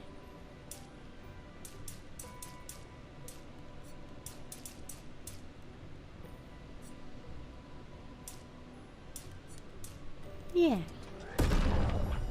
Wait till Kirsche meets the guy who loves feet. What did he mean by this? Aha! I have 3 points. Offensive, Pierce, Spark. Deals low single target fire damage. Deals low single target physical damage. Switches to Virtuose stance if the target is burning. Interesting. Applies shell. Applies defenseless. Deals high single target damage. Interesting. Protects allies by taking damage in their place for 2 turns. Duration is extended by 1 on gaining shell. Oh, so she has like actual tank abilities. Interesting. Interesting.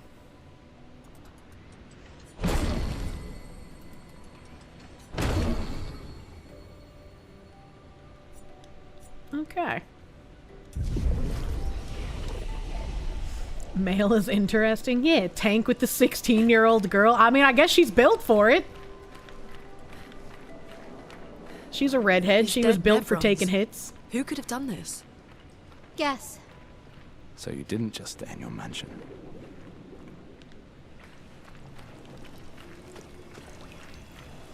Hello, Bagman.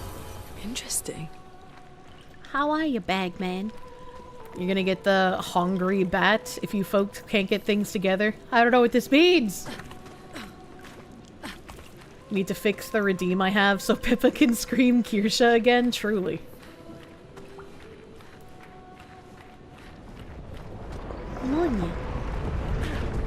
Guess we found 68's boat. There's a path through the boat. That anchor doesn't look man-made. That fish looks very scary and probably like it's a boss later on. Wait. Oh, those are things to fight. What the fuck? Don't mind me. Save in progress.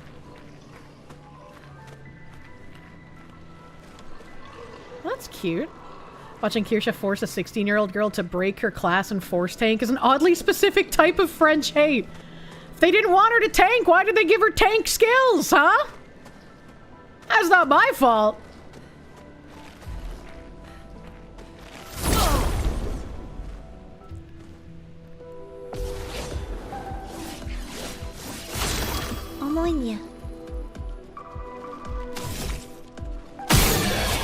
Oh! That's nice. I like that.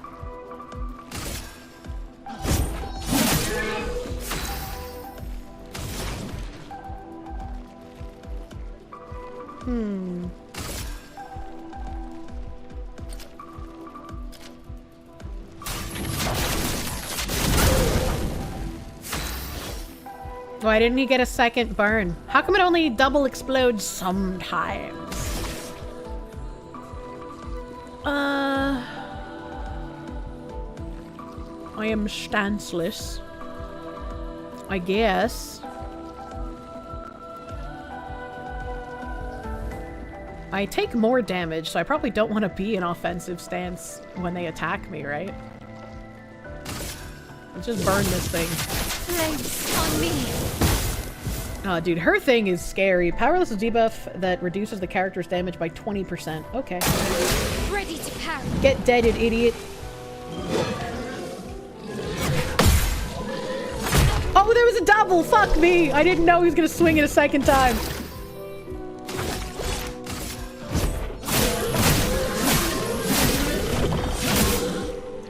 Let the ink flow. Boing.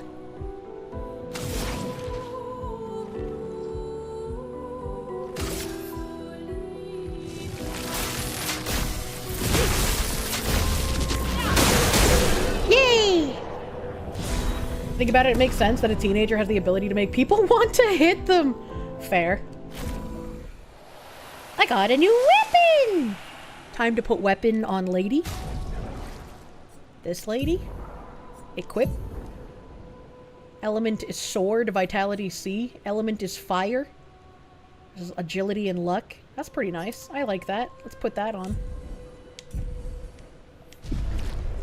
She munya'd his munya. I'm just a little surprised, I guess, that, like, I just got this character, and they're already like, here, have a new weapon. So, okay. Alright. And yeah, that looks way too big to be a man-made anchor, man. Oh, there's a thing up top. Is he gonna jump down on me? Also, all of these things look like old divers' helmets, but there's no people.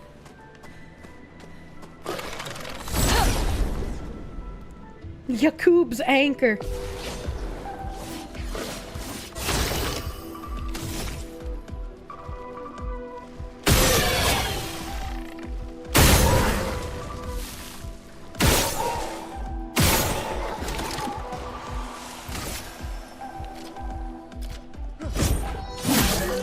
A storm is coming.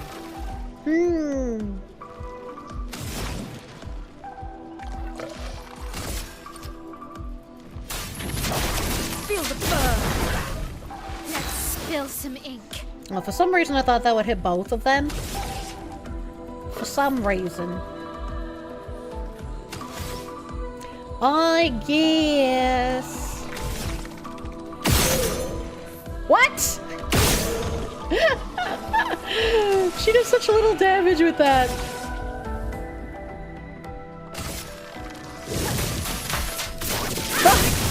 Her thing is hard to hit for me. The tiny poke. I think most enemies can drop weapons for any party member. They just don't start to drop until you have the party member with you. Oh, that makes sense. Offensive stance isn't so bad if you have enough agility to double up on turns. It gives you time to switch back to defensive before the mob's turn. Yeah, that's why I was figuring I'll throw, like, agility on her, right? Because maybe she'll get fast enough to get, like, double turns at some point. My brain cells, they were working. How do I get up there? I must look for a cave entrance. Cave? Oh, shit. Gigalag. I don't like that noise. Is the cave entrance gonna be inside that giant helmet? Is that giant helmet actually secretly a cave entrance? Okay, well, there's nothing over here on these rocks. Shut up. Stop burping. Wow. Nice. Recoat. Hey, there's a little climby thing. Oh, oh, fuck.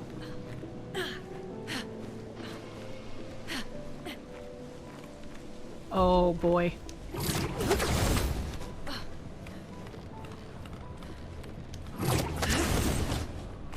Interesting. Interesting. Hello. An advantage. 50% increased free aim damage? Bro. That's kind of nice.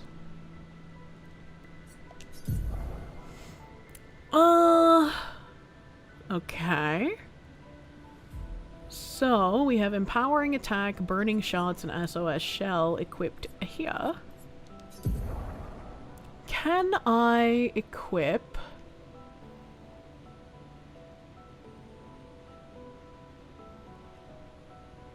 Can I take off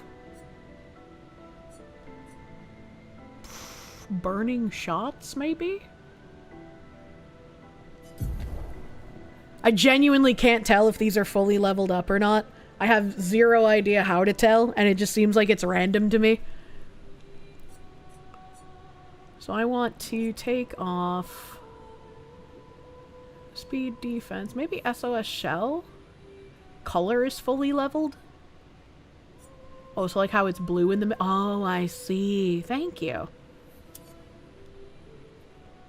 So I just took off SOS Shell. We're going to equip Augmented Aim.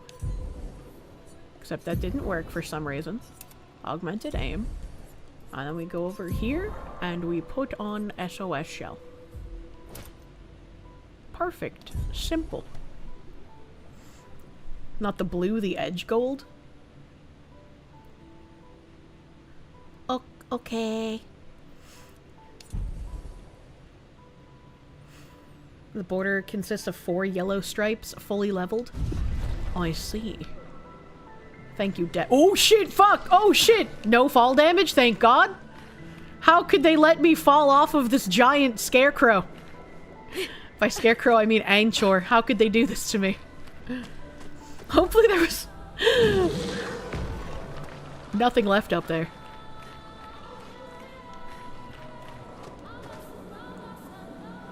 Hello? Why did you jump? Why did you jump?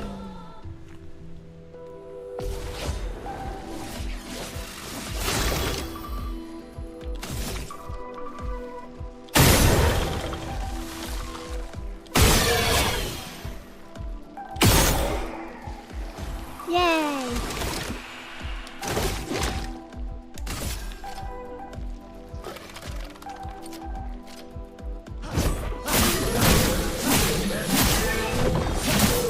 I thought that would kill it. I am disappointed.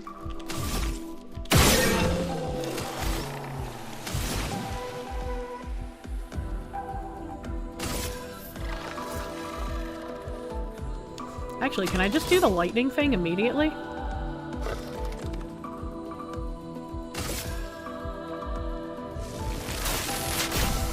Lightning. Strike! Nah! She's so easily distracted, I am. Because he missed me? He missed me, so he jumped? Well, that's sad. Step back from that ledge, my friend. I'm assuming that's the way it wants me to go, because it looks spooky. So I'm gonna go through this tunnel over here first and hopefully get that sparkly purple thing. Yeah! Help. I'm assuming there's nothing else up on the Ain shore for me to get. Get me in the tunnel. Bop, bop, bop, bop, bop. Friend? Friend? What's this Nevron doing? Wait, he's a white one! Examine. It doesn't seem threatening. It's clinging to a metal chain. Doesn't it usually carry a mine with it? What if we were to give it one? Okay, so we gotta find a mine and bring the mine to the white one? Will the mine also be white, so it's obvious which one I have to pick up? Oh, fuck.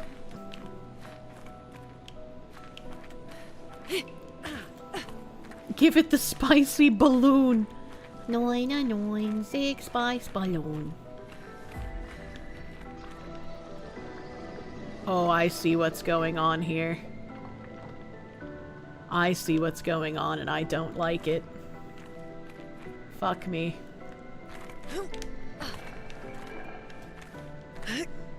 Oh, thank you. Thank you, thank you, thank you.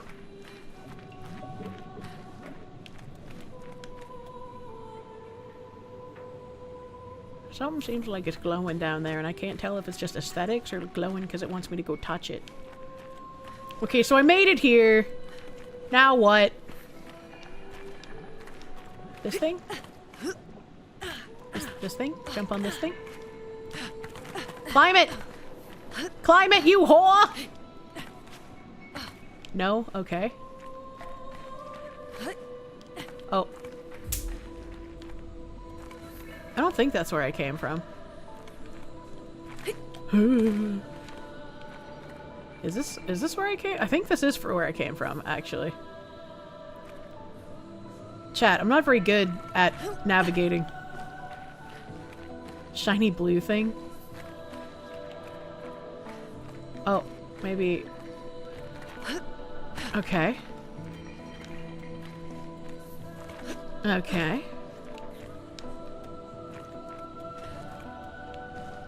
Mael, please. Okay. This will be useful. Oh, that was the mine. Oh, okay. That's pretty nice. I don't think I can go back the way I came, though, right? But what if I just jump down here? Oh, yeah, there's like little climbing... Wait.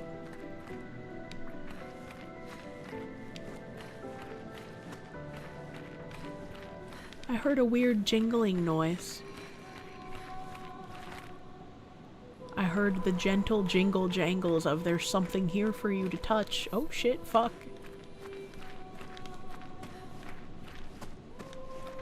Can I? Nope. Okay, that's too far down. Can't go that far down. Oh yeah, there's a jingle jangle right there.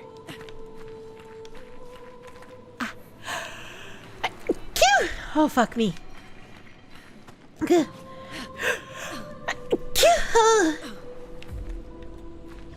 Thank you! Thank you for the blessed use! I'm dying. The sneezes are too powerful. Oh, I guess it wasn't a jingle jangle, it's just this guy. Just this guy in his weird light. Hey, hold this! Have a mine!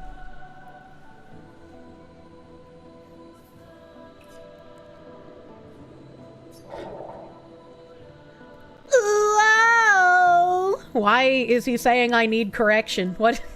Why is he ooh-ohing at me? It said something. Oh, I got a weapon! I got a weapon!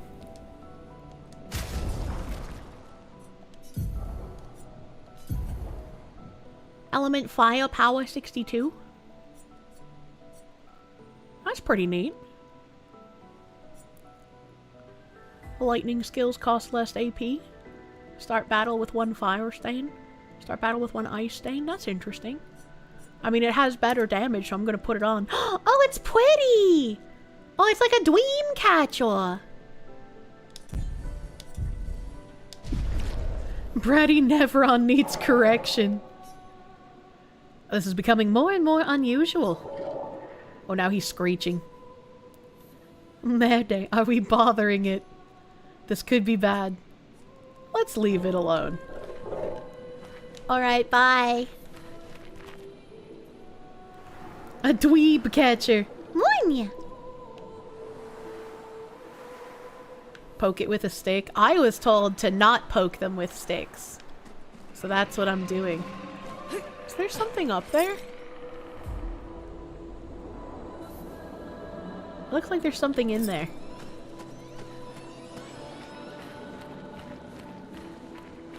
The noises this game makes, man.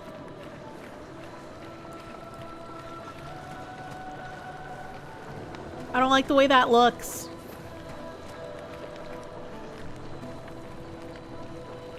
That's weird. How can it be leaking fire underground, chat? There's a lot of anchors up there. Why are there so many anchors? What the fuck is that?!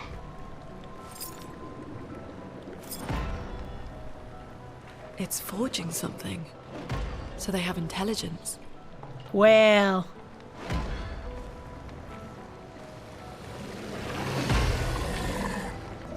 Rawr.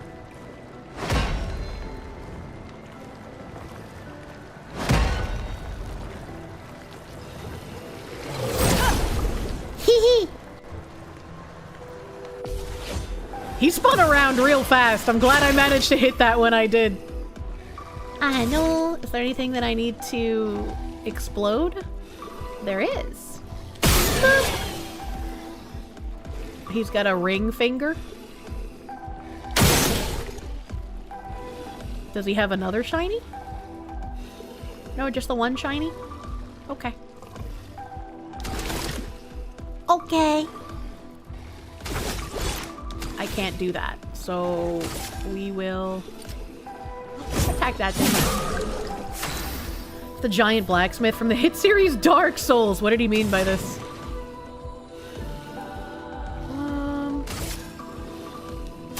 Feel the fuzz. Nice one.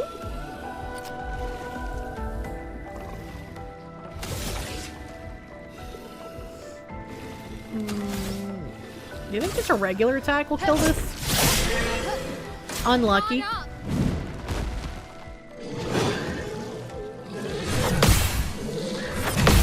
Get fucked! Get fucked!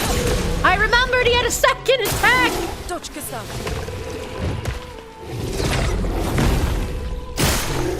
I almost forgot what button to hit for the fucking right trigger. I know. This one. I hit him with fire last time, so let's hit him with thunder. That one. Lightning. Strike. I remember. I am learning. And I got a sword. Cruel ram. That's a weapon for the man. The man weapon. Oh, he was forging an anchor. What do the anchors do? Why are they making so many?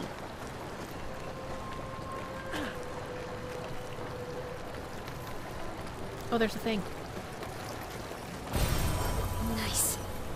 Damn, that's a strong attack. He had a bunch of stacks of fire on him. Oh, all of his weapons end in ram. Interesting. 85 element sword, vitality, agility. 104 element is ice, C and D. I feel like the ice won't have too much effect under the water, right? But, you know, maybe I'll put it on anyways because it's got higher attack. Maybe. Ever meet the right man? Get him a weapon as a present? What do you mean? I looked everywhere but the purple. Hey, I got the purple from under the thingy though. I got it. I got it. I was distracted by all the nice glowing anchors. You're not under the water? I feel like I'm under the water. There's bubbles. And the water is definitely above me, implying that I am underneath it. You're thinking too hard. Number bigger means better hurdy stick. That didn't look like I'd be able to go through there, but I can. And I like that. Hello. Yeah, see, there's even like a bubble wall here. A bubble wall. But it seems like I'm still under the water even when I go through the bubble wall. The seal boy, thank you. That's enough rams to make a ranch? Does it only take 3 to start? This is so pretty. I'm gonna touch this.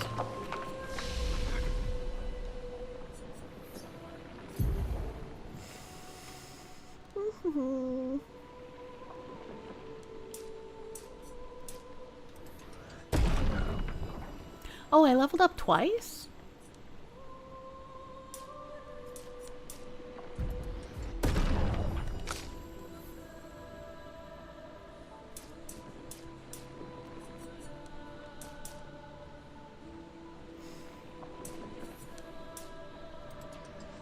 Yeah.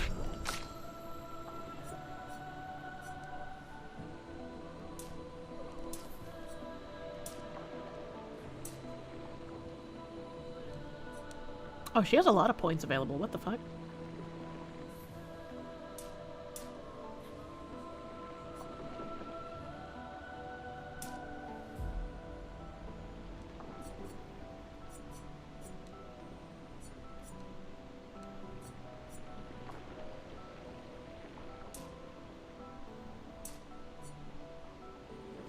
Yeah, I guess I'll stay with these two. What I think of the music in this area? I like the music. I think this whole game has like a pretty fucking nuts soundtrack. Oh shit, I forgot to rest because I have brain damage. Please, please rest. We parry or we fall. Yeah, pretty much. Pretty much. Dodging's for pussies. I'm gonna parry everything. Oh look, this lamp has 3 lights on it. I like that. Is that a woman? Did I hear woman noises in my underwater sanctuary?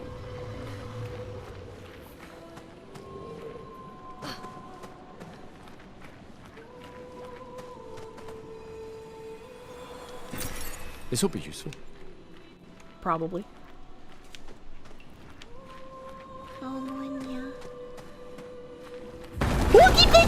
Fuck! What? How did I miss that?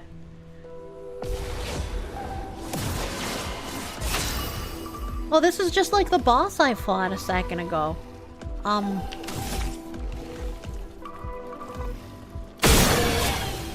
Get burned, idiot.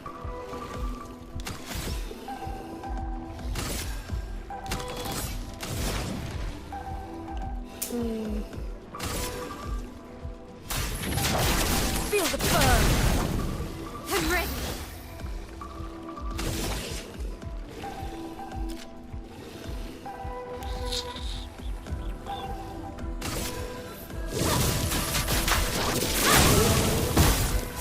Her thing is really hard to get double perfects on, at least for me. The big guy has a weak point. Oh, wait. I thought he did, and it was like a ring on his hand last time, but it's not there this time. I don't see it.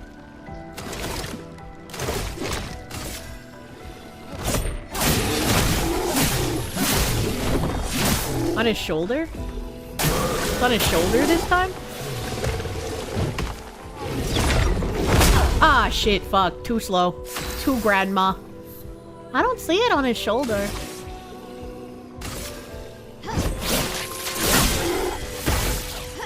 A storm is coming.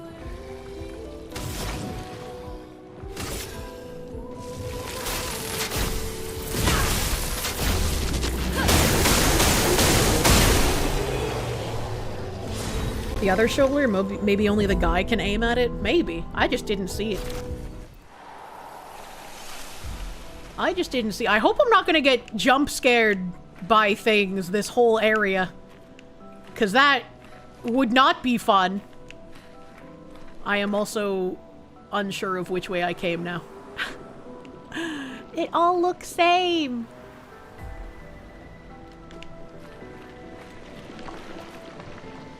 Okay, this is the flag. Alright. I'll heal again. You get jump scared by your own shadow. True.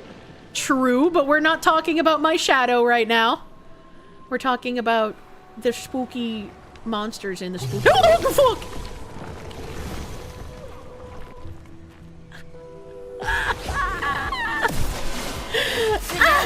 Grace. Fuck me, dude.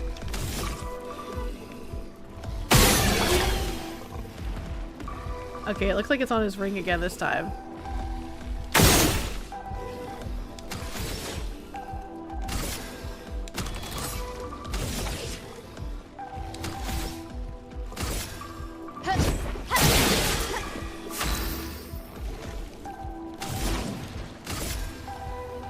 Feel the burn.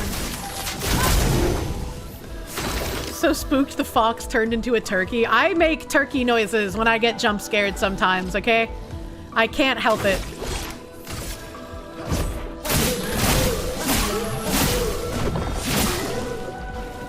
Ready to evade.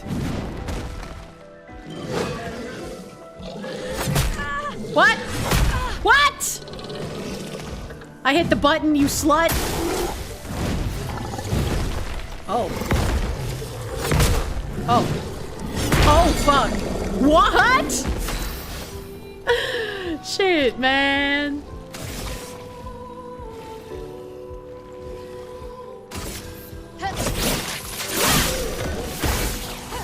Okay, get deaded, idiot.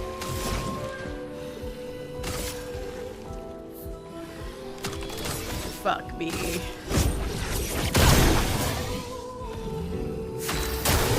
Take cover.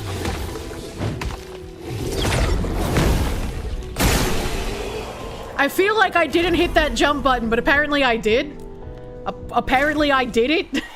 Didn't feel like I did. Get stunned, idiot. I guess so. I guess I did get stunned. We can use that. I'm picking up too many Pictos. It's too many new things happening here. Okay, it looks like there's an exit over there. I can fall down there, so I don't want to do that yet. Oh. Hello.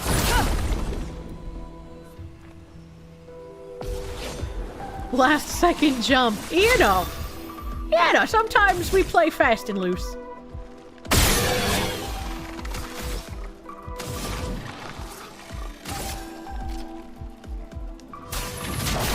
Feel the burn.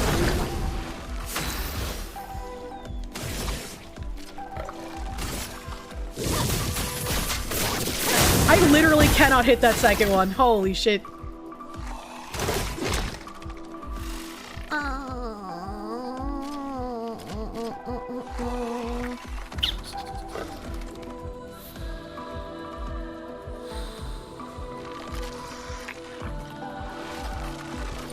I don't think he can kill any of them, so...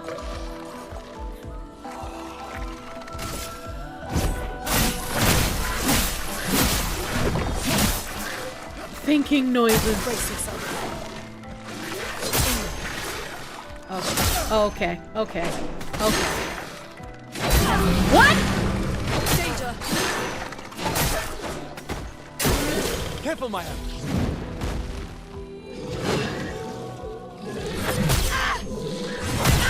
I hit those, you slut.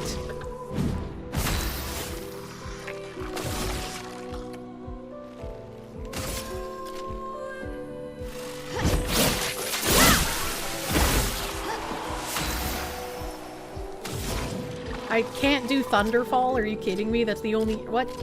What? Well, I guess kill it. The whooshing arrow noise is the most useful way to know the parry timing through the whole game. I was trying to listen for a, like, audio cue, but I couldn't fucking hear one.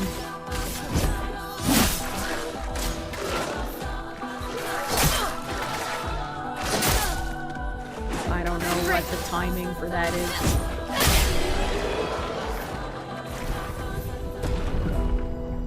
Oh boy, yeah.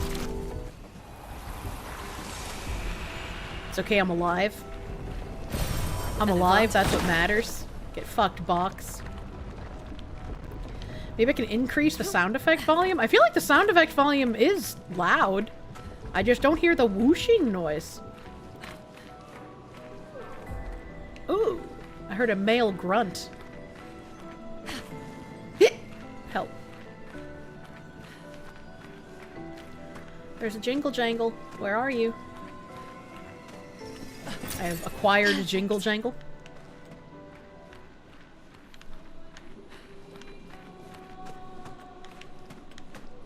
Okay, there's nothing else. There's nothing else. We're big chillin'. I hear gloop noises. I'm not sure if I like that or not. Is this the way I'm supposed to go? Eine Moment. Okay, yeah, there's not another, like, divot here. For some reason I thought there was. I thought there was another divot. I was wrong.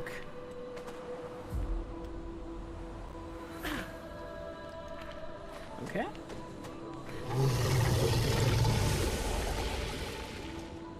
Hello? I don't see him, but I heard him. Hello? Oh boy.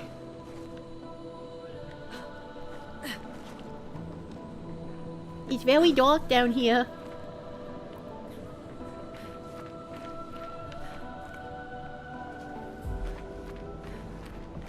It's very dark.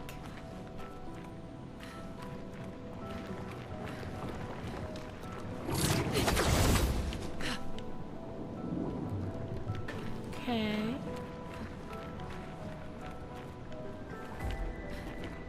Did I accidentally go the right way? Oh, what the fuck is that? What the fuck is that?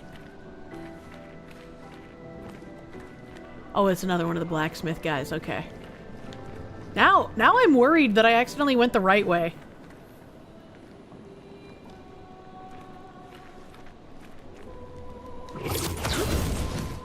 This is the wrong way? Okay, good. You always want to go the wrong way for extra loot before you go the right way.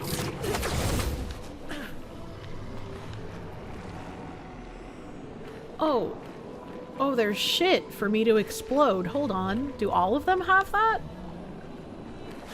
Because I probably don't want to explode that while standing next to it, right? Probably? Did they all have little explosion thingies on it and I just wasn't paying attention? Oh, it's one of the lock things! Oh, I forgot about those! Okay. Okay.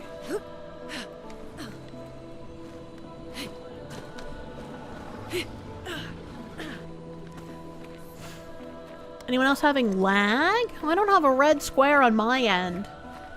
No red square. Well, that will help. Yay! I can't jump into the vase. 0 out of 10. Oh, there we go. I got it. It's just really hard to jump into it. I did it! So the sea mines are just aesthetic? Seems like it. But where is the third lock? Because one of the locks was on that landmine. I see another one over there. But there's supposed to be 3. Where is the third? Can I fall down there? No? Okay, good. Oh, I see. Oh, no, no, no, no, no, no, no, no. Okay. We're gonna use a chroma elixir.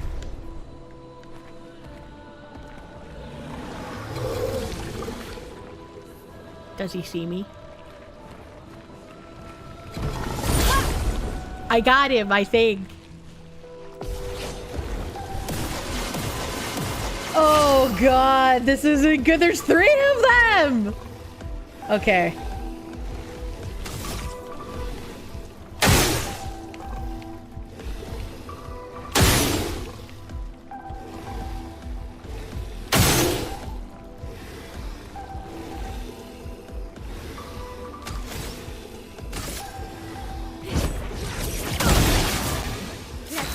Some ink. I want some more French media. There's an anime-style French cartoon called Wakfu. Oh boy. I've seen Wakfu. Not like I've watched it, but like I've seen some clips.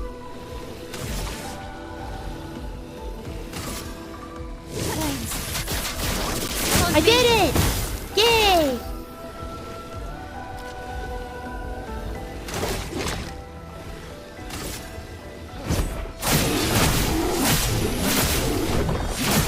I'm scared. Oh. You slut. You slut!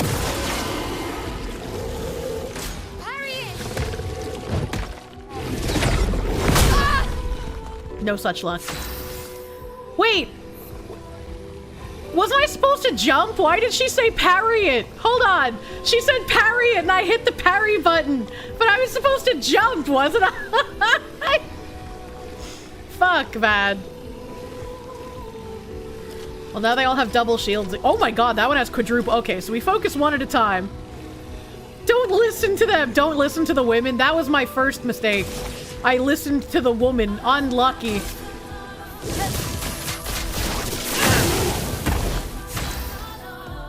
Powerful is a buff that amplifies the character's damage. Okay.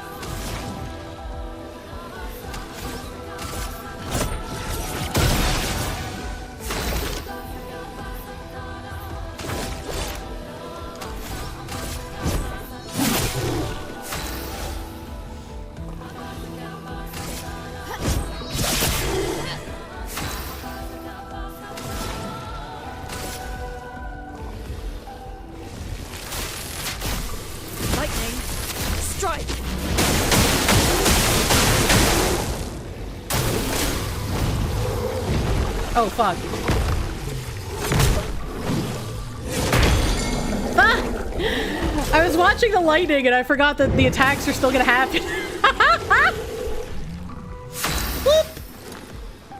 Alright, you got 2, you got 2, you both 2. I'm gonna fuck up this one on the side first, I guess.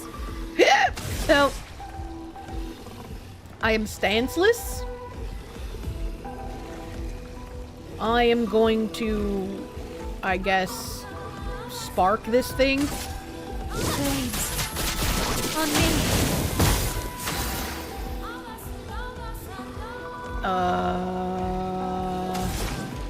Okay, we're just gonna attack normally.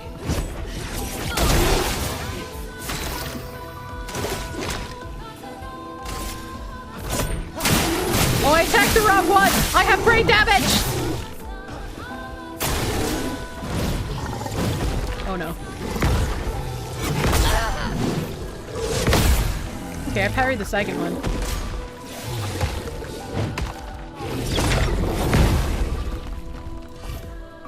I hate how it says right trigger, because then I always automatically hit the first right one, and it's the second right one, not the first one. God damn it! Okay. We want to touch you with the Percy. Get... Wait, no, that's low. Low? Oh, they're all low.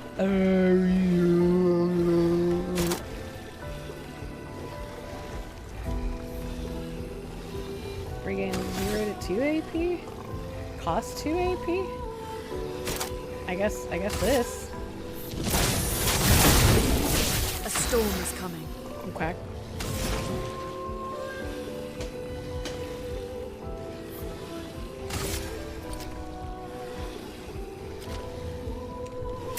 Feel the burn. GS Wolfwood, thank you for the 5 gift members on the YouTube. Thank you. Thank you, thank you. There's only one right trigger. That's not true. There's 2. There's 2 right triggers. There's the R1 and R2. You whore slut. Why would you try to tell me there's only one?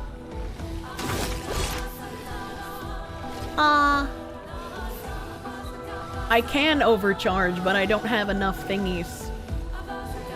Why? Oh, because it costs 4 and I only have 3. Unlucky. Okay. Maya, look out! I got this. I got this. I don't got this. Let's dance.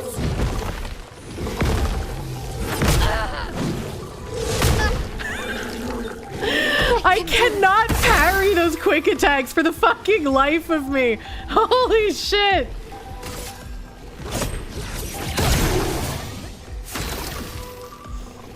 Can I overcharge on one of you now, please? Thank you.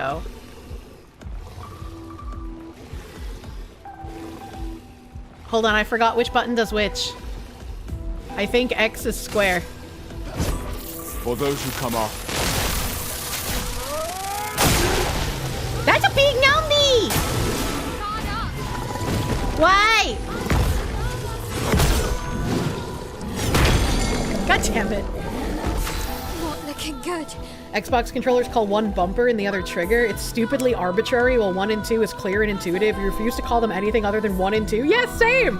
Why the fuck would you call one bumper and trigger, you fucking weird bitch? Not you, but Xbox. Oh. I guess we're pretty fucking strong, so just go kill it. Real men don't dodge or parry. They stand still and take damage, even if they can't take it and don't live. It's an easy fix for PlayStation buttons you can find on YouTube. Yeah, I think there's a way that I can change that, like, in the Steam settings somewhere. I just haven't done it yet. Okay. Now we do this. We get the keys. Give me your treasure! Nice. Yay!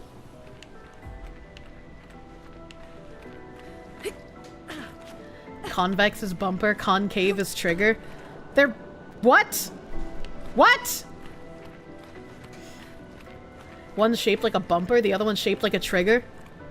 What? They're literally on the same button! What do you even mean? Like, the only difference is, like, the R2 and L2 have, like, a little, like, curve at the end of it. Am I talking to people who have never held a PlayStation controller? I'm so confused.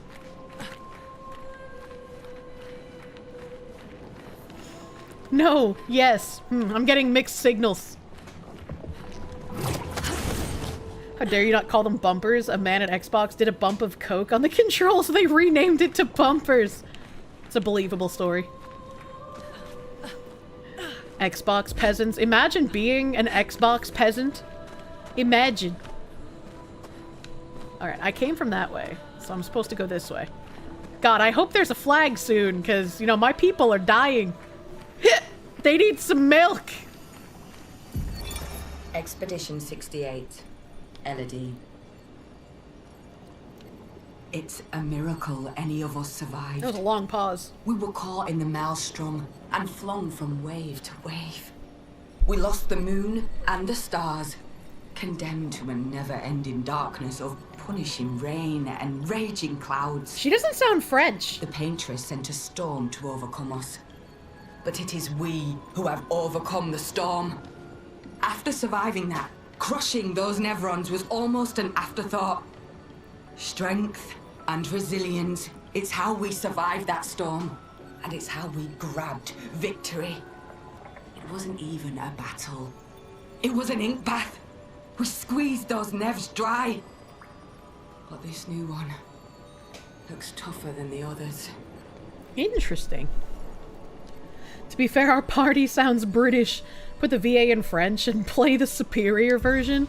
I don't know, I mean, the voice actors have been doing a good job. I can't complain about the English VA, which is surprising in current year. Like, pleasantly surprising. It's nice to have ENVAs that are doing a good job. I'm also going to be real with you, I don't remember which way I came from. So now I am incredibly lost all of a sudden. I think I came from this way, right? Yeah, okay, that's where I came from. And so we're going this way. Both the Ian and French voice acting is good. Studio did a great job with that. Yeah. I like being able to praise people. It's nice, instead of getting angry. Hello, dead bodies! I don't like this. It's like a webbing in a net. Oh, and they're like stuck in the ground too. This kind of grody. The Dark Seraph, thank you. The light reflecting on the ground makes it feel like you're walking on the ocean floor. The world is like an abstract painting. Yeah, we're definitely underwater. Like, there's bubbles, and you can see the water, like, above us. So how is we breathing, brother?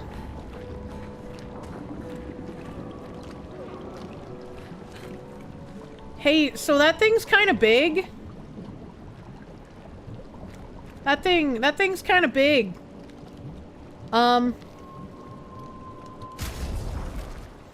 I guess we're gonna use my other chroma.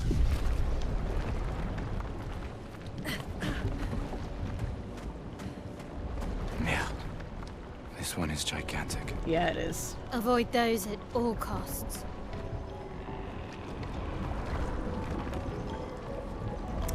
But do you see what his face is shaped like? Hear me out, chat. If you could get close enough to stick your dick in that thing, I bet a lot of men would. All right, look at how much it's drooling. That's got to be nice and squishy in there. Kirsche, no.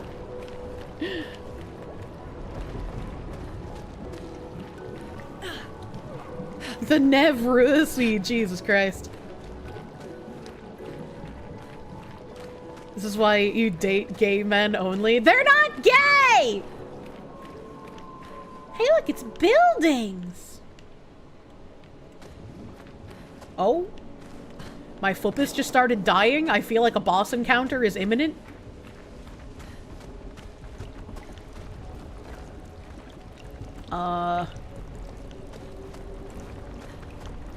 Wait, this is another one of those things. Look, that's the vagina mouth dripping all over me.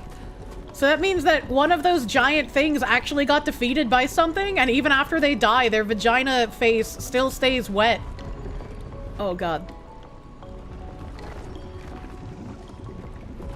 Oh god. If we're avoiding these at all costs, does that mean I have to run the other way? We'll just leave that alone. Well, that guy Gus, thank you. About the Asians in Georgia, the reason there's so many is when the U.S. left Vietnam, they put refugees in Atlanta and Texas. The Atlantic and Gulf fishing resembles the conditions of Asia, so it was a good fit. I didn't know that. The more you learn. Thank you for the fun facts, my sir.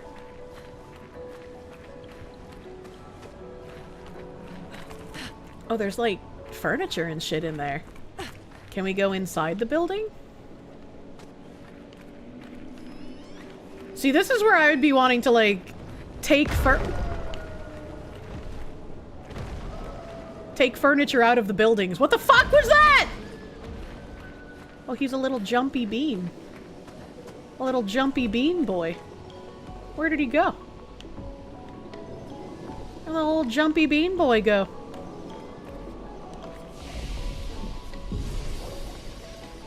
I thought Kirsche only dated virgins. Accidentally!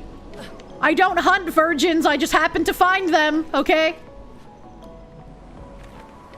You wonder if there's any doors you can knock on to hear people pretending to bang until it gets awkward? That'd be fun. Blurp. I didn't go this way before, so I just want to see if there's anything on this side. Or if it's just a dead end. Just a dead end? Okay. He's so big. That's a lot of bubbles. Okay. Alright, so nothing there. Nothing here. He's not gonna reach out and slap me. Can you aggravate him from here?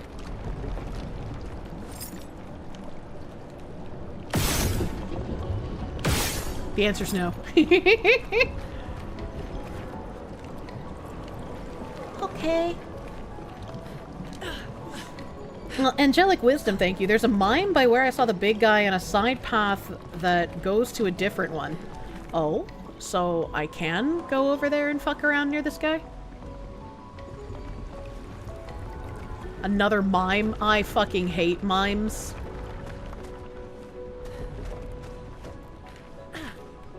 Are you sure? Ooh. Ooh, brother. He's gonna fucking vor me, dude. The big guys aren't difficult. Well, there's a save point right here, so I guess we can test that theory. Hello!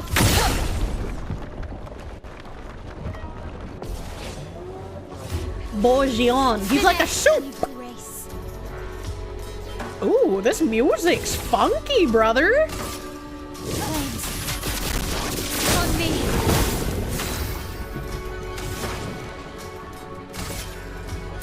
Feel the burn.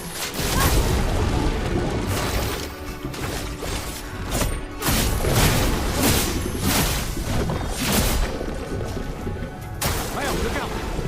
What? What? Wait, she's just gone forever now? I was right about the vaginavore! Why did I have to be right about the vaginavore, chat? What the fuck? Is there a way to dodge that? No, man. Is there a way to dodge that? Or do I just get fucked? No way to dodge it? Okay, alright. It's Tom Bourgnon. He hosted America's Funniest Home Videos. Jesus Christ.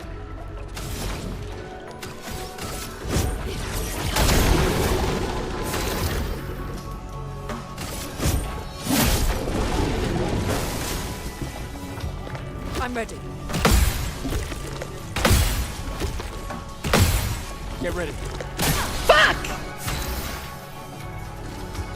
I was doing so well.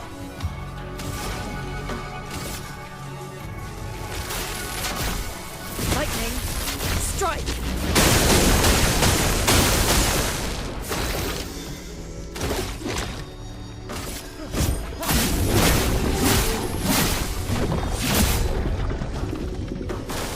Ready to evade.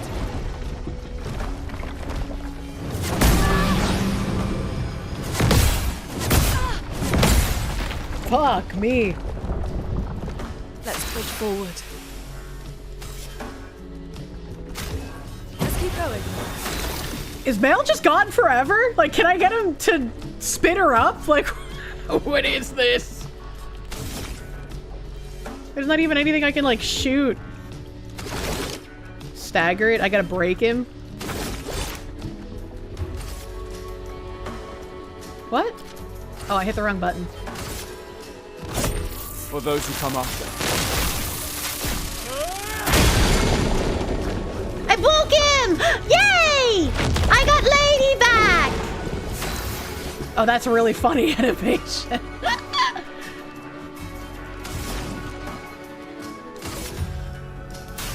Feel the burn. I'm ready.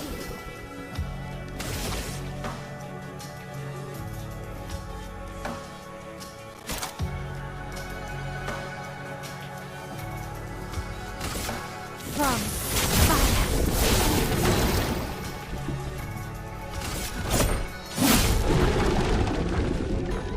Rooney, watch out. Why? Why do you eat my women? They're having a giant vaginal vor monster eat the women of my party. What did they mean by this?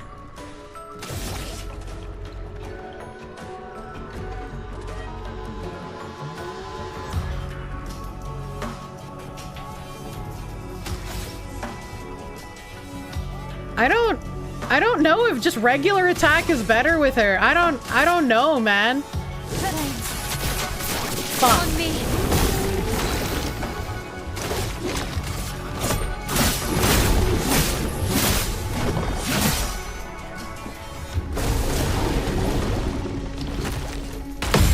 Get ready. Fuck. I'm ready to parry. Thank you, Gustav. I'm ready. Thank you, Gussie.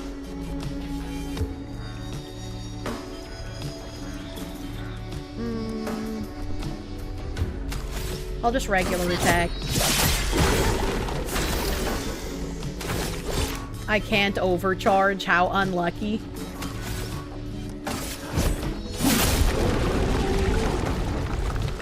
I killed him, though, I think. Yeah, you know what? That wasn't that bad. I'm kind of surprised. Patchouli, thank you. Ah, yes, the Vorgina. Thanks, I hate it. Have I not unlocked any of Lune's healing skills? I don't think I have. Ooh, counterattack damage. Ooh, new weapon. Ooh! Wait, that's less damage than the one I have. Yeah! Help. The flesh of the Nevron still feels alive. Wait, why am I skinning them? Ah! Help.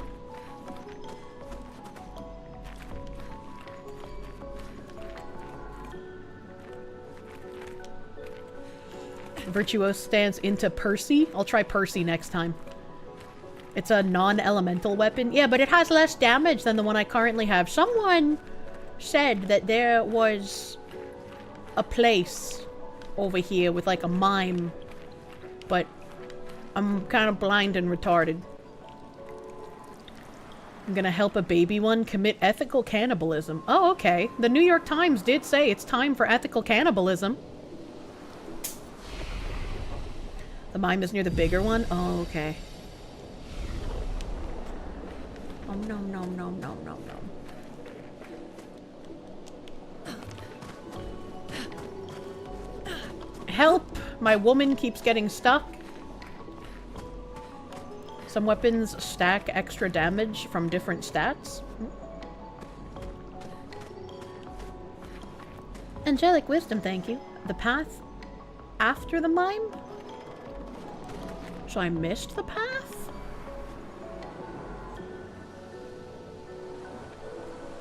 That bitch must be hella hidden. What was that noise?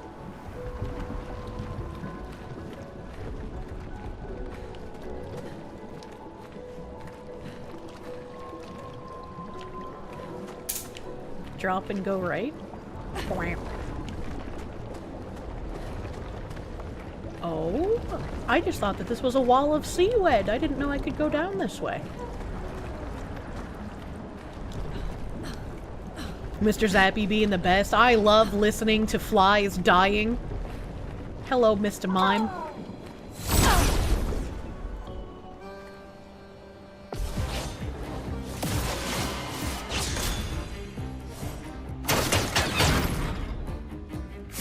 this mime has floppy red hair. Wait, does the mime show you the item you get on its body?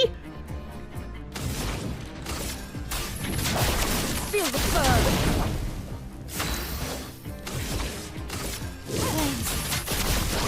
On me. Yes? Oh, that's cool.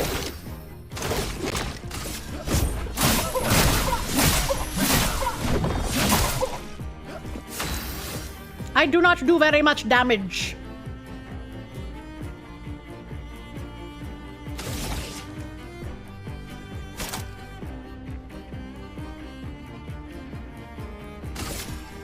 From fire.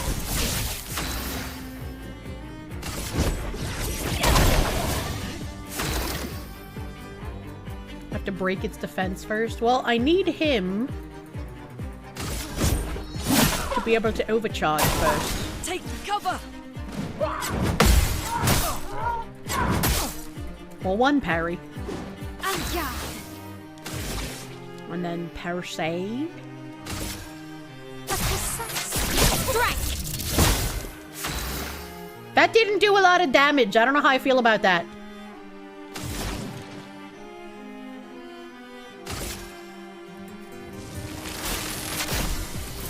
Lightning. Oops. Strike.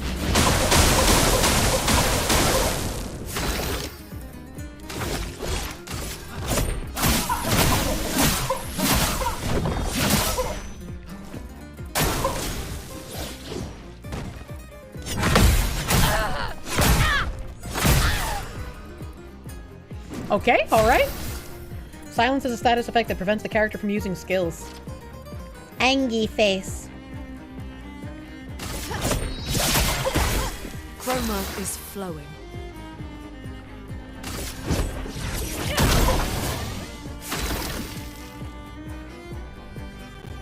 You whore.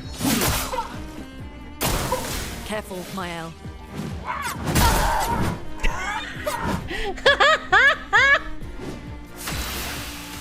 Yep.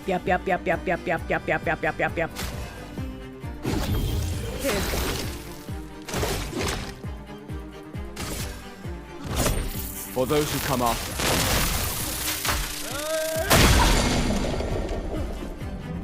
Anja.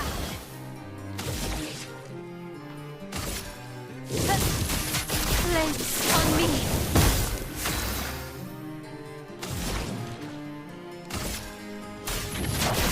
Feel the burn.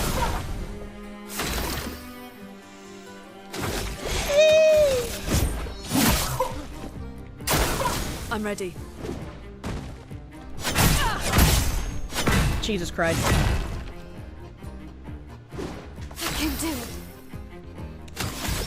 What the fuck did I just do? Is a question I have. Revive woman!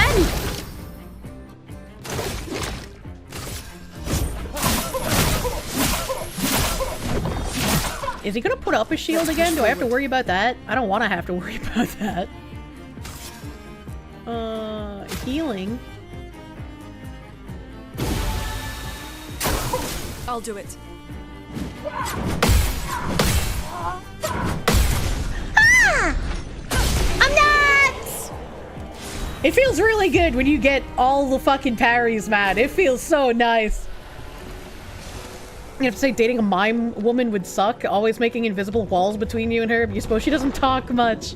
What the fuck? Perfect. Yay! Yay, clown! I killed the French clown! Whoop. Now I gotta get me back to that dang old save point.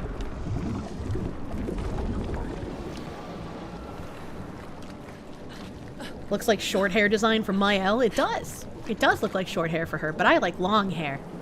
Even if I'm not gonna use it, I gotta collect it. That's just how I operate, okay?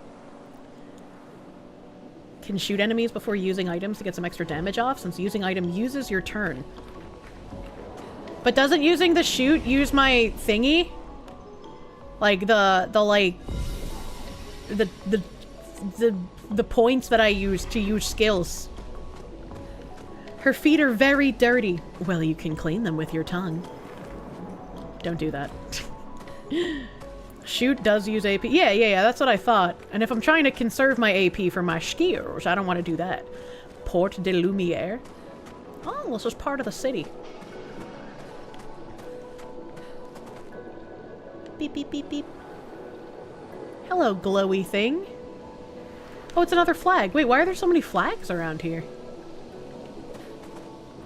Why are there so many flags?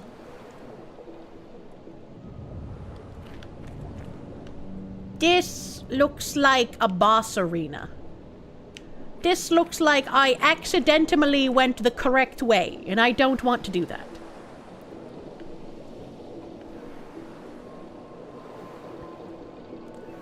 So let's go on back this way. And let's go touch... This building has a storm.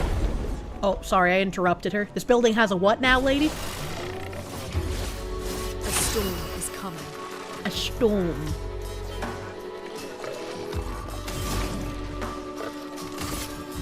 Feel the burn. Unintentionally scored a perfect on that boss. Good times. I was right. I'm nuts.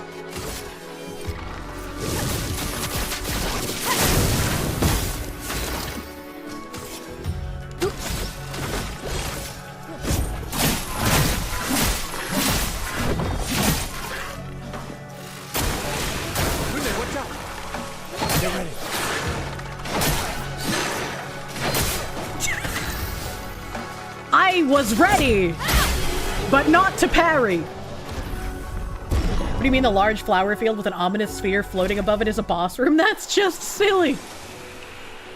Well, you know, when you've been playing games as long as I have, sometimes you can just notice things.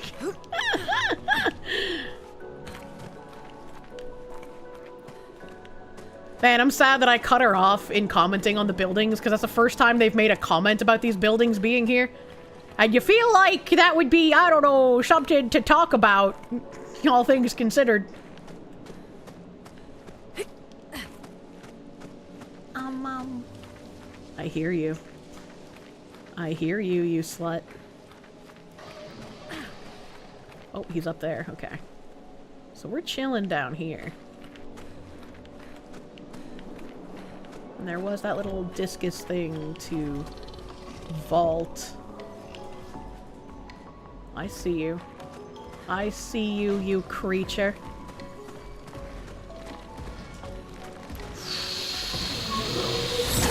Oh, what?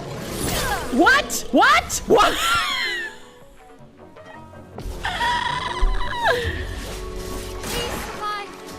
Get ready. Hey! Oh! Well, that was nice.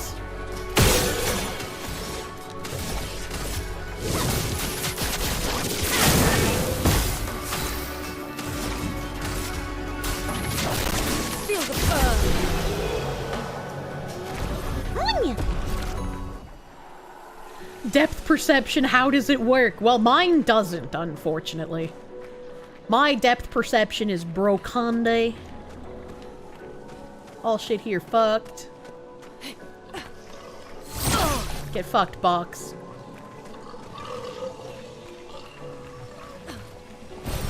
An advantage. I hear them gwumbly wumbling. Spatial awareness of a houseplant, truly. That is me.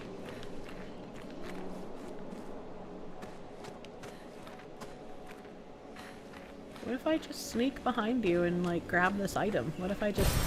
We can use that. What if I just take it? Fucking idiot.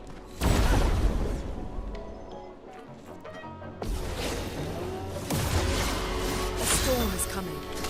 Where is it? I sees it.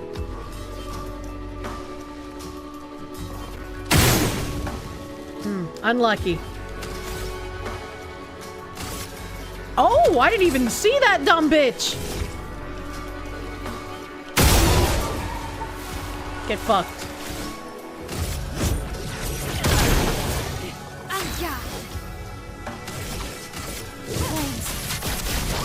On me.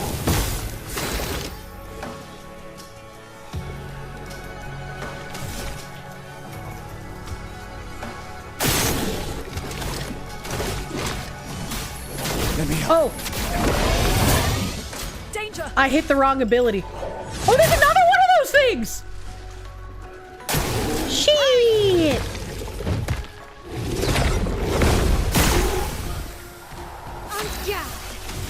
Unkyard. Get exploded, retard! There are in fact high-level danger areas later in the game where you can sneak around or kite the monsters away from shinies that turn out to be high-level Pictos you shouldn't have access to yet. Ooh. Ooh! I don't know how to lure things away yet. I've just been killing them. Well, I hear you. I hear you, creature! Yeah, I don't think there's anything else that I've missed. So, gotta go up here. Beep, beep, beep.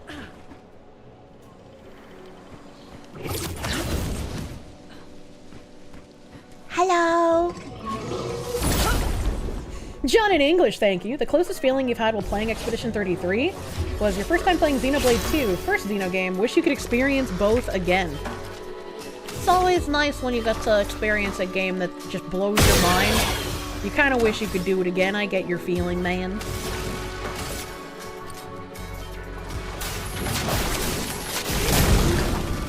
Let's spill some ink.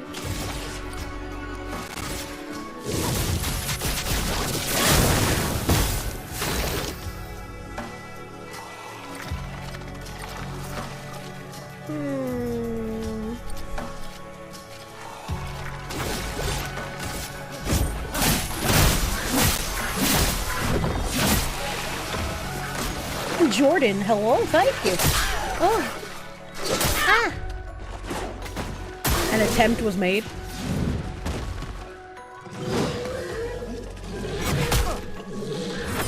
Fuck you. Thank you, Jordan. Hey, Foxy, it's best to shoot shields to be able to do better damage. What do you mean by this? Like with the aim button shoot? Or sometimes I try to do that.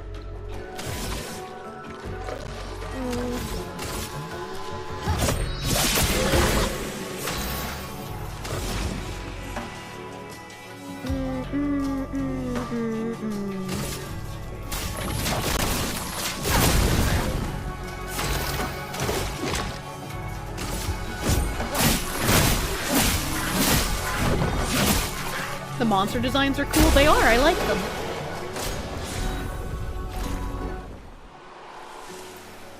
Okay. From hither, this way. Bah. I can probably fall off, so I don't want to do that. And there is a single shiny over here. Well, whoa. that will help. Base attack damage is increased by 50% for one turn. Interesting. Interesting. And then you guys said that other way was the right way, so let's go on over here. Unlucky, I did not make that jump. Go over here and get up on this side. They didn't half-ass the monsters either. Each area has its own ecosystem. Yeah, it's cool as heck.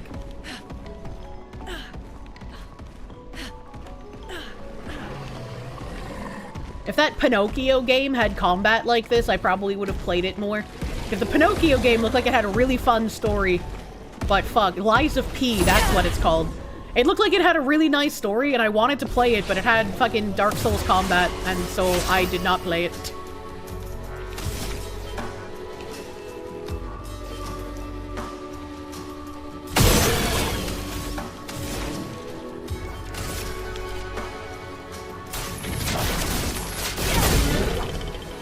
Just finished part 1 of this game. It's amazing. You can genuinely say you never thought you'd like something French this much. That's what everyone who follows me says.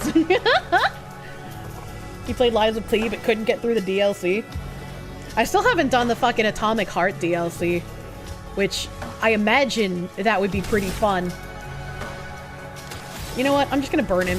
I'm just gonna burn him now. Ah, shit. Because I can't... Oh. Oh, I thought it was on this shoulder again, but it's on this shoulder. Never mind. I thought I had to wait to fucking do that, because I thought it was on the other side. Yeah, fuck me.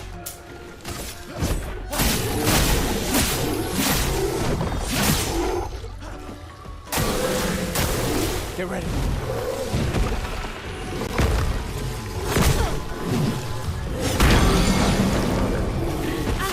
Moinya!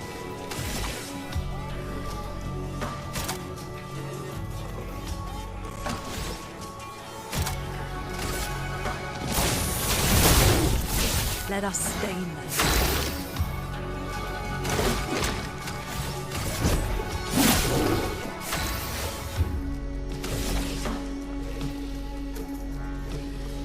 So I don't see it having any marks on it, so I don't want to per se, I guess.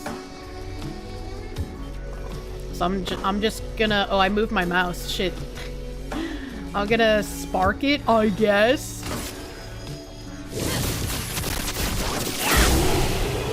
Oh, that just kills it, okay. First regular hit to remove shield blocks all damage of one hit before hitting weak points. Well, I beg you, I literally explained why I didn't break the thing. I beg you to watch and pay attention and have listening comprehension. How about that? The pictomark shot is used via free aim? Yeah. I guess I'm not fucking comboing well with her. Because I go through the combo and then I'm like, well, she doesn't have a mark for the per se. So maybe I should try doing that with her free aiming before I use that last turn, maybe? The woman has her own logic. She'll figure it out. I guess there's nothing to do here. I don't know what this giant rock is. Just dead end? Just a dead end with no items in it for some reason? Just come fight this fatty, I guess? I don't know. Made the anti-gunners say the darndest things Facebook page. You'll drop a link in stream suggestions.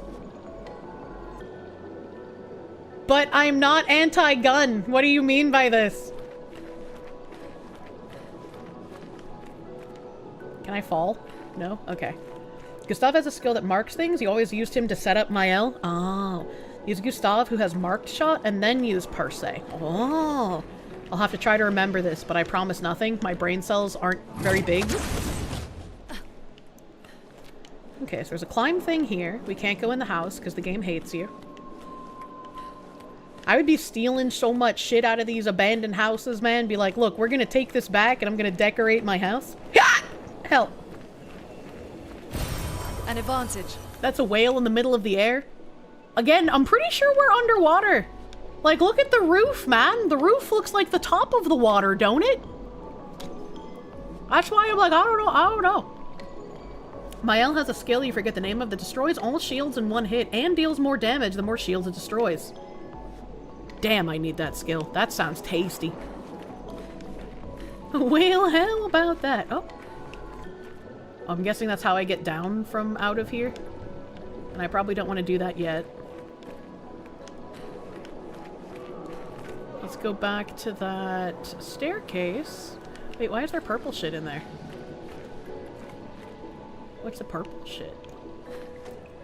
Wish I could set the party order turn manually like in Shin Megami Tensei 5 to make it easier to take advantage of Mark. Let me climb. Oh, it's not even up, it's... Oh, okay. Okay, okay.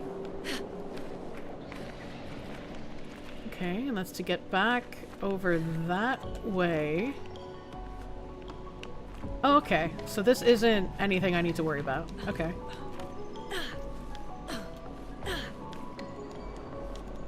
Help, get down.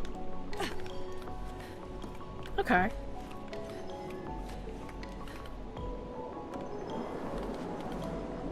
So I guess we are taking this one.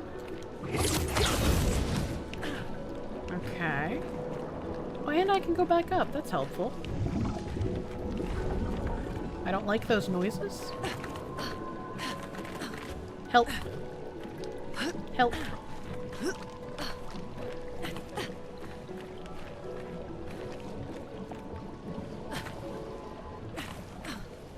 Okay.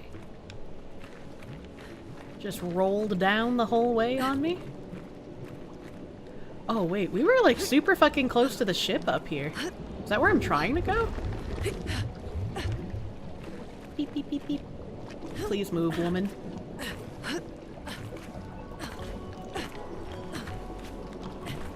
I guess there's no way to actually get to the ship from here, and I'm walking really slow for some reason. Oh, there's a guy.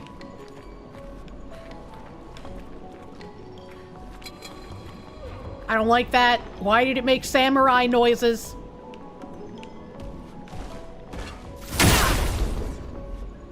At least he gave me a lot of time before he started running at me.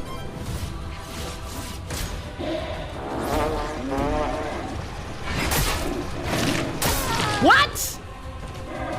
A storm is coming.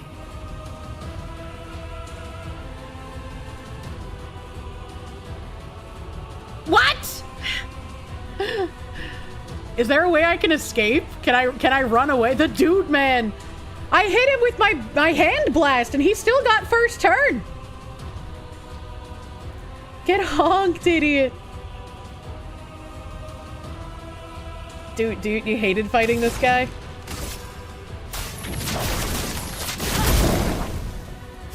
Well, I at least did like decent damage to him, I guess.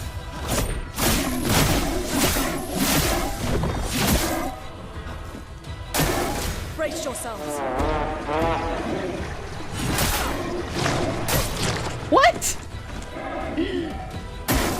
Why does he make fart noises first?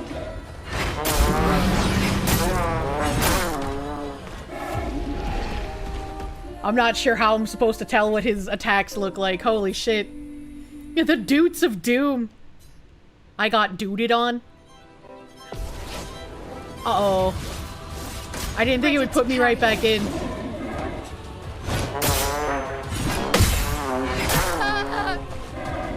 Let the ink flow.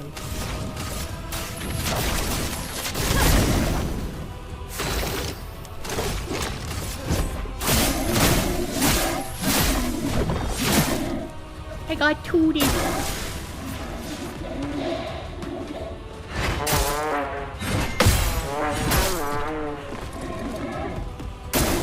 I'll do it.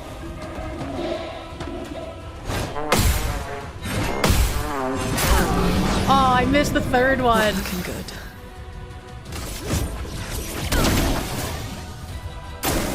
I'll do it. No. This is a parry-only household. True and real. True and real. You thought you were going first. Farts aggressively in reverb. True and real. Get me out of this battle. I am not ready. It's the swing of the balls. Yeah. Yeah. Okay. Alright. So... there's no flag over here. And he is the only thing over here. So I'm going to have to figure out how to beat him, I feel like. That can be the mission for next stream, to beat the Trumpet Man. I gotta find mobs that I can grind on to get a couple of levels, though, you know? Because I feel like it's been a hot minute since I've done any kind of let's kill the mob more than once. Chromatics are optional bosses? No bosses are optional bosses in this house, buddy! Boop. I don't have any more field heals? I do, but it's late. Oh, what the fuck?! Where the fuck did that thing come from?!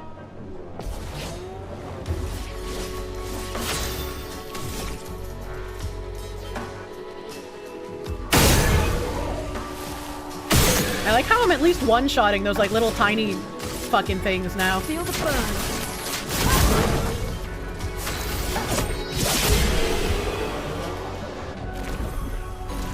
It's forced practice of parries. That's how I see it as well. Like, the more things that I fight, the more forced parry practice I have, which is always a good thing.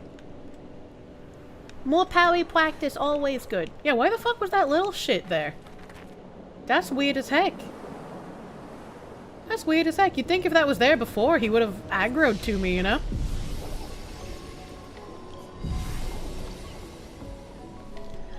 Parry tip, use the sound for parry activation. You know, people have been saying that the entire game, but I do not hear the sounds you guys are claiming exist.